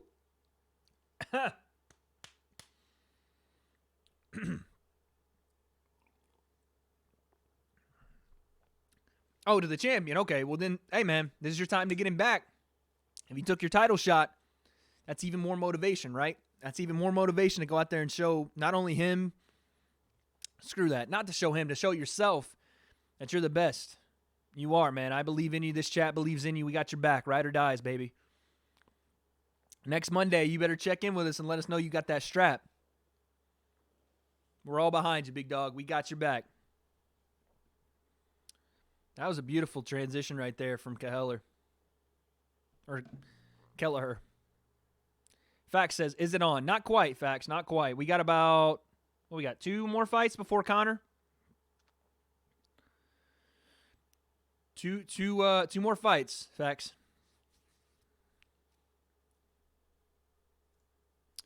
Man. Kelleher says, look, guys, my back was against the wall. And I had to get a win, so this is my chance to get a win and keep my job. That's how real it gets, guys. We live, kind of a nerf. I'll say it for myself. I don't know about you guys, but I live kind of a nerfy life, man. And it's not. I don't have to put it on the line in a cage in front of millions of people. Jeremy Renner in the crowd, in front of millions of people and thousands watching in attendance, and keep my job that way. So. It really shows you how real it is for some of these guys when they're fighting with their backs against the wall, lost 2 straight, and they're out here doing it. Kamaru Usman, baby. Kamaru Usman, where's Jorge? He said he'd be in attendance. I want to say Jorge. There he is. Jorge Masvidal. Steve-O behind him. Got the BMF belt. Jorge's coming out with his own tequila brand. You know I'll be buying that 100%. Hands behind the back one time for my man Jorge, guys, in the chat. Throw the hands behind the back one time. Oh, what's up, Joe? Joe and Kit in the chat. Joe says Conor sucks. I mean, everybody's got their opinion. Kit says, will you be showing it live? Okay, Kit, real quick. I can't show it live. Don't get mad at me, but this is the problem. If I show it live, I have no more YouTube channel. All the setting back here, the lights, the personality, I hope that I bring you guys, the entertainment, I hope I bring you guys will be gone. They would ban my YouTube channel. It breaks TOS, and not only that, it's illegal. And not only that, I'm a guy that supports these fighters, or at least I try my best to, and the only way these guys make money is if we pay to watch them fight, right? So, yeah, I can't show it, brother. I wish I could, man. Kit, I really wish I could, and I could experience that with you guys, but I just can't do it. I'll lose my channel. It's illegal, all the stuff I mentioned. But I do appreciate you being here, and I appreciate everyone being here. And if you guys show Kit some love, if you want to stay around, please do. We're going to be here all night till the main event. And if you can't watch the fight, I'll be kind of commentating it. I'll be breaking down minute by minute what's going on for you. 3-piece and a Coke, man. That's right, Bubba. Jorge Masvidal's definitely got a vested interest in Conor winning tonight. Joe says, come on, Cowboy. I like it. We got a lot of Cowboy fans in the chat tonight, man. I think Akuma, Cowboy fan. I think Sam's a Cowboy fan. Joe, obviously. Who else? I think maybe Devil's a Cowboy, like taking Cowboy in this fight. I can't remember. But it's definitely like a 50-50 split here on YouTube. Let's see what it is on my Twitter. On my Twitter, it is... I put a poll out. If you guys want to go follow me on Twitter, by the way, I put a poll out for who's going to win the fight tonight. It's about an 80-20 split for Cowboy. If you guys want to go vote on it over there, please do. Do I know Royce Gracie? I don't know Royce, like, personally, but I know who Royce Gracie is, yes. If that's what you're asking, Daniel. Yes, I do know who Royce Gracie is. Chat, give me an idea. Who we got tonight? I know some people have told me, but let me know who the people that haven't spoke up yet. If you feel comfortable typing in the chat, let me know, man. Who we got tonight? We got Cowboy. We got Conor. I want to know. I want to know what this percentage actually looks like. They're showing a highlight for Curtis Blades, who I think is super dangerous in this JDS fight, man. Dangerous for JDS. Oh, you got to meet Royce? That's dope, man. That's dope. If I had to meet Gracie, it would probably be... Henner seems nice. Henner seems pretty nice. Like, especially the work he does with Brian Ortega. It'd be fun to meet those two guys. I bleed orange, green, and white. I like it, Bubba. Tonight, I bleed orange, green, and white as well. Normally, I do bleed orange and white because I'm a Tennessee volunteer, you understand me? But tonight, I'll be an honorary Irishman and bleed the orange, the white, and the green. I have Dana. JK says, how many fights left before Conor? We have 2 more fights before Conor, big dog. 2 more fights. But yeah, man, I think Curtis is going to be a problem for JDS next Saturday. We'll be streaming those live, guys, so be here next Saturday. Curtis Blades, Junior Dos Santos main event. Rafael Dos Santos, Michael Chiesa on that card. Alex Perez on that card, who is a fighter actually out here in Orange County. Alex Perez is a fighter out here in Irvine, I'm pretty sure. So that'll be a cool fight to watch. Angela Hill's on the card. That main card is more stacked than this main card, in my opinion. So, guys, be here next Saturday, January 25th. We will be live at the Wade Concept like we always are, baby. Bubba says, I'm actually Irish Boston. Dope. That's right. Yeah, you told me you were Boston. Bubba, you by chance, have you like ventured towards Southie? I mean, you being in Boston, I'm sure you have. Joe Lozon, 20 minutes away. Joe Lozon's a stud. Oh, there's Connor. There's Connor in the freaking maroon/burgundy suit looking like $1 million. Oh, my God. I can't believe we're seeing Connor live walk into the actual arena. Oh, my God.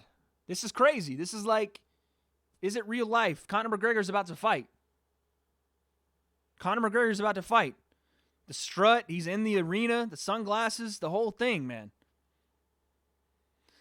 It's not going to hit me until we hear Conor's Notorious come on and he starts walking to the cage. But this is as real as it gets, guys. It's happening, man. Yeah, Southie, the north end. Man, I've never been out there. My girl lived in Rhode Island for a little bit. Kelsey did, but I've never been out there. I hear Southie's, there's some, you got to be a tough dude. You got to be a tough SOB to live in Southie. We've talked about some Southie stuff on here, and it's crazy. Seeing Conor live versus Max in Boston, that's dope. Okay, Matt says, what did I miss? Matt, you missed, I think you saw Diego Ferreira. You missed Brian Kelleher, swarm Th Osborne. Got him on the cage in kind of a standing mount. Th tried to stand up, put his hand on the ground for a split second, just barely just kind of tapped the ground to try to regain his balance and scramble to his feet. Kelleher locked up a arm-in guillotine and finished the fight. Th had to tap with his back foot, which was crazy. But submission, yeah. Submission for Brian. So I'm 2-2, baby. I'm 2-2. Listen, so I have to lose 2 of the next 3 fights for me to wax my legs, guys. It's not looking good for you guys, man. I told you I'm a savant when it comes to these pick and fight stuff, man. I'm a savant. That's dope that you saw Conor live versus Max in Boston. I wish I could have seen Conor. I think it was in Boston when he fought Seaver. I wish I could have been at that one. Because that was right as like Conor was about to hit that peak Conor level. Because after Seaver, it was just like off to the races. Yeah, man, I'm happy for Brian too. He even poured it out in his post-fight speech. He was talking about, look, my back was against the wall. If I lost this fight, I probably didn't have a job.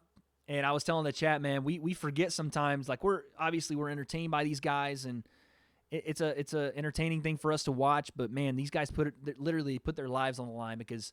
Say Brian does lose that fight and he's out of a job. He has to go back and do something that, a normal job. And when he's been doing this for how many years? Probably 20 years. So it gets real when you see those kind of guys that really do have their backs against the wall and their careers on the line. Amaro says, who won? Brian Kelleher won. So I'm 2-2. Dylan says, who's winning tonight? I'm assuming is what you mean. And I'm picking Conor. As you can see right here on my Wade's picks, I got Conor tonight with a W over Cowboy, but as of right now, if you're asking who's winning, we had Sadiq Youssef beat Andre Feely. We had Roxanne Modafferi in a huge upset, in my opinion, beat Macy Barber. We had Diego Ferreira beat Anthony Pettis, and Brian Kelleher beat Th Osborne. Diego Ferreira beat Anthony Pettis. Hey, Dylan, no worries, big dog. Thanks for being in here, man. Bubba said, was there for that one too versus the Seaver German midget, the steroids German midget. That's what Conor called him. That one was I'm sure live. That one was crazy. He came to talk in my training school. That would have been dope to hear Hoist Gracie talk to the people. I would really like to be around Henner a lot. He seems like a really cool dude. He's in LA. I don't know why I don't go up there and get a seminar or something. Can you cross them out? I did cross them out. I crossed out the ones I got wrong. I need to put like a check mark. Here, I'll do this. Here, I got you. Not there. Not that one. That one. We'll do this. We'll go here. We'll go there. And we'll go there. How about that? Does that work? And then we'll do this. Not that one. Not Not that one. Not that one. Not that one. There we go. And we'll do this. There we go. That's where we're at right now.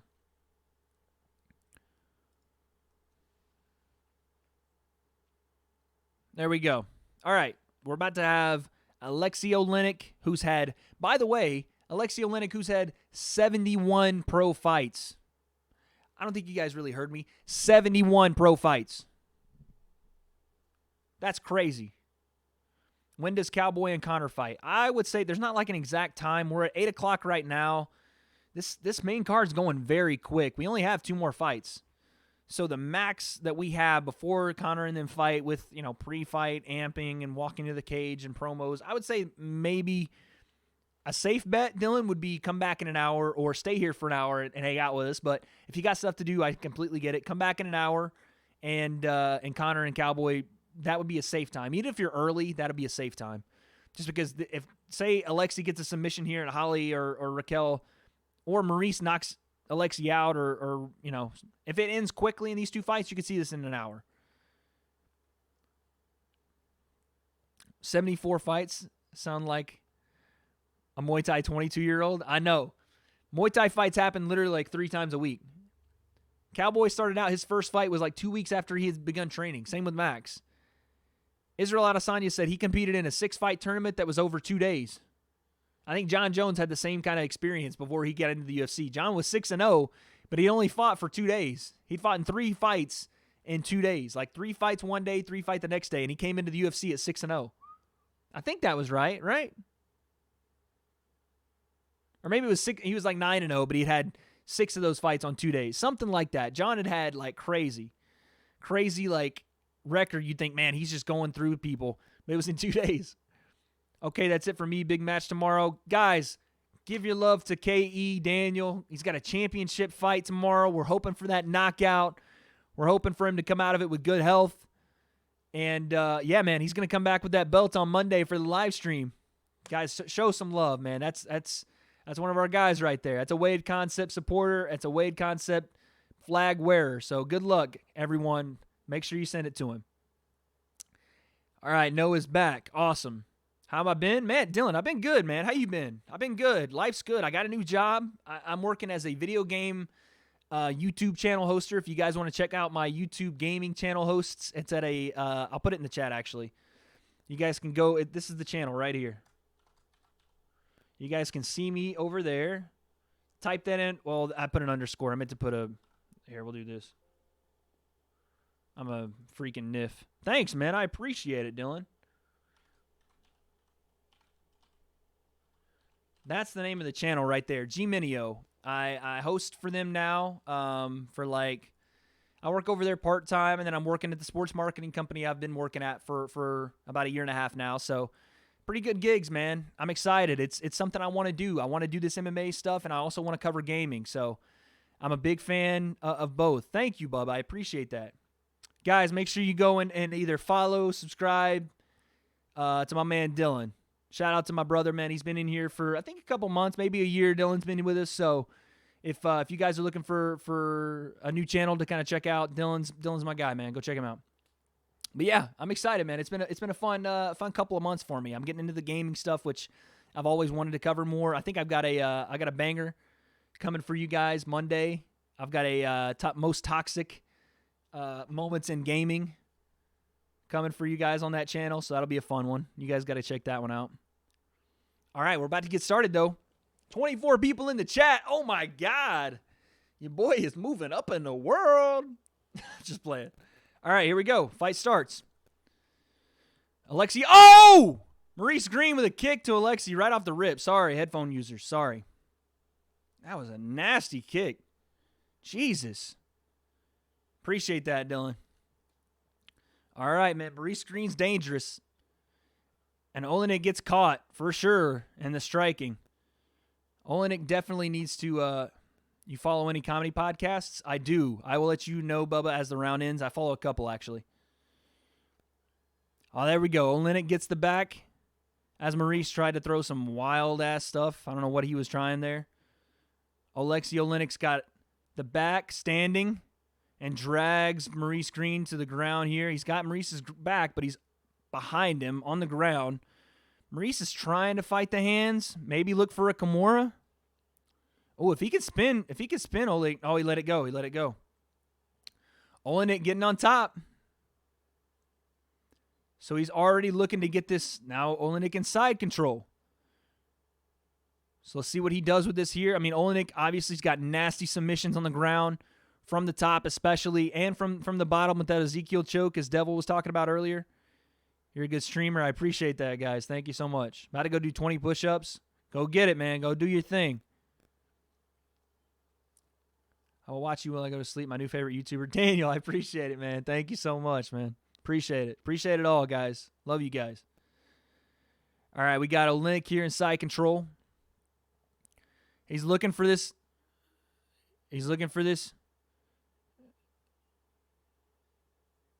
Nice brawl right there from Maurice. Nice hip explosion. Look here. Maurice tried to throw up a triangle, and he's got long legs. He almost had it. Khaled said Cowboy's going to win. That's a spoiler. Oh, we got more Cowboy fans in the chat. Dang, man. Okay, I love it. Khaled, I love it. I don't think so. But I love it, man. I love people expressing that opinion. All right, we have Olenek now in full guard. Maurice Green still trying to throw up that. Oh, he might have a triangle. No, he got loose again. But, man, Maurice Green's quick with those triangle throw-ups. And he's got long legs, too. All right, Olenek now standing back position. He's trying to drag Maurice back to the ground. Trip the legs and drags him back down again. Maurice throwing some shots in the bottom. Olenek trying to spread him out. Trap the legs, Habib style, half on the cage. Watch for the Von Flue choke, or the OSP choke as I call it, because I'm a Tennessee guy and support my people. Olenek has what I call the Habib position. Half and half on cage, half on canvas. I'd like to see him pinch those legs to control the bottom half and just start to go to town. But this is great. This is great work from Olenek. At 42 years old, this is great work. I think your new favorite fighter is me. 100%, Daniel. What do you mean? 100%. 100%, dog. Anybody in my community that supports me, I support them, man. So 100%. Devil just got off work. He's heading home now, baby. Oh, you're going to make it. You got it, Devil. You're going to make it. Drive safe, though. Don't be crazy. Drive safe. But you're going to make it, dog. My boy Devil, a mod in the chat, man. It's one of my OGs right there. Alexi might have a nice little arm triangle here. It's like a double arm triangle. Double arm, head and arm triangle. I don't even know what to call this. It's like a bulldog choke reversed. Inverted bulldog, maybe? It's a rough position, especially at heavyweight. It's like a neck crank with an arm in. Now we transition to head and arm triangle. If I'm Alexi Olenek, though, maybe try to get that head on the outside elbow and really cinch this thing in. Because that arm triangle's deep, but the problem is if you're Alexi, he still has some room to breathe. Felder says, I hope Alexi wore some arm deodorant. Maurice Green, man, doing all he can to withstand. He's got some room there, though. He's got some room to breathe and move his head a little bit. Alexi's just turning as Maurice turns into the choke. He just keeps the cinching pressure by turning into him. Oh! Maurice hammering away with some hammer fists from the bottom, but Alexi's going to hold on to it. He's not going anywhere. I got you, Bubba. I got you, dog. Oh, he's going to trap his own hand here. Alexi's trapping his own hand with his thigh. Then he lets it go back into the over-under hand position. He is just locking that down. Maurice survives, though. Maurice survives. Great work right there from Alexi, though, on top. Great work. Oh, Maurice is kind of wobbly legs. I mean, you stand in that position, head and arm triangle, for the last 30 seconds. You're going to be winded. Okay. Let's reset. Good. Bubba says, do I follow any comedy podcasts? I follow a little bit. I like Joe's podcast, obviously. I'm a big Rogan guy. I like watching The Fighter and the Kid when I can get to it. I think it's a funny podcast. I follow a wrestling podcast more than anything. It's kind of like my niche little thing I love watching, and that's Going In Raw. If you guys have ever seen Going in Raw on YouTube, they're one of the best wrestling podcasts to be a part of. Like, I aspire to be like Going in Raw. Steven Larson over there, they do a great job. I think their podcast is amazing. Two guys just doing what they like to do. So I emulate those guys more than anything. Love them. Jake, what's up, my boy Jake? How is Jake not a mod? What am I doing, dog? Guys, don't get mad at this. Jake Pointer, as you see in the chat right now, this dude is one of my best friends for life. This dude is my brother. My brother, I grew up with this cat. And this is my fucking guy. I got to mod him. So, chat, don't be upset that I'm modding my dog, but that's my dude right there. Jake says, just let the WWE live event ready to see somebody actually get hit now. Let's go, baby. Let's go. Jake's in the chat ready for some violence. But yes, Bubba, I love Fighter and the Kid. We just started the second round. I'm fucking all over the place, guys. I'm sorry. I'm cursing. Excuse my language. I'll give you guys number countdowns here. I love Fighter and the Kid, Joe Rogan Experience, Going in Raw podcast. Sometimes Chris D'Elia when I can get to it. Chris D'Elia is funny as hell. What other podcasts? I liked. Yeah, that's kind of what I go with. Appreciate that, Dylan. Thank you. My good buddy is sitting in the crowd at 246 right now. I'm jealous, man. I'm jealous. And Bubba, I got you on the equipment as soon as this round ends. As soon as this fight ends, I got you on the equipment. Oh, big knee from Maurice Green. High kick. Maurice Green hooked his arm on the cage as he threw a high kick. That's how tall he is. He's at least like 6 inches taller than the cage. He gripped the cage like this and threw the high kick. That's crazy. Oh, my God. All right, Olynyk drops down for a double here. Maurice is trying to clasp the hands, or excuse me, trying to spread his legs, and Elise, he tried at least.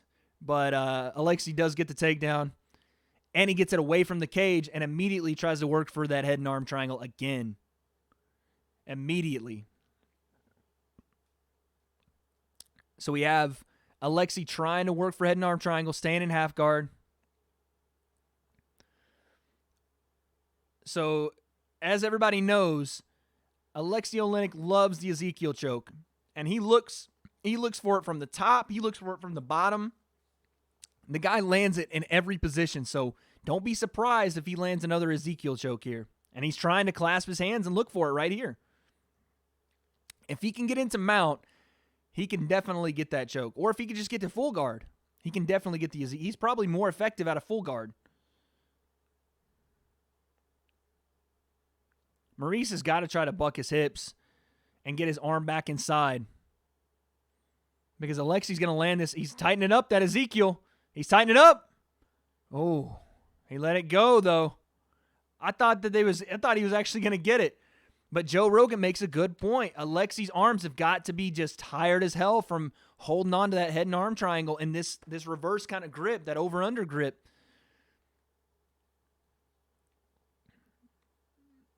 Oh, here we go again. Alexi trying to lock that up. Lets it go, though. Raining down some hammer fists. Alexi's just really using this to control Maurice Green on the ground right now. There's not a good amount of damage he's throwing. He's looking more for submissions than anything, honestly.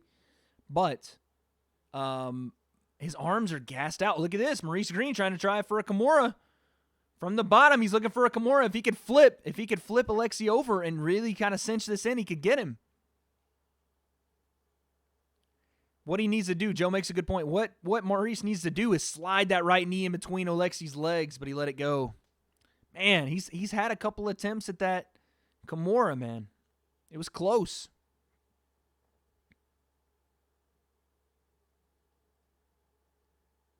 Alexi's still just kind of hanging out here in half guard. Nice hammer fist from the top there. Again, there's not a lot of action. I mean, Alexi's trying to throw down some shots here. They're getting kind of partially blocked by Maurice Green's arms, but it's more the submission game that you worry about. And now Alexi takes full mount. Maurice trying to buck. Alexi a little high, but Alexi looking for an arm bar now. Looking for an arm bar. Oh, Maurice Green tries to flip his hips over, alleviate some of that pain. Oh, he's got it. Alexi's ripping his arms away from him.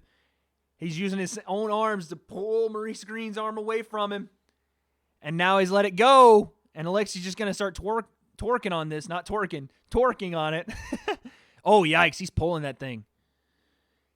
He's pulling it, but Maurice has got his leg in the way. He's got to keep that right leg over, and he might be okay.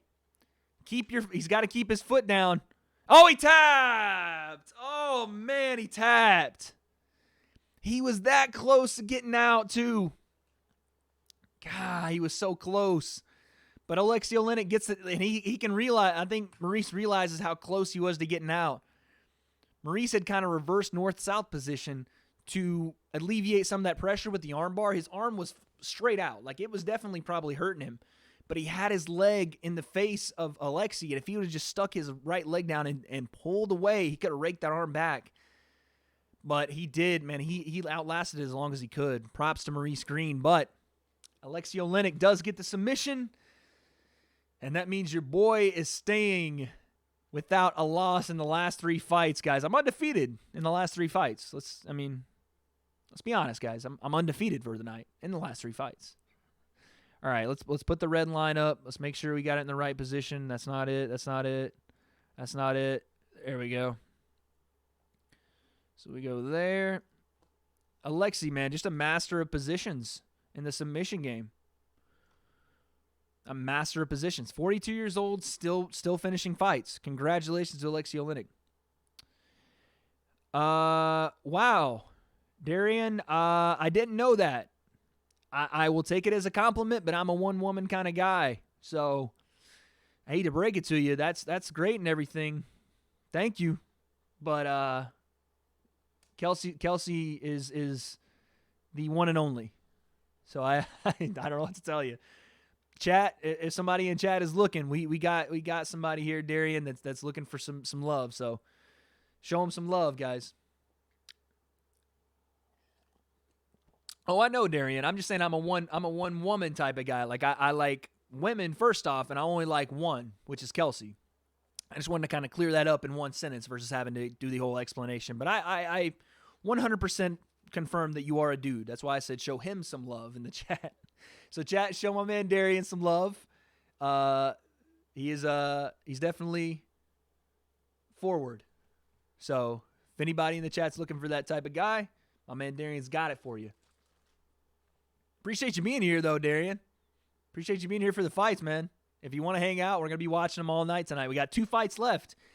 Guys, Conor McGregor fights in 2 fights. I don't think we understand. 2 fights from now, he fights. All right. That's the problem, Darian. You started off really hot, man, but we're going to put you in a quick timeout for that one. Quick timeout for that one.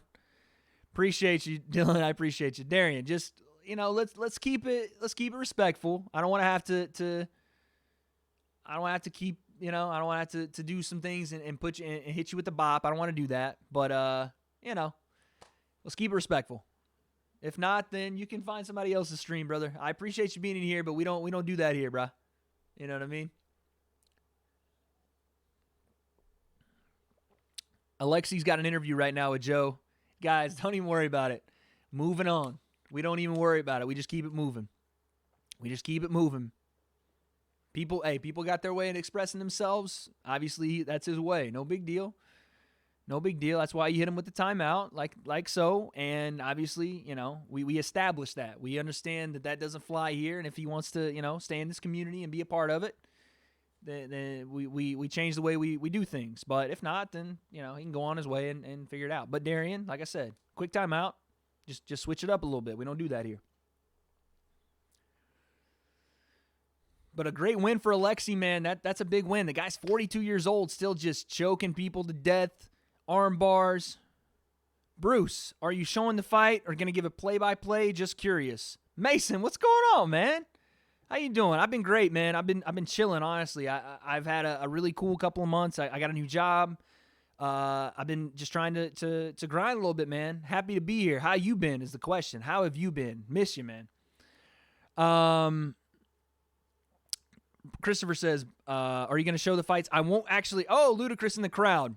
Chris, I will not be showing the actual fights just because that'll have my channel just complete. Oh, Nick Carter, what's good? My channel will be taken down if I show the actual fight, so I can't do that. But what I can do is do the play-by-play. So I will definitely be doing play-by-play for you. So if you hang around, if you don't have anybody to watch the fights with, and you wanna have some play-by-play, I'm definitely here for you, man. So I will definitely be doing that. I will be laser focused. No offense, chat. I will be laser focused on this fight. Matthew McConaughey making his way in. So obviously Vegas is arriving in the later portion of the fight card tonight. As I had said earlier, the fight card was a little empty in the arena, but as the main stage starts to come around, these people definitely show up. I appreciate that note. Thank you. Word. Thanks, man. I'll hang around. Thanks, Chris. I appreciate that, Christopher. Thank you, man. It's going to be fun, man. You're going to like it. One way or another, I have the most ridiculous reactions, and I do my best to give you an informed fight breakdown, but if something happens, man, I go wild, so you'll love it. Waffles, what's cracking, baby? How you doing?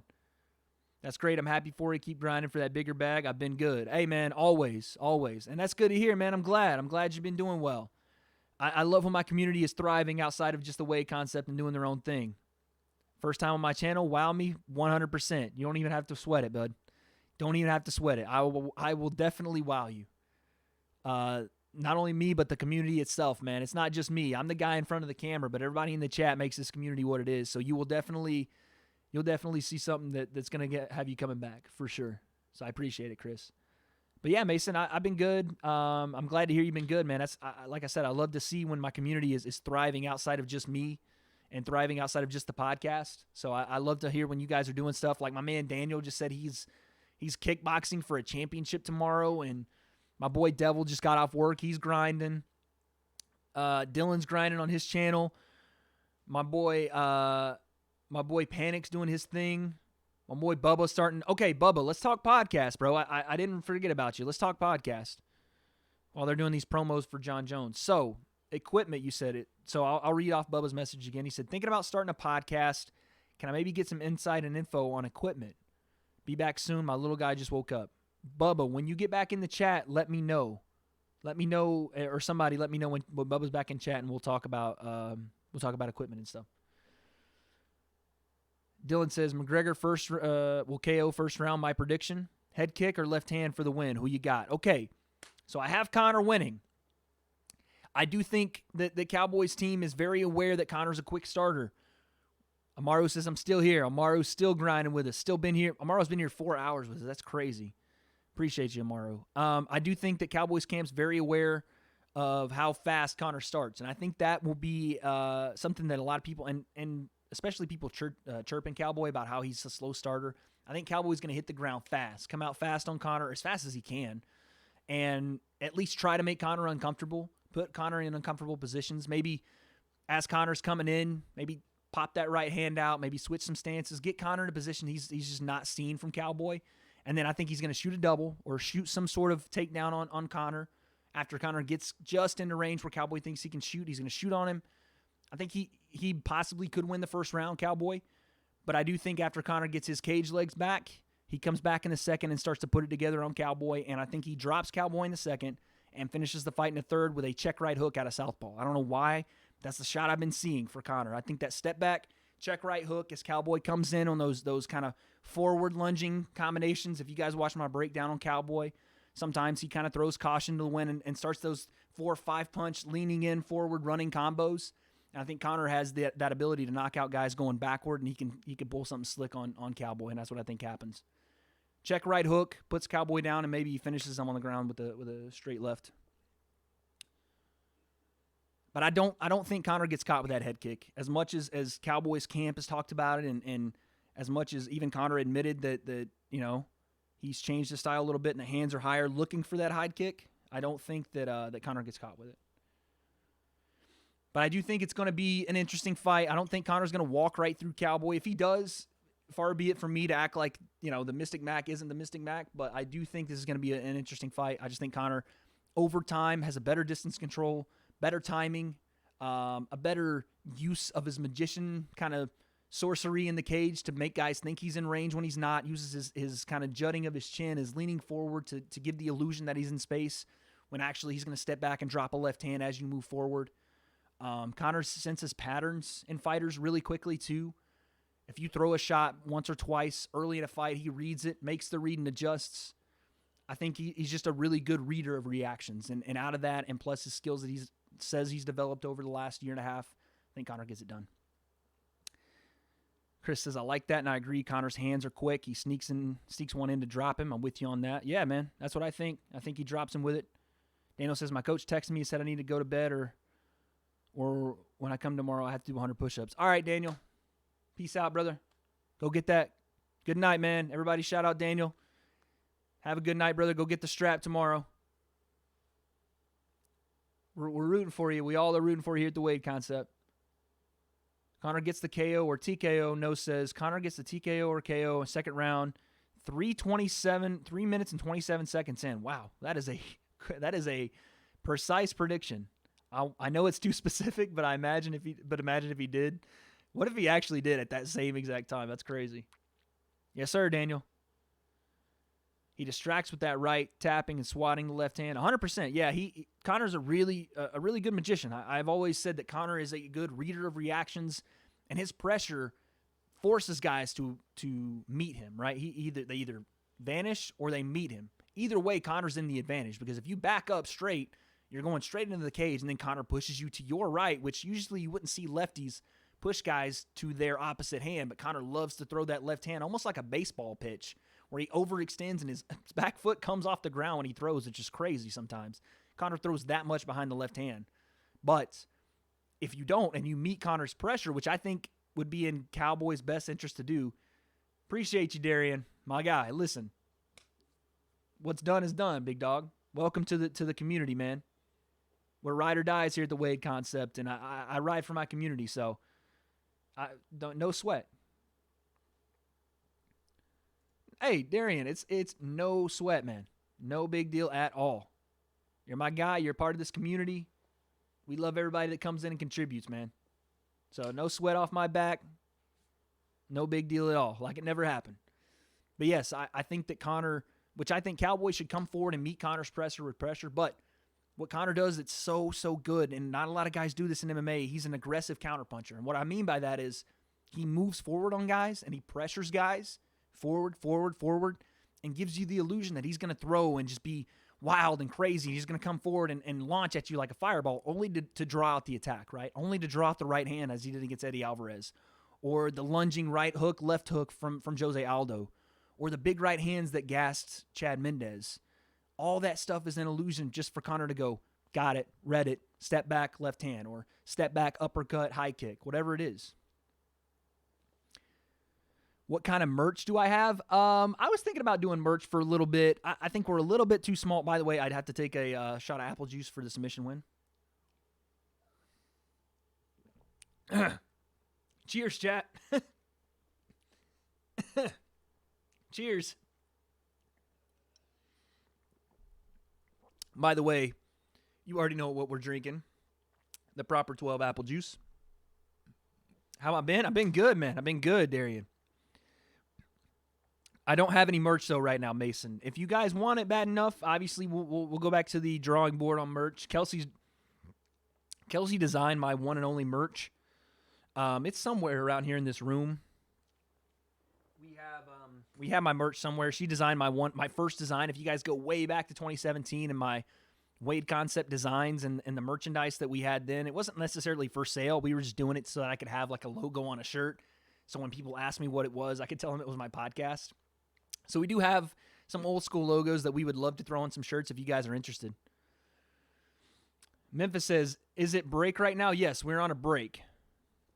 Umarbek said, who walks? If you mean who's about to fight, that's Holly Holm and Raquel Pennington are about to fight. No said cheers. But Darian, yes, I've been good, man. I'm loving life, man. Got a fine-ass lady. Got two great jobs.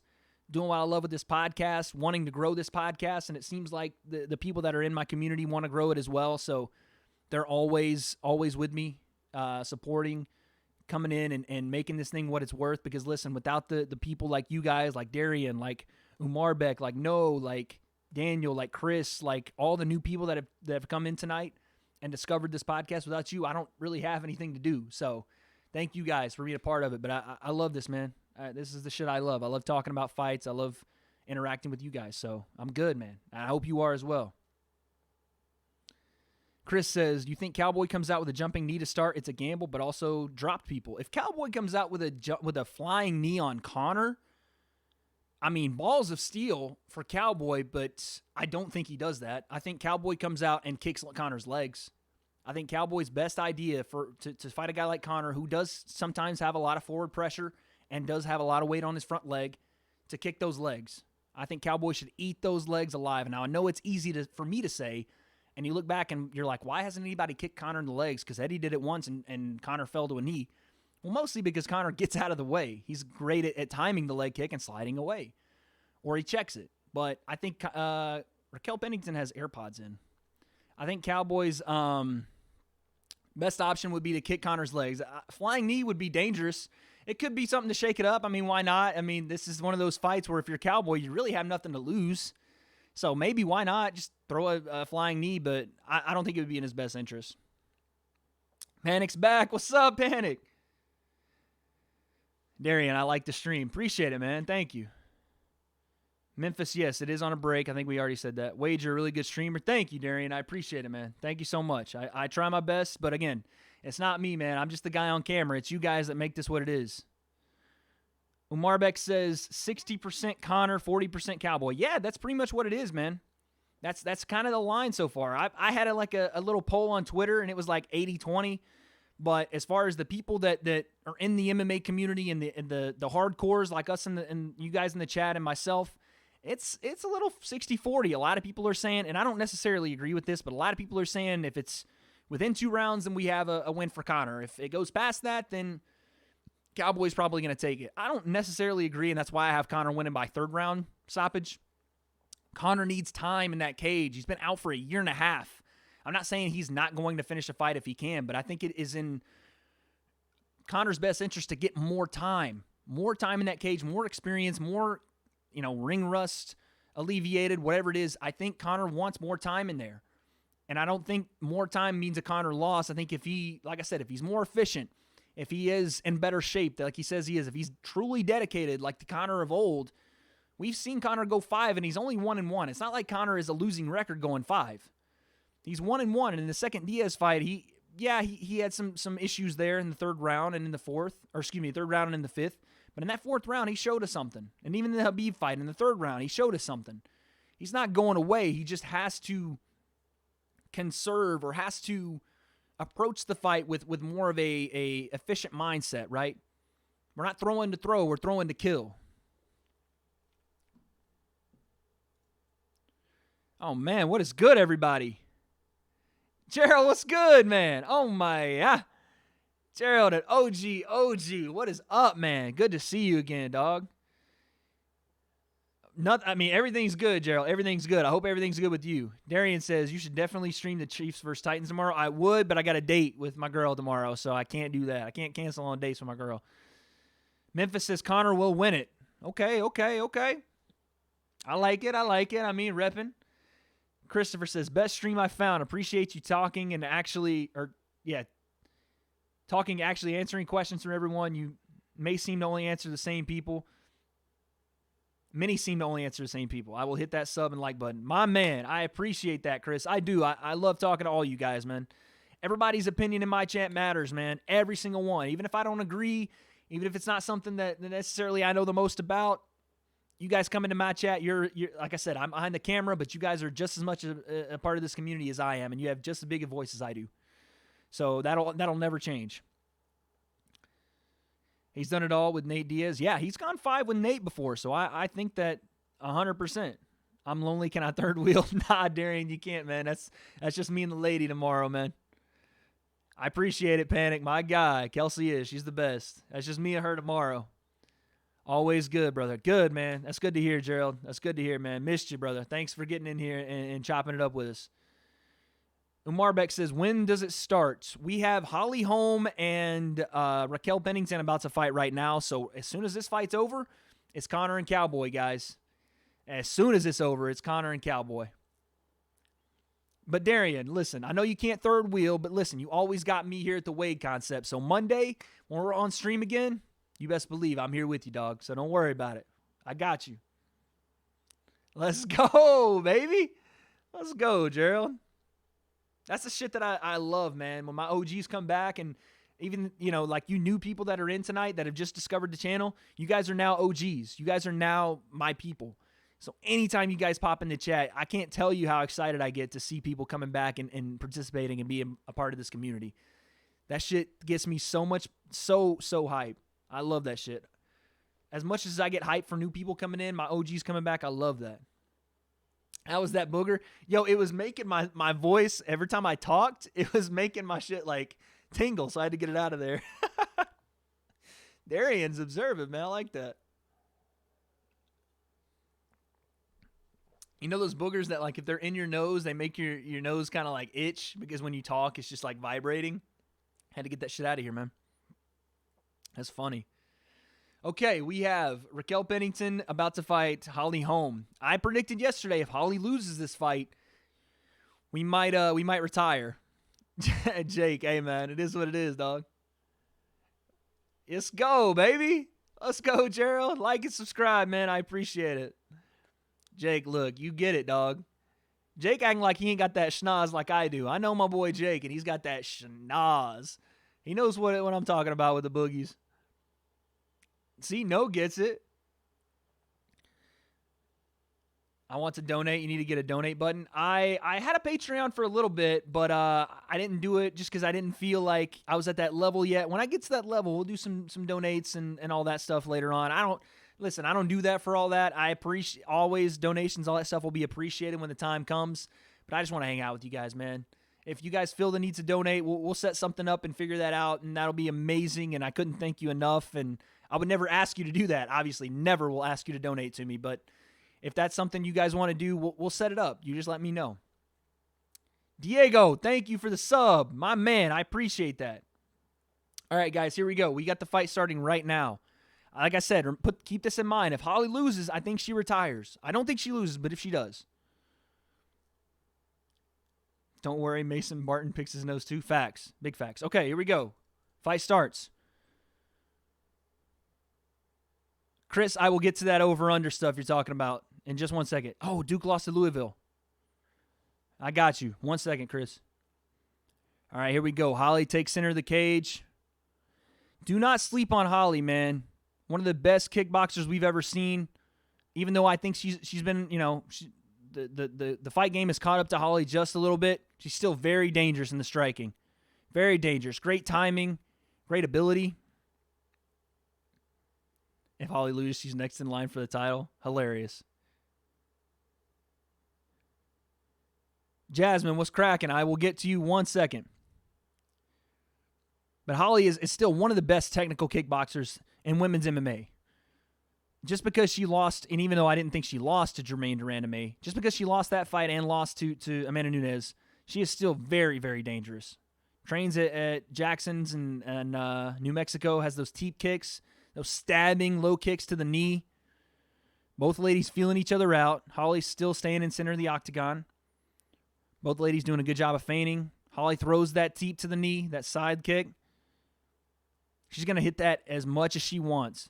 That's a patented Jackson Wink move. That side kick, that teep to the front leg to weaken that front leg knee. That's classic Jackson Wink MMA.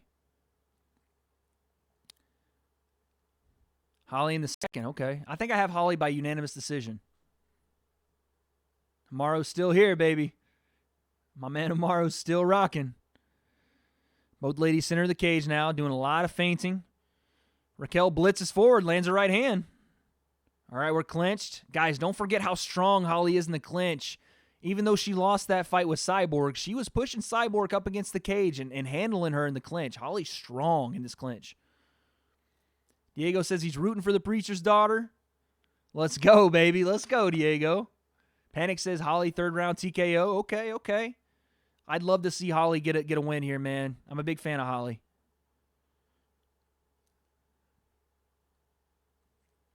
Holly trying to use this cage grip here.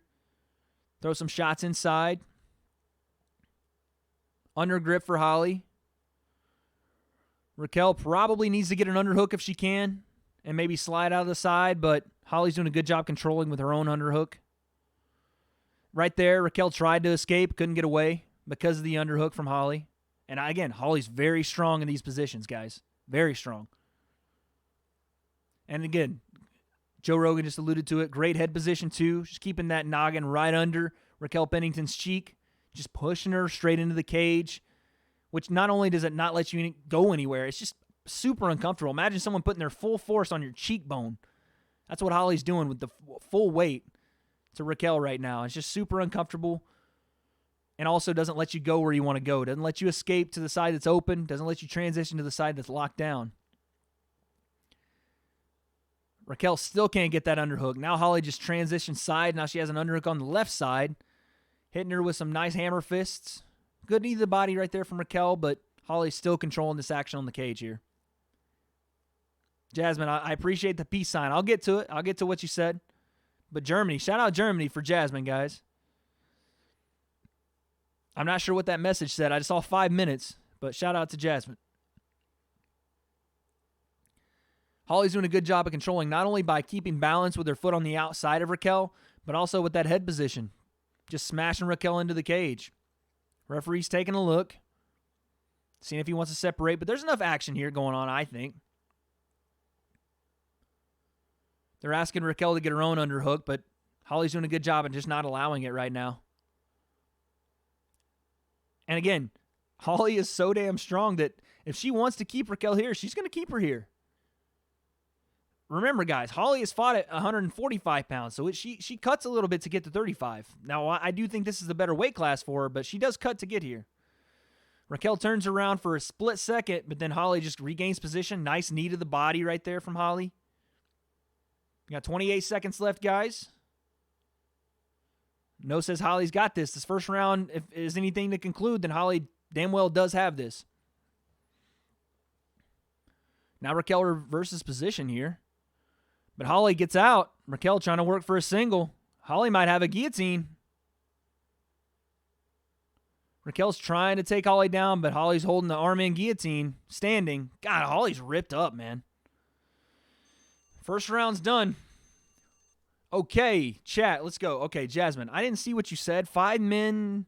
I'm not sure what that means, Jasmine, but I appreciate it. Thank you so much for being here. Celebration start. 1 second.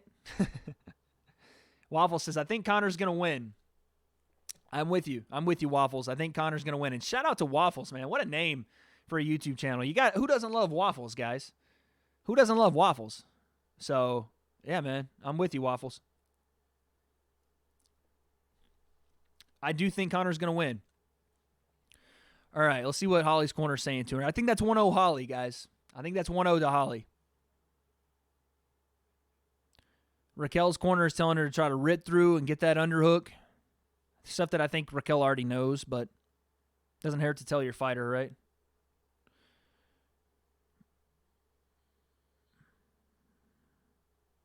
Mason, I saw that comment. Hope Holly wins this. Saw that. Waffles is a pretty great name. It's a pretty dope name. Holly bouncing around between rounds like usual, keeping herself active. It's a classic Holly move there. Or Marbek, what happened? I think Holly won the first round, Marbek. That's all. No problem, Waffles. I got you, dog. That's the only thing that's happened so far. Holly, I think, won the first round. Side kick to the lead leg there from Holly to start the second here. Raquel doing a lot of blitzing. Doing a lot of blitzing on Holly could get you knocked out. That running forward, like combination stuff with your hands down is going to get you knocked out with a crisp striker like Holly. It just takes her timing it. Nice outside leg kick there from Raquel. Joe makes a good point. People that sleep on Holly, she dropped Jermaine, and I thought she won the fight because of the late shots by Jermaine that compromised Holly. But to act like Holly can't drop people going backward, forward, side to side, she can. Again, Holly pushes Raquel against the cage again. Another undergrip for Holly.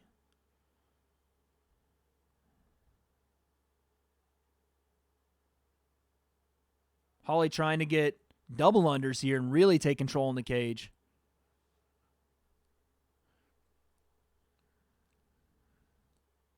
Raquel has to try to establish some sort of underhook and escape, or do some damage from the cage and make Holly think twice about going there. Maybe throw some short elbows inside, maybe some knees to the body, but Holly's comfortable here, guys. She's just fine holding Raquel against the cage here and landing big shots. This isn't a Holly that's going to throw some strikes in the open and just kind of trade with you. Holly's smart, and she sees she has a strength advantage on Raquel, and she is utilizing it to the nth degree here by basically just putting Raquel in the cage and holding her there. And Holly can do either, but she's so powerful in her grappling. Even if she's not the most technical grappler in the world, she gets a girl like Raquel here, she just holds her here. Oh, Raquel reverse position. I like that. Over-under position for both ladies. But then Holly just reverses it. Again, just as quickly as she gets put on the cage, Holly's like, yeah, real cool. Throws Raquel back on the cage. Nice knee from Holly, too. And Joe makes a great point. Holly has definitely improved her grappling in the last couple of years, from just being a kickboxer to grappling. Every time, and it happened again, every time Raquel wants to switch position and put Holly's back on the cage, Holly just powers out, flips her, and puts her on the cage.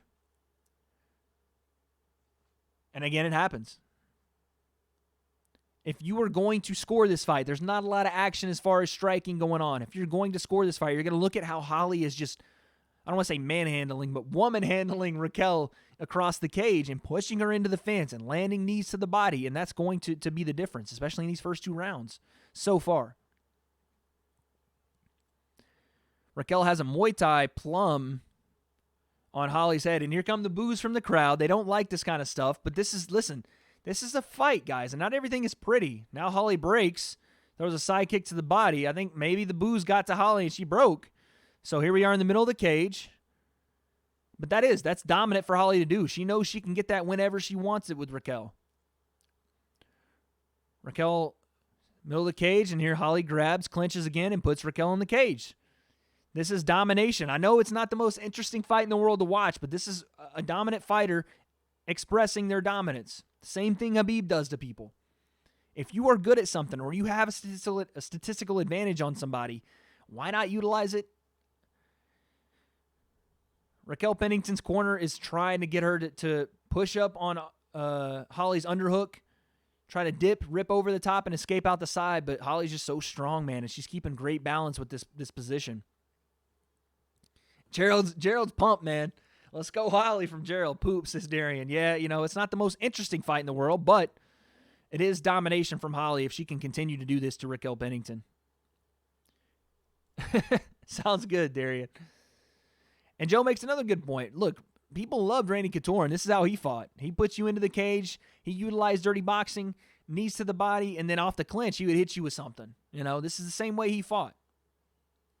Yeah, Diego, by far, right now, Holly is expressing her strength and physical conditioning advantage on Raquel.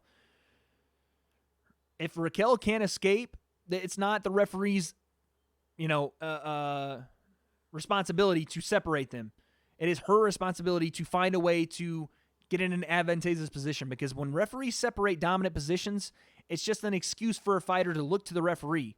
You need to work to get out of it. Now Raquel, they break, and Raquel pushes Holly into the cage now. Big shots to Holly's face right at the end of the round there, but again, I think that's a round for Holly. I think that's 2-0 Holly, to be honest. If you're Raquel Pennington, you've got to go for broke here in this third to win this fight.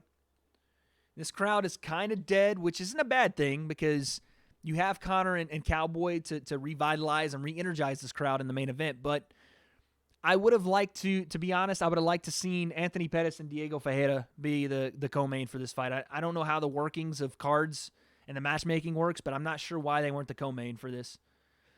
The crowd is raining down boos on this fight right now. It's like a general disinterest for this fight. And listen, I get it. You paid your hard-earned money, and the girls are laying on the cage.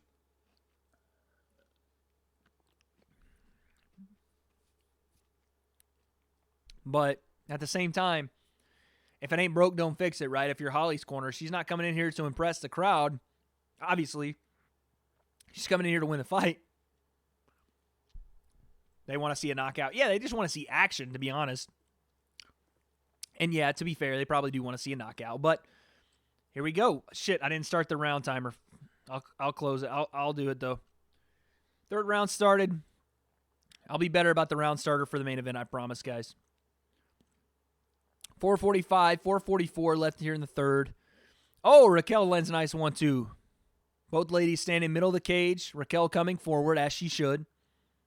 Raquel probably needs a finish here. Probably. Raquel controlling center of the octagon.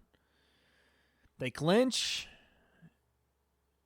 They disengage, though. Nice job by Raquel to disengage and not get lulled into just being put on the cage again. So, Raquel again, taking center of the octagon. Holly lands a nice side kick to the front leg of Raquel. I'm telling you, that's that Jackson Wink specialty. The teep, the front leg side kick to the front leg of Raquel. That stuff is all Jackson Wink MMA. Raquel tries to make her way in. It's just not happening. Everyone support Wade by liking, subscribing. Thank you, Noah. I appreciate that. Follow Noah's lead. Make sure you guys like and subscribe, man. Oh, head kick right there from Holly. Kind of grazed. Didn't really land. But no, I appreciate that. Thank you. Now Raquel rushes forward and initiates a clinch. Puts Holly on the cage. And the crowd boos, which, it is what it is. Whatever. Still got a fight to cover. 3:23 left here in the third round. Holly reverses position as we thought she probably would. See what Holly does with it here. Nice knee to the body from Raquel. Raquel has to move, though. You can't just stay here. Laura says, hello. Hello, Laura. Welcome in. Thanks for being a part of the Wade Concept community. We will be here for the main event and covering it, doing some play-by-play and color commentary, so I encourage you to stay. It's going to be fun. All right, 2:54 left here in the third. Both ladies separate, meet in the middle of the cage. Raquel moving forward on Holly. Holly throws out that side leg kick. Again, lands it. Teep kick to the body from Holly. Woo, that question mark kick comes over the top, barely misses on Raquel. Holly getting a little more aggressive with her striking here. Raquel still moving forward, but tentative. Again, the front leg side kick to the knee from Holly Holm lands. Raquel still trying to move forward. Holly countering nicely. Nice straight left from Holly. Nice straight left from Holly again. Both ladies traded. Raquel landed a sneaky straight right in there as well. Both ladies center of the cage. Holly trying to parry that front hand from Raquel. Nice right hand from Raquel, though. It landed. And she takes Holly down, but then Holly right back to her feet. All right, Darian's back, everyone. Underhooks, double underhooks from Holly, and she flips position. I'm getting more nervous as this fight counter ticks down, man. All I can think about is Conor coming out next. I'm so freaking nervous, man. Oh, my God. I told you guys about 5 hours ago the butterflies would be real when Conor started to make his way to the cage, and, man, they are starting to come. I'm taking a restroom break after this fight so I can be completely ready and focused. We got 1:20 left here in this third round. Holly holding Raquel Pennington on the cage. Same over-under that we've seen for the last couple of rounds. Wait, I'm going to be right back. 5 minutes. Tell me what happens. I got you, Amaru. Don't worry. Right hands from Holly on the cage. I mean, this is a Holly Holm fight right here. Do I think America will F Iran? I do not. I think America and Iran can come to diplomacy. I think it's better for all people involved if both countries can settle this civilly, and I think they will. I believe in people, man. I believe in the goodness of people, and I think that's exactly what will happen. Justin, what's cracking, baby? Welcome in. Another booing from the crowd as Holly puts Raquel on the cage again. 30 seconds left here in the fight, guys. Here we go. It's all or nothing for Raquel Pennington. Body kick from Raquel doesn't quite land. Left hook from Raquel landed. That landed on the way in. But again, she initiates this clinch, and I don't understand it. If you're trying to win this fight, there's really nothing you can do from the clinch to win the fight. Oh, knee on the break from Raquel. That landed. Justin, I appreciate that sub, big dog. Thank you so much, man. Who is behind? That would be Raquel. Raquel probably lost this fight. We'll sit around for the decision here. But actually, no. I'm going to take a restroom break. I'll get back with you guys with the decision. 1 second. I'll be right back, guys.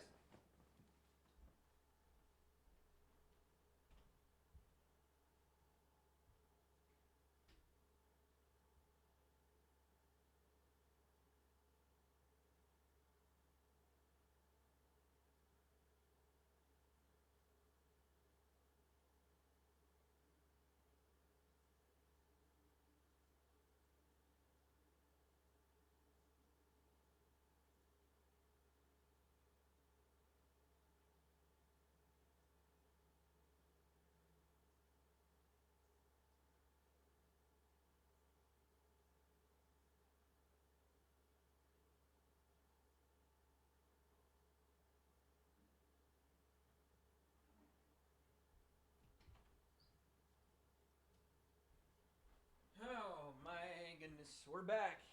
We are back. Guys, did you see that dark face in the back? Who is that dark face in the back?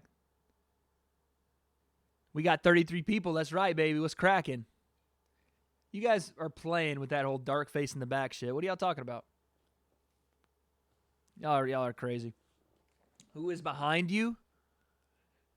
There's no one behind me. Don't play. Y'all are trolling, and I know y'all are trolling. But we are going to put this guy up. If there is somebody behind me. There we go. Oh, no. My propper ran out. Oh, there we go. What the hell? That was weird. How'd that turn off? That's weird. I ain't seen none. Got me. Y'all played me, man. Y'all played me. How did that go off, though? That's a little weird how my proper 12 bottle just went off. It's Conor. There we go. That's who's behind me. Conor McGregor.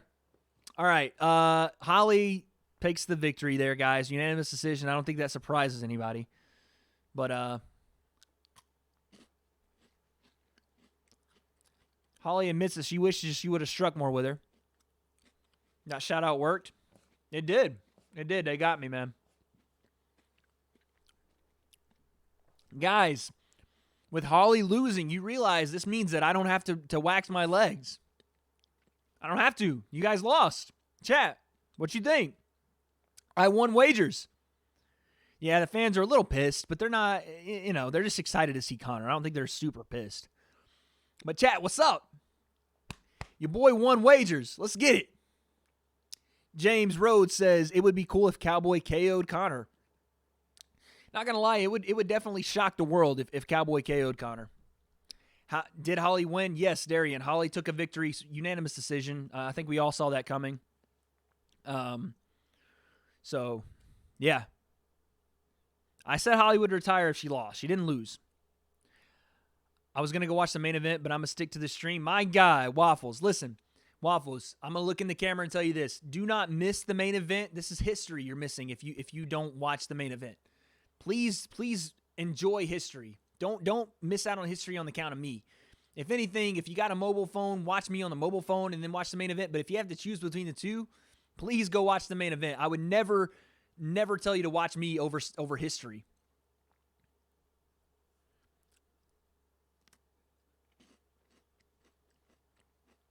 Holly wanted to say one more thing, but they had to get her out of there for Conor. All right, guys. Uriah Faber in the building.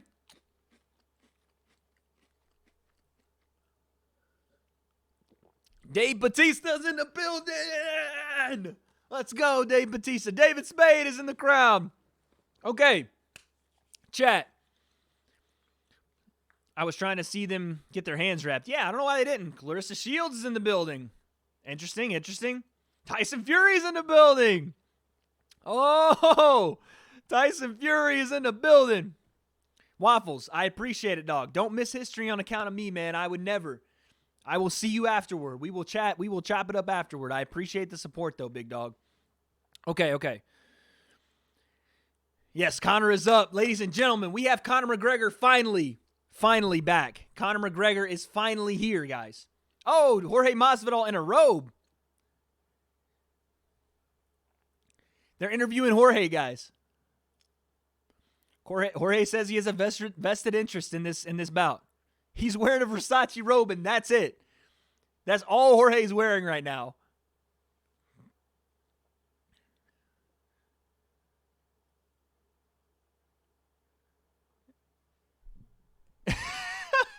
What is that robe? Yo, Jorge is in a Versace robe, reminiscent of Conor back in the Maymac lead up. Conor was wearing Versace robes. Remember, that might be a little subtle hint. Jorge's a smart ass dude, man. That might be a little shot at Conor with the Versace robe.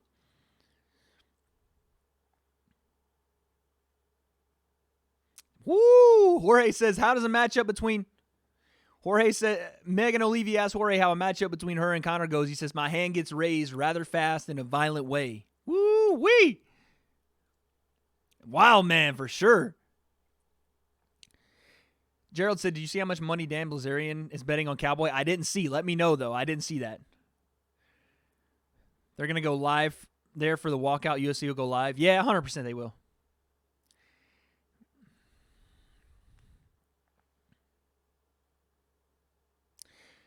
Megan O'Leary says, how do you think the main event will go down? And Jorge said, violent. Violent. And he's 100% right. Okay, chat. If you don't realize what's about to happen, I'm going to let you know right now. Conor McGregor, after a 1.5-year layoff, is back. Conor McGregor, the guy that made magic in 2012 to 2016. They got the locker room shot of Conor, baby. He's wearing the camo shorts. He's wearing the camo green shorts again, the Habib shorts. He's wearing them. Sorry, chat. I'm going to go wild, man. Woo-wee. Conor's gloved up. He's moving around. He's ready. Hair slicked back. Oh, man. There's Cowboy. Cowboy's... Ooh, I like that Cowboy shirt, man. That got the skull and crossbones, the cow skull and crossbones. Yair Rodriguez. I knew he was in Cowboys camp. I didn't know he'd be in the locker room. Okay, Yair. Yair Rodriguez in Cowboys camp. And in his locker room tonight. I think he was probably warming up with Cowboy. Okay, they're on a quick commercial break. Guys, we get the return of Conor McGregor. The man that made magic between 2012 and 2016. The guy that set the aspirations past the sky, past the stars, and he achieved them. He's back tonight. The Mystic Mac, the guy we fell, I won't say everybody, but the guy that I fell for. As a fighter, I fell for the mantra. I fell for the charismatic enigma that is Conor McGregor. I fell for the left hand, everything that made him magic and everything that made us love the sport more because he was here. The things he said he would do, and then he did. He's back tonight. And this is a big pressure fight for Conor because let's not forget there's a BMF, possibly the original BMF. I mean, he lives on the BMF ranch. Cowboy Cerrone is across the cage, and let's not take him lightly because if Conor loses this fight, if Conor loses tonight, we might as well pack it up and go home because he's never seeing Habib again. He's never seeing Kamaru Usman, Jorge Masvidal, any boxing. This is the pressure that Conor lives in, the pressure that Conor loves. He's getting it tonight. You want to talk about pressure. You want to talk about the pressure situations, the pressure moments. Conor lives in it. He loves it. And again, he's walked right into one again tonight. So this is going to be insane. This is going to be crazy, guys. Damn, I want to see their walkout. I know, Amaru. I'm sorry, man. I will describe it in the most precise detail I can for you guys. I promise you that. Conor needs to win this. He has to win this. Gerald's right in chat. Conor has to win this, guys. He has to win it. Dylan's still here. My man Dylan's still in the chat. 37 people watching live. Thank you guys so much for watching. I'm going to tell you guys now, as soon as the walkouts start, I'm doing nothing but describing exactly what I see for you guys. I won't be as active in chat, but I will exactly describe what I'm seeing from the walkouts. So get ready for just let your imagination run wild because I'm going to precisely describe everything I see for you. Let's go, baby. Let's go. Conor versus Cowboy fan base. I would say Conor has a bigger fan base. I would say Conor's fan base is not only international, but For some reason, when he fights in Vegas, Vegas turns Irish. But I would say Cowboy has a really big fan base as well. I wouldn't discount or underestimate Cowboy's fan base. He's got a great fan base as well. Amaro says, Conor, let's go. James with the USA chants. Hey, man, I respect it. I don't hate that. I love Cowboy fans, and I think that it's so cool to have a disparity in the chat. Like I said, you love either fighter or you hate him. Both fighters get your attention, and because of that, that's why we have this amazing main event. Diego says, what do you think about Conor wanting to fight Manny Pacquiao in a boxing match? I think it's interesting. I think Conor did well. I think he did better than a lot of people thought he would do in a boxing match with Floyd. I think he won more rounds than those crooked-ass boxing judges gave him in that fight, too. Whether Floyd gave it to him or if Conor took him, he won more rounds than 2. I think Conor won more like 4 or 5. But boxing's crooked sometimes, and that's the way it goes. But I think Conor would have some success. We'll see tonight. I want to see what Conor does tonight before I make any predictions on what Conor's going to do in the future. He seems to be in the right mindset. He seems to be in the right shape, in the right condition. But we are going to see right now how true all that is. Because at the end of the day, everybody can lie. Men lie, women lie. Actions do not. Actions do not. And Conor's actions right here, Cowboy's actions right here are going to say a lot more than everything that I've said, than anybody in the media said, than any fighters have said leading up to this. Because this is the moment, guys. This is the moment. Marina says, McGregor is the winner. Or, I think that's winner, not whiner. McGregor winner. I'm with you. I think Conor's pulling this one out, Marina. Thank you for being here. Matt says, what if Conor is too bulky? If Conor's too bulky and this goes into later rounds and his muscles start to build up with that lactic acid, that could be a problem. I don't think he's as bulky as if you look back in the Nate Diaz fight. He looked thick, right? He looked really soft and bulky and bigger. This fight, Conor looks to be more muscular and tight and bigger, which, I don't know what that means. Does that mean he's too muscular? Does that mean his muscles are going to eat up a lot of that energy? Who knows? I don't think Conor has a bad, I think Conor's gas tank isn't as bad as a lot of people say it is, but I also think that Conor does need to conserve a little energy and not go crazy, which I don't think he ever really does. We just have to see, guys. And they're about to walk right now, man. Cowboy's probably going to walk first, but either way. Kristaps Porzingis.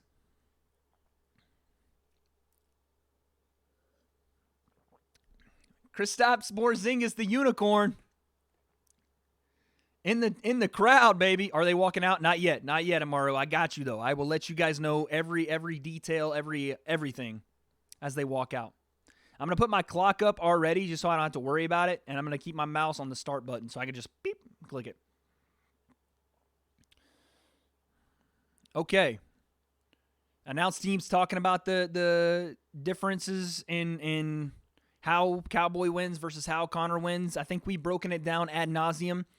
I think what Cowboy needs to do, quick little breakdown before we get ready.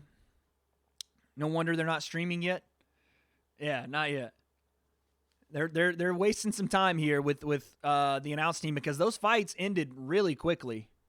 The fights that were preceding to this matchup ended very quickly. So they're kind of wasting some time with the announce team, which I don't mind. Happens in boxing all the time. Hey man, I found a way to watch both. No way I'm missing the stream, brother. Waffles, my guy. Let's go, baby. I appreciate you being here, man. Thank you so much. Means the world that you guys are in here with me. I got chills. I do too, man. Goosebumps are running all over me. Like I said, I got the hoodie on. And it's keeping me warm, but the goosebumps still find a way to get through. Please let everyone know Conor's the best. Jill says Conor's the best, guys. Everyone in chat, Jill says Conor is the best. Jill, thank you for being here. Gerald, I'm nervous as hell too, man. I'm feeling it right now. I'm shook.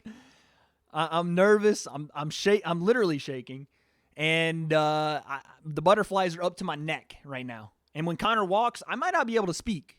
I'm just playing. I'll let you guys know everything that happens. Okay, yeah. Sorry. Quick breakdown. What I think Cowboy needs to do to win: make Conor uncomfortable early, kick Conor in the legs, find a way to meet Conor's pressure with pressure. Right? Don't go backward as Conor moves forward. Move forward as Conor moves forward. Give him something he hasn't seen from a lot of guys. Make Conor start to reestablish his range by moving backward. Shoot a timely double leg. Make Conor have to defend himself. Make Conor fight. Don't let Conor just punch or just attack. Make Conor actually fight you. And then just, continue that strategy onto the later rounds and hopefully, you start to accumulate. You start to land more strikes. You start to find Conor's deficiencies in his gas tank or his conditioning or in his frustration, because Conor does tend to get frustrated when he doesn't necessarily have the success he has continuing, right? Like when Conor has more time in the cage than he expects to have in a fight, that's when he starts to fall off a little bit. They're interviewing Dave Bautista right now. Holy shit. Cowboy's going to upset this dude, says D Nice. D Nice says Cowboy's coming with that upset, guys. Dylan says everyone go watch Mason Barton. It's funny as AF. After the stream, guys, go watch that. After the stream. Donald said he was going to keep it standing, but that's a bad move of his. If Donald keeps it standing, I wouldn't necessarily say it's a terrible move, but it's probably not in his best interest. I think Donald has to mix it up on Conor. Make him uncomfortable. Make this a fight. Don't make this a Muay Thai bout. Don't make this a kickboxing bout or a striking bout. Make this a fight. And if you're Conor, the game plan's simple. Impose your will. Move forward on Donald. Freeze him. Make sure that you establish that distance. Find some time in the cage. Enjoy it. Enjoy being back. And also relish in the fact that you are back. All the things you said you were going to do. Make sure that you come out with a mission to do those things. Technical, precise, conditioned, effective. No, not necessarily overstriking, but efficiently striking. All that stuff, and Conor pulls this win out. Nikki says, I'm late. How did Holly win? Holly won by decision. She pretty much, the entire fight, pushed Raquel Pennington into the cage, used an underhook, and landed some nice knees to the body, some strikes, but it was more about control for Holly. She got the unanimous decision win by basically controlling Raquel Pennington for a myriad, pretty much the entire fight, and that was about it. But yeah, it wasn't the most, aesthetically pleasing fight, but it was a very dominant fight for Holly, so good win for her. Holy shit, guys, they're doing the promo. That means what's next is Cowboys walkout, so stay tuned. It's coming soon. Nikki, of course, I've got you. Thanks for being here. Always good to see some OGs like Nikki back in the chat. No says, I was surprised when Donald submitted Mike Perry because Mike Perry is dangerous. I was surprised in the way he submitted Mike Perry, but I was more surprised by what Mike Perry did to try to get out of submission, more so than Donald submitting him. Mike Perry blasted a powerful clinch on Donald, even turned it over into a takedown, and Donald just grabbed the arm. And instead of trying to use technique to escape, like, I thought Mike Perry should have, Mike Perry's explosive and he's, animalistic and instinctual, and he tried to pick up Donald and slam him, and in doing so, elongated his arm further, and Donald got the armbar quicker. So I was more surprised by how Perry decided to defend it. I don't like Conor's hair. Want the old hair back. What do you mean, the short kind of part in the hair? The old, because the old hair, Conor's old hair against Chad Mendez was wild and all over the place. It just depends. Like, from fight to fight, it's different. He had the shaved head against Diaz 1 and Diaz 2. Yeah, I don't know which one I like better. I don't know which haircut suits Conor the best. I'm more so like, I just want to see the skill set, baby. AA, they're live. I might be, guys. Chat, I want to say this now. 50 people watching in the chat. Holy cow, man. Thank you guys so much. Guys, do not spoil anything. If Amaru, I love you to death, brother. Do not spoil anything because I will not read chat if you guys spoil things. I'm a little bit behind because of my feed, but I will let you guys know what's happening. Please, no spoilers, though. Please, please. I beg of you. All right. Amaru is right, though. We have Cowboy first. D says, I think Cowboy will choke him out like Nate did. Just saying. Hey, I love the input, D. Don't ever be afraid to state that opinion. I love it. We have Cowboy coming out first. The American flag on the Jumbotron in the middle of the cage. I think this is the perfect way for the crowd to get hyped. All right, they show Cowboy. Classic black cowboy hat. Got a little bit of a smirk coming out. Some boos and cheers from the crowd.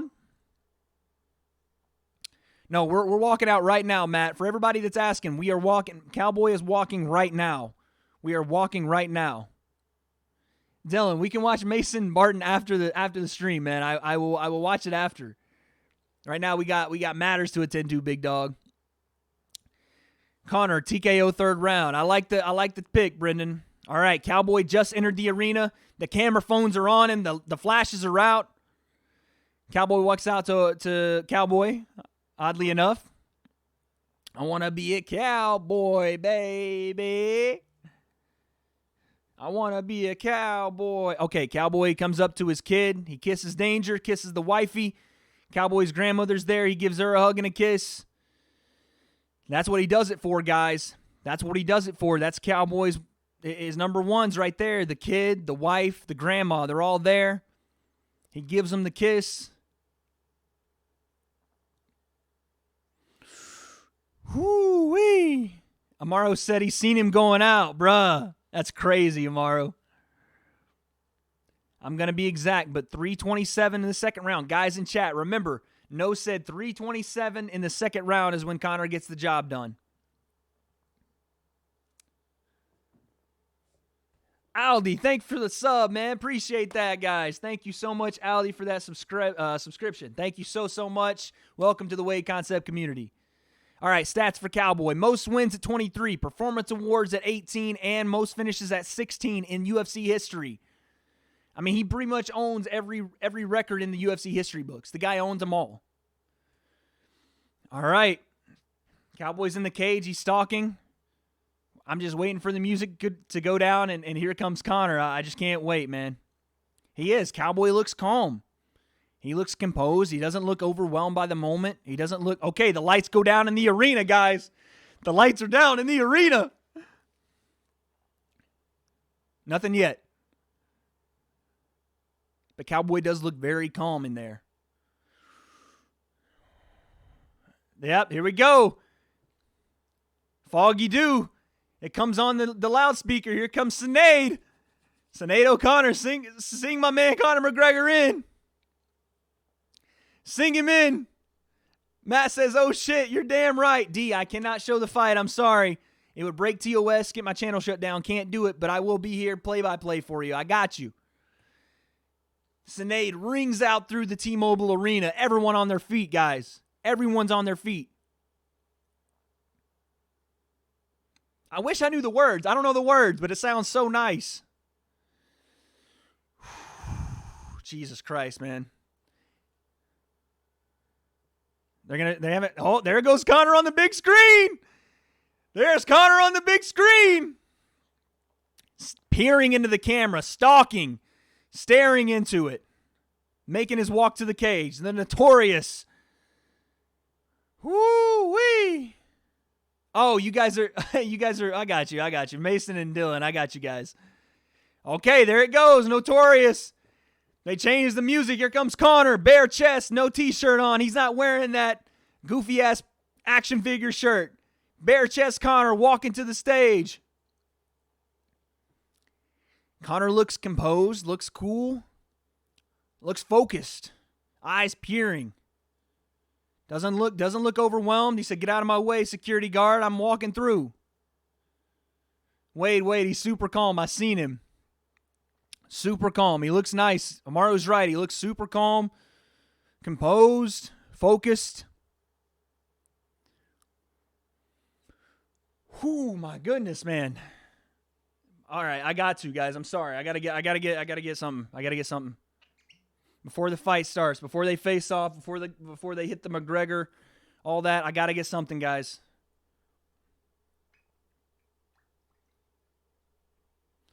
All right, man. Conor's taking off his shoes. He's wiping the feet down. Chat, before we go any further, Amaru's sending me Instagrams. I got to go watch them in a second. Before we go any further, chat, thank you guys so much for being a part of this. This has been a crazy card. Love you guys to death. 2020 is going to be our year, man. Our year. Cheers.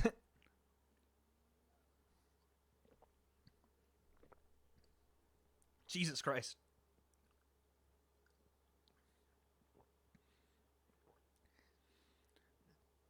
Mason's, you should do a reaction video. He's so funny. I'll check him out, 100%. Okay, Conor's getting the gloves checked.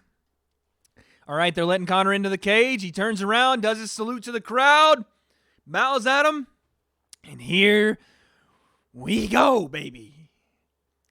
Conor prances around the cage, looks at Cowboy, slides across. Let's make history, baby. Let's make history at the Wade concept. Guys, for the next 25 plus minutes, I won't be reading chat as soon as the fight starts. I will not be reading chat, guys. I apologize ahead of time, but as soon as they start announcing names, I'm not reading chat. I'm just going to focus in and give you guys every single detail. Conor's saying something. He's pointing to the cage and saying something like this. He's not doing the strut yet. He hasn't done the strut yet. I think he will when they announce his name. Okay, stats. Conor 31, Cowboy 36. Conor's height 5'9" to Cowboy 6'1". Like I said, I told you guys, Cowboy 16-1 in his last 17 against guys that don't hit the 6 foot mark. That's an interesting stat. Conor with the 1-inch reach. Dakota, thank you for the sub, baby. All right, Bruce Buffer with the announcing. I'm turning it up. Okay, here we go. Oh, let me get my mouse over here. Perfect. It is packed up in there, man. Sold out. Sold out T-Mobile. I just want to throw some myself, you know? I just want to throw some myself.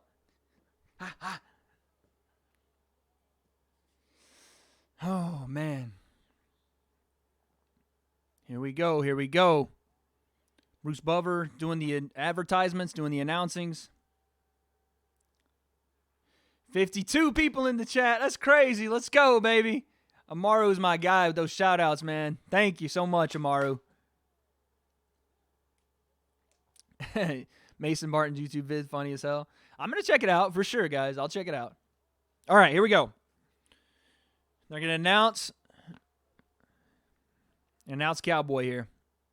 Jesus, I'm sweating, man. I'm nervous.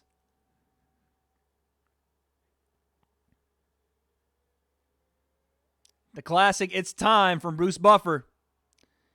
The crowd rings in, says it with him. Make sure you guys hit that like button. Thank you so much, Gerald. Nate, I can't show the fight, baby. I will do play-by-play, but I'm not getting my YouTube channel taken down. I'll do my best for you, though, Nate. Thanks for being here, big dog. I can't show it. Thank you, Tyler. Appreciate that sub, baby. Thank you. Here we go. Whoo. Donald a plus 260. If Cowboy will go for the ground game, he has a good chance of winning like Khabib does. Very true. His chances get better if he does. No worries, Nate. Thanks for being in here. How's the fight? It hasn't started yet, German.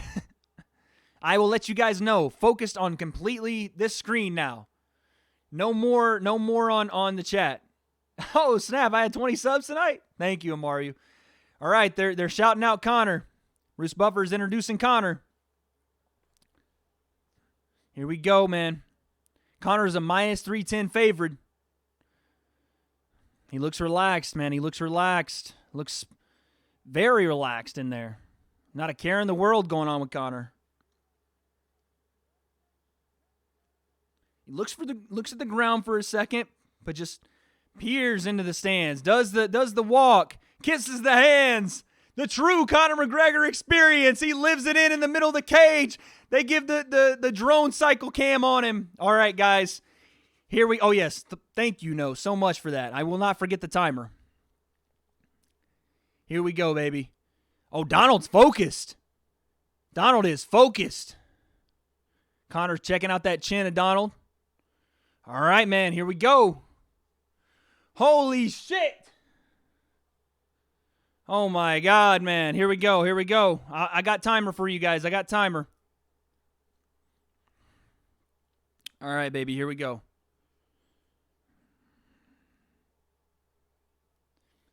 Conor's a little eager to get out. I know, breathe, right? All right, here we go. First round starts. Oh! Conor throws a left straight off the rip, and Donald ducks under it, though. Conor with some shoulders in the clinch. Good Lord, as soon as they... Oh, knee to Donald's head as soon as they come out. Donald's nose is bleeding already from the shoulders to Donald's nose. The straight left from Conor. That might have landed. Oh, head kick from Donald just blocked. Oh, head kick from Conor. He wobbles Donald already. Straight left from Conor already. He puts Donald down.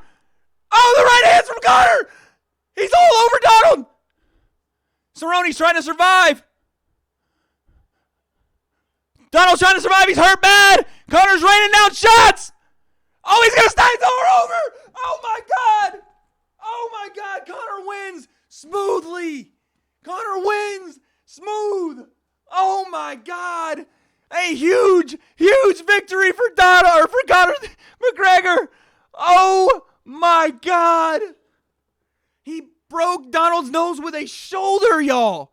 With the shoulder. They got in the clinch. Conor threw a shoulder.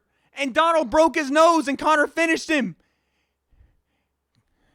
Oh, man, you feel so bad for Donald. Conor feels bad for Donald. Conor's frustrated. He wanted more time in there. Conor feels so bad for Donald, man. You can see it. You can see it.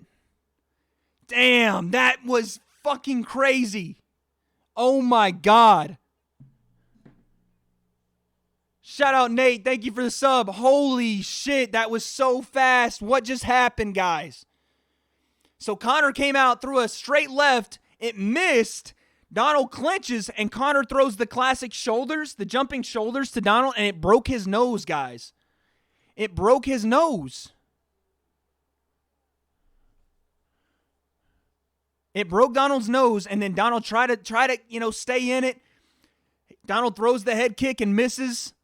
And then Conor throws a head kick. It wobbles Donald again. I can't even speak. And then he finishes the fight with straight lefts on Donald. Patient, smooth. You hate it for Donald, though, man. Damn, you hate it for Donald. You hate that. All right, we're going to see the replay right here. I'll give you guys the breakdown. Conor throws a straight left. Donald ducks it. Oh, maybe it was the knee? No, they get the clinch. And then, boom! Shoulder to Donald's nose. Boom! Oh, that one was the one. The second one that Conor threw, the jumping shoulder. The third one. Conor threw 3 of them. And then, bang! Head kick to Donald. Woo-wee! Boom! Flying knee right after it. Bang! That was with the toes he landed. Right over the guard of Donald. Then Conor throws a jumping knee that kind of misses. Straight left. Oh, hits Donald on the side of the ear. Another straight left. Another straight left put Donald down. He's throwing right hooks. Straight lefts down on Donald. Raining down straight lefts on Donald's face. And that is all she wrote. Oh, my God.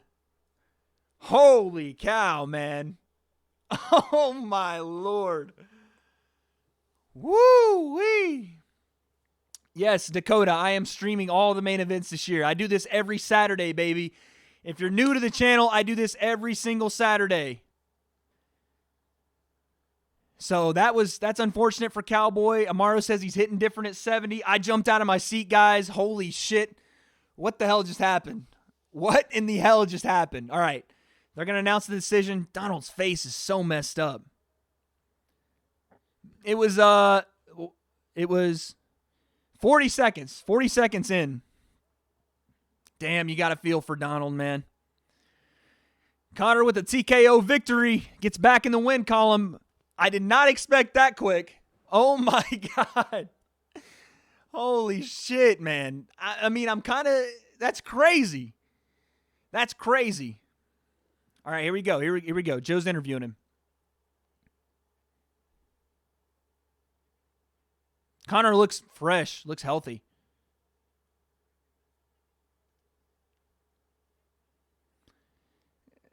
So Conor says, I've worked on it. It's a good shot. Change levels in the clinch and come up with the shoulder. And then he screams out Ireland.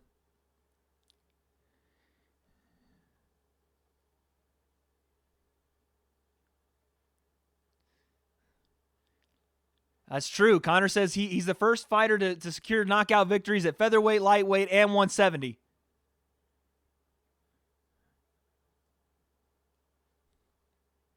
And he head kicked him. Yep. Conor asked, he said, Donald's got a ton of head kick knockouts, and I knocked him out with a head kick. Holy cow. Let's see if Conor sets up this next fight. Let's see.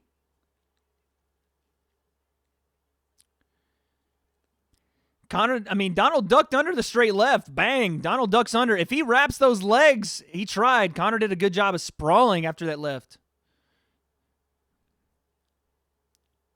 Bang. Level change, shoulder. Bang. Boom.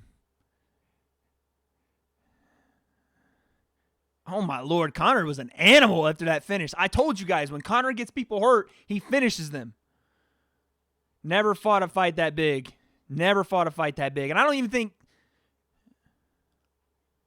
Hold on, Conor's talking here. Woo-wee.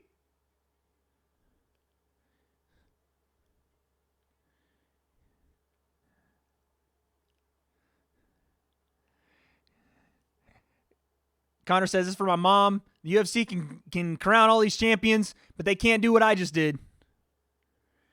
All right, here we go. He said, Conor's promoting Proper 12 now. He's promoting the shit out of this Proper 12, baby. I'm saying, Bubba, what the hell? Messed him up with that shoulder, Chris. Messed him up. Sorry for all you guys that paid for the fight. Lexa, that's one way to look at it, but I'm entertained. Take my money for that one. I'm entertained, man. All right, here we go. Joe asked him who he wants next. Let's see what we have.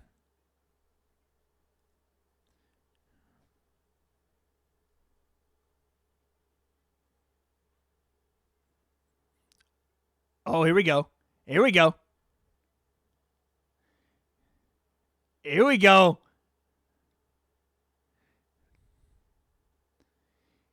Look at him. Oh! Dang.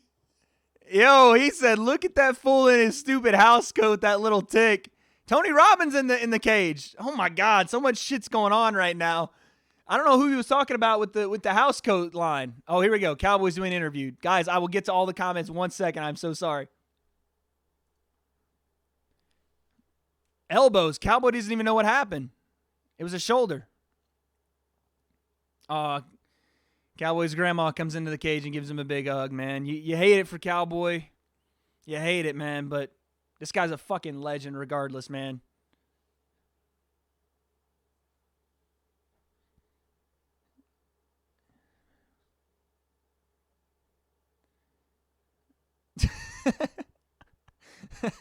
Cowboy is so genuine. How do you not like Cowboy, man? How do you not like this guy? How do you fucking not like this guy, man? Cowboy is one of the best to ever do it. He's okay, obviously. As my boy Jake said, he didn't have to do that to him in front of his grandma like that. But Jesus, man, what a way to finish for Conor that early. Okay, we're going to mute for a second. Okay, guys, so this is what happened. Conor's giving Cowboy a handshake, giving him a hug. Love to see that.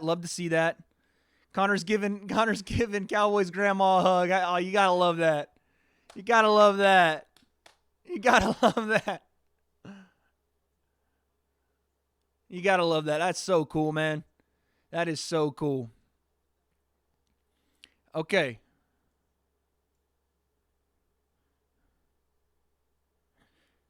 Okay, so Conor called out Paul Felder. He said, that stupid guy at the desk.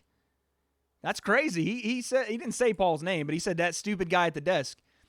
Okay, I'm exhausted. Waffle says he's heading to sleep. Thank you so much for being in here, Waffle. Noah says, did you see him getting the TKO like that? Not at all.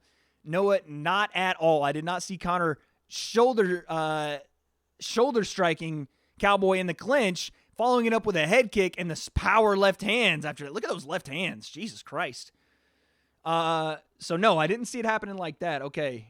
Lexa, yeah, sorry for everybody that paid. I enjoyed my $65 for that. I think that was worth it for my entertainment. Backlash Beast says, I wish it was longer. Yeah, you do wish that Conor would have got more cage time for sure. But listen, if you're going to win the fight, what a way to do it in the first 40 seconds. 3 division knockouts. No one else has ever done it. No one's knocked someone out at 45, 55, and 70, and Conor just did it again. I'm telling you guys, this is why Conor's on a different level. The guy just does things that doesn't seem to be possible.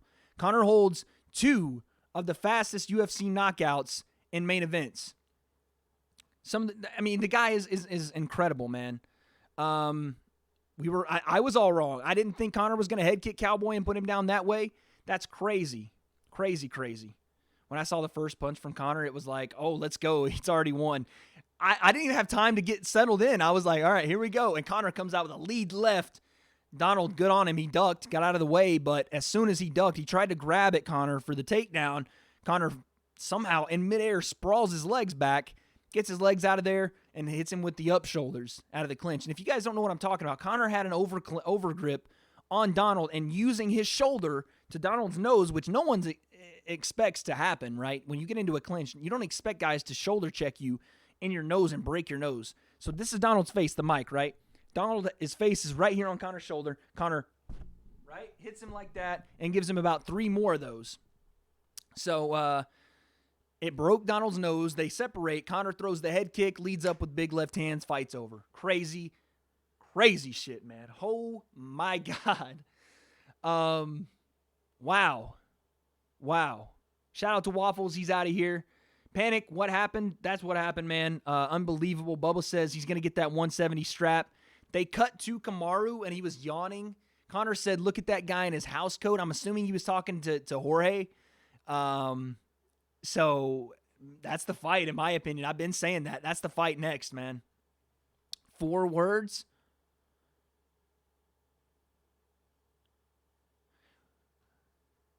What the hell happened? That's my 4 words, Amaru. Or Conor McGregor is back. That's the best 4 words you could do. Conor McGregor is back, or the King is back. Yeah, that's the best 4-word description you could give for that. Jesus Christ. Fact says I believe he can beat Khabib for sure now. We'll see. That was still a very small sample size for what I could see. It was a great strategy from Conor to use that. I guess it's something he'd worked on because he threw it 4 times. He threw that up shoulder 4 times, and it landed 3. So, who the fuck is this guy, man? Who the fuck is it? But yeah, man, what a crazy ass card, what a crazy ass main event. My voice is completely gone, guys. Oh, I got to do a shot for the knockout, man, and obviously for Conor being back. Conor McGregor is finally back. Thank goodness. All is right with the world. The Mystic Mac is back, and man, this is going to be a fun-ass 2020, guys. Can he beat Diaz? 100%, Nate. I think he can beat Diaz. I do think that Conor can beat Diaz. I think Diaz's career is on the downward slope. I think Diaz still presents a problem for Conor that he would have to solve over a 5-round fight. But I do think that because Conor's already done it before, I do think he could do it again. I'd still love to see that trilogy, but I think that's a ways away now. Conor just basically opened the floodgates for matchups for himself at 170, at 155. The guy just completely blew the door open. I came into this fight. By the way, cheers, chat. We had 57 people in the live stream tonight. 57 people. That's because of you guys, man. That's not because of me. That is because of you guys. So thank you so much. I appreciate you guys. Wade concept to the fucking moon in 2020, baby.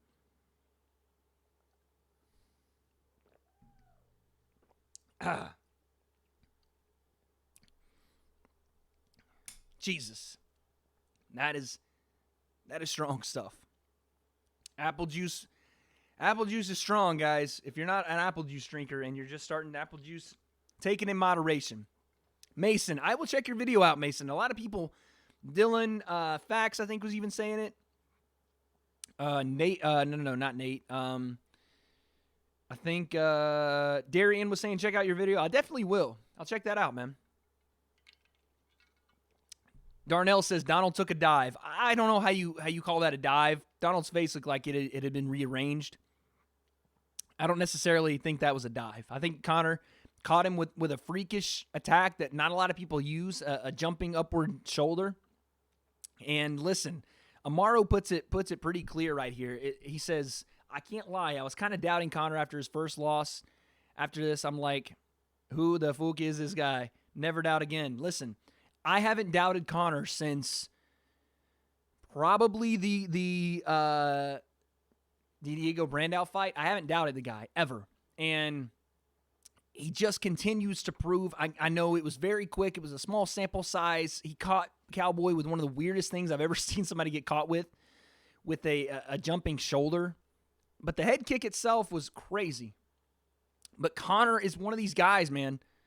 When you talk about pressure, when you talk about, like, just imagine for a second, 10.6 million sold out crowd, right? 10.6 million gate, sold out crowd in T-Mobile, to rise to the occasion after being off for 15 months and do what Conor just did in 40 seconds. Let's not discount the fact that this man just took out Donald Cerrone, who was a top 5 fighter at lightweight. I know what Justin Gaethje did to him. I understand that. But just the amount of focus and the amount of pressure that was on Conor McGregor, and to come out and do what he did, you have to give the man credit. If you hate him, if you love him, you have to give the man credit. I understand there's going to be people that come out and say, well, Conor did this, and it was a shoulder. Who prepares for a shoulder? It was a lucky shot. I get that.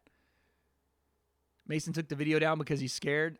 Mason, I can for sure go ahead and react, man. Don't take the video down. I won't judge anything. I'm down to react. I'll look at it on my free time, though. I'll vet it on my free time. But holy cow, man, what a night. Let's watch the replay really quick. I want to make sure we break this down completely, because this was crazy. I mean, this is crazy, right? Is this real life? Like, completely whiffs with the straight left. Donald tries to take him down and can't, and boom, the shoulder hits Donald. It almost like he hit him with the collarbone and broke Donald's nose, and then the head kick wobbles Donald. Bang! Right on the chin, right at the jawline. Donald got hit with that head kick. And then Conor just comes forward, big left hand after big left hand, just boom, boom, boom, boom, boom, just completely just raining him down on Donald. At that point, it was a foregone conclusion. Can I show it? No, guys, I can't show it. I can't, unfortunately. I'm sorry. So they're showing the welterweight rankings. Kamaru Usman there's the champion. Tyron Woodley, who we said is going to be the 170 champion at the end of the year. If Conor McGregor has anything to say, Jesus Christ, he could shake up the whole puzzle here. After that, you got Colby, you got Jorge, which I think Conor was calling out with the house coat comment. Then you got Leon, who's about to fight Tyron Woodley, and Rafael dos Anjos, which Conor has history with Rafael as well, so that could be a fight they look at too. So Joe Rogan is talking about Masvidal. When they brought Masvidal on screen, I do have the stream muted, and Dylan, you're right, you did call that first round KO. But when Masvidal came on screen and they were interviewing, the pop in the arena from T-Mobile was enormous. When he got on screen, the crowd went nuts. If you don't think there's money in that fight, if you don't think that's the biggest fight of the year, I mean, Jesus Christ, they're showing Masvidal having the DMF belt wrapped around him by Dwayne "The Rock" Johnson. If you don't think that fight is money, you're crazy. Jake, 100%, that is the huge money fight. That is the biggest money fight. We will make a quick vid for you to react to. I got you, Darian. But yeah, that is the money fight. Like, that's take my money and give me whatever result you want. 40 seconds, 5 rounds, give it to me. The biggest fight you can make right now. Jorge Masvidal, Conor McGregor. Oh my Lord. This business moves so quickly, guys. This MMA business moves so fast that you want to just jump to the next thing. And I'm very quick to go, yeah, let's just talk about Jorge and Conor. But man, let's appreciate what Conor just did, man. I know it's not Justin Gaethje. I know it's not Habib. I know it's not Kamaru or Tony Ferguson. But holy cow, that was crazy. Nate says, do I like McGregor? I don't have to answer that verbally because I just take a look. What do you think? Oh, I'm sorry. If that isn't enough of a... Oh, LeBron shouted out Conor on Twitter, said, welcome back, champ. If that wasn't enough for you, what do you think now? Justin Gaethje said, that man is good. Bitch move to take that fight. Say my name, Conor. Woo-wee. That fight is money too. It's not necessarily Jorge Masvidal money, but man, Justin Gaethje's a dangerous, dangerous individual. Dangerous individual. Dangerous individual. I don't see that fight for Gaethje next. I do. Listen, okay. Listen, so Conor says he wants to turn around in March. The March 7 card was discussed this week in press leading up to the fight, and all the stuff that was coming up. Conor said, I want to they're showing Conor in the back right now. He's got his hat on. He's celebrating with everyone. They talked about March 7. Justin Gaethje has no opponent. Justin Gaethje has no opponent for March 7, so that fight can definitely be made. But at the same time, I think Conor would look to fight Jorge. I think that's the next fight for Conor. That's a snazzy-ass hat, man. But that would be the next fight for Conor, in my opinion, would be Jorge Masvidal. And then right after that card, you're talking about Khabib versus Tony in April.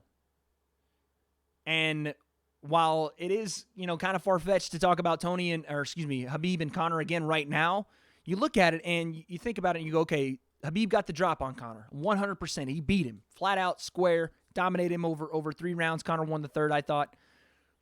Conor just beat Cowboy far better than Tony Ferguson did. Tony Ferguson, it took him a little bit to get going. Cowboy looked a little slow in both fights. I think Conor had a far more impressive showing. Oh, dang. Nate Diaz on Twitter says, weak as F. Why the F are you in my robe? Shake my head. Talking about Jorge Masvidal. That's a shot at Masvidal. And John Anik just cursed on the telecast. I don't think he's allowed to do that, but that was crazy. Amaro says, everyone wants to see Conor versus Masvidal, the BMF title. Nate wants Masvidal again, and he's calling out Masvidal for saying, why are you in my robe? All that stuff is money, man, but I think that if you're the UFC, you have to capitalize on how white hot Jorge Masvidal is right now. He is white hot, white lightning hot. That guy is every time he's on screen somewhere, people are asking and grabbing at him and saying, hey, man, can I get you here? Can I do this? Can I do that? He's got a tequila line coming out. You're talking about the greatest promotion opportunities for both guys at that weight. Outlaw King. Shout out to Outlaw King. Thank you for being in the chat, man. He says Masvidal would destroy Conor. See, that's the great thing about MMA. We actually get to see it. Hopefully. We actually get to see that. Some people think Masvidal destroys Conor. I love Masvidal's boxing. I think he's got such a fight IQ and a knowledge of MMA boxing and MMA space, and his wrestling is so damn good, and his timing and all the things that makes Conor great. Masvidal does the same things that makes him great. To break down that fight is going to be like literally splitting hairs. But that's the great thing about MMA is it's not boxing, and we don't have to wait years to see it. We could see that in 2 months, guys. Masvidal said if the right money comes around, we could actually see that in 2 or 3 months from now. Like, he wants to fight in April. Conor's talking about March. We could see that fight.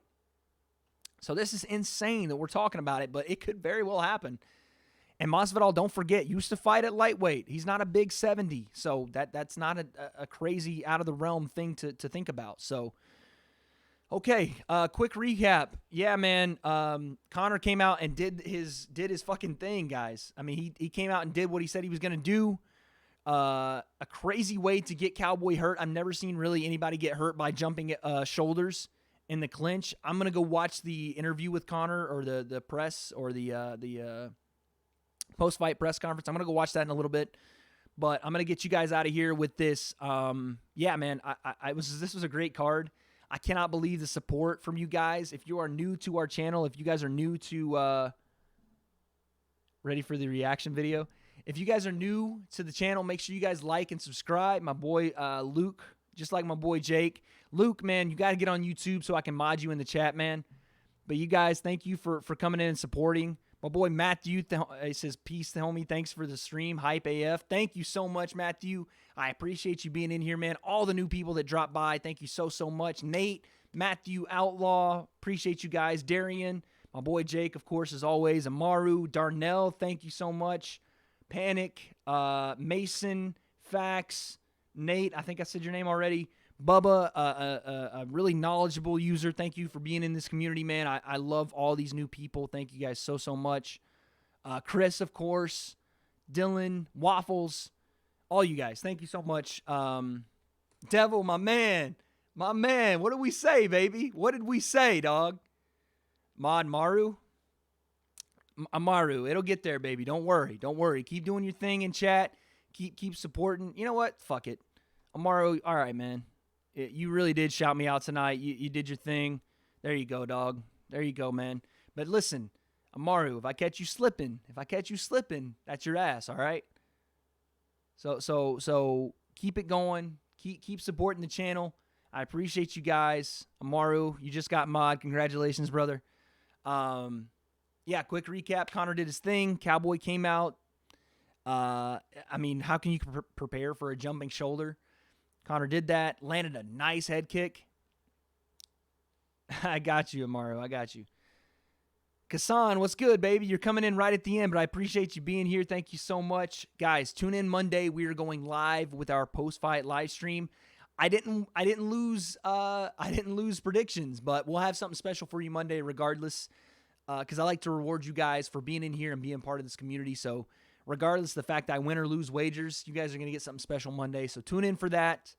A great card, guys. I know it wasn't as top-heavy as we usually like, but a phenomenal card. Some great fights. Diego Ferreira put on a great performance. Brian Kelleher put on a great performance. Alexei Oleinik still doing the damn thing at 42 years old. Macy Barber gets upset. What the hell happened there? I know there was an injury, and obviously you have to take that into account, but man, what a card. I said, oh, head kick. I thought Donald kicked Conor. I couldn't even describe, like, who was doing what. I just had to just focus on what the hell was happening because my mind couldn't process how quickly Conor was dominating that fight. And when I say dominating, he was dominating that fight so quickly. So I was just trying to give you guys the information as quickly as I could process it. But, man, yeah, 246 was an amazing card, amazing support. We went live for 6 hours tonight, and you guys were kick-ass all 6 hours. So thank you for that. No, keep doing your thing, man. I appreciate it. Amaru is the newest mod in chat. So shout out to Amaru. Thank him for the support he shows. This guy shouts me out on Instagram. He shouts me out on all his socials. So I couldn't help but give him mod. If you guys are looking for mod in my chat, all it takes is support, man. All it takes is ride or die AF in my chat and support, and you'll see that mod. I have no problem giving out mods, but I do want to give it to the people that actually deserve and truly work on building this community, because that's what I've been trying to do for 2 years now, and we're finally making some headway. And I promise you now, as Amaru says, awesome chat, great stream, Wade. I'm out. Thank you, Amaru. Appreciate that, my guy. As he says, we are going to turn this thing up to the freaking max in 2020, and I'm talking 10K subscribers. I know it's crazy. I know it's lofty, but we'll get there, baby. Dylan says, stream again. 100%, Dylan. Tune in Monday. We're going live again. That's the thing is, you get a day off. You get some time to decompress and not hear my voice in your headphones or on your screen for a day, and you get your away time from me, and then I'm right back at it.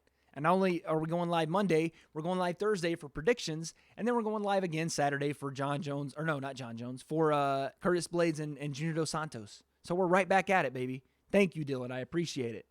No says, did Conor hug him in the middle of the cage like Donald asked him? He did after the fight. He didn't do it before the fight, but he did after. So I guess, yeah, he did give him a big-ass hug in there. So, yeah, that's funny, man. So, yeah, guys, thank you so much. Incredible support, incredible stream. You guys literally, when I say I give you guys all I have, I give you everything I got, man. So thank you so much. Don't go to school Monday. Happy early MLK Day. That's right, guys. You guys should have school off, so I expect you all to be back in here. Yes, I will see you Monday. Time is to be determined. We'll probably do it earlier in the day. I would say maybe, not earlier, I would say maybe like 3 p.m. Eastern, 12 p.m. Pacific, somewhere around that noon, maybe 1 o'clock, 4 p.m. Eastern, 1 o'clock Pacific. We'll do our stream for Monday. And again, we'll have something special for you. I know I didn't lose predictions because I'm the GOAT when it comes to picking fights, but I will have something special for you. So thank you guys so much, and incredible support. You guys are the best. I love you to death. 2020 is our year. And if you guys didn't already know, by the way, this is the W.A.D.E concept. And what we do here, yes, W.A.D.E is my name, but we are debating everything. And until next time, I will see you guys later. Thank you so much. Have a good night, everyone. Peace.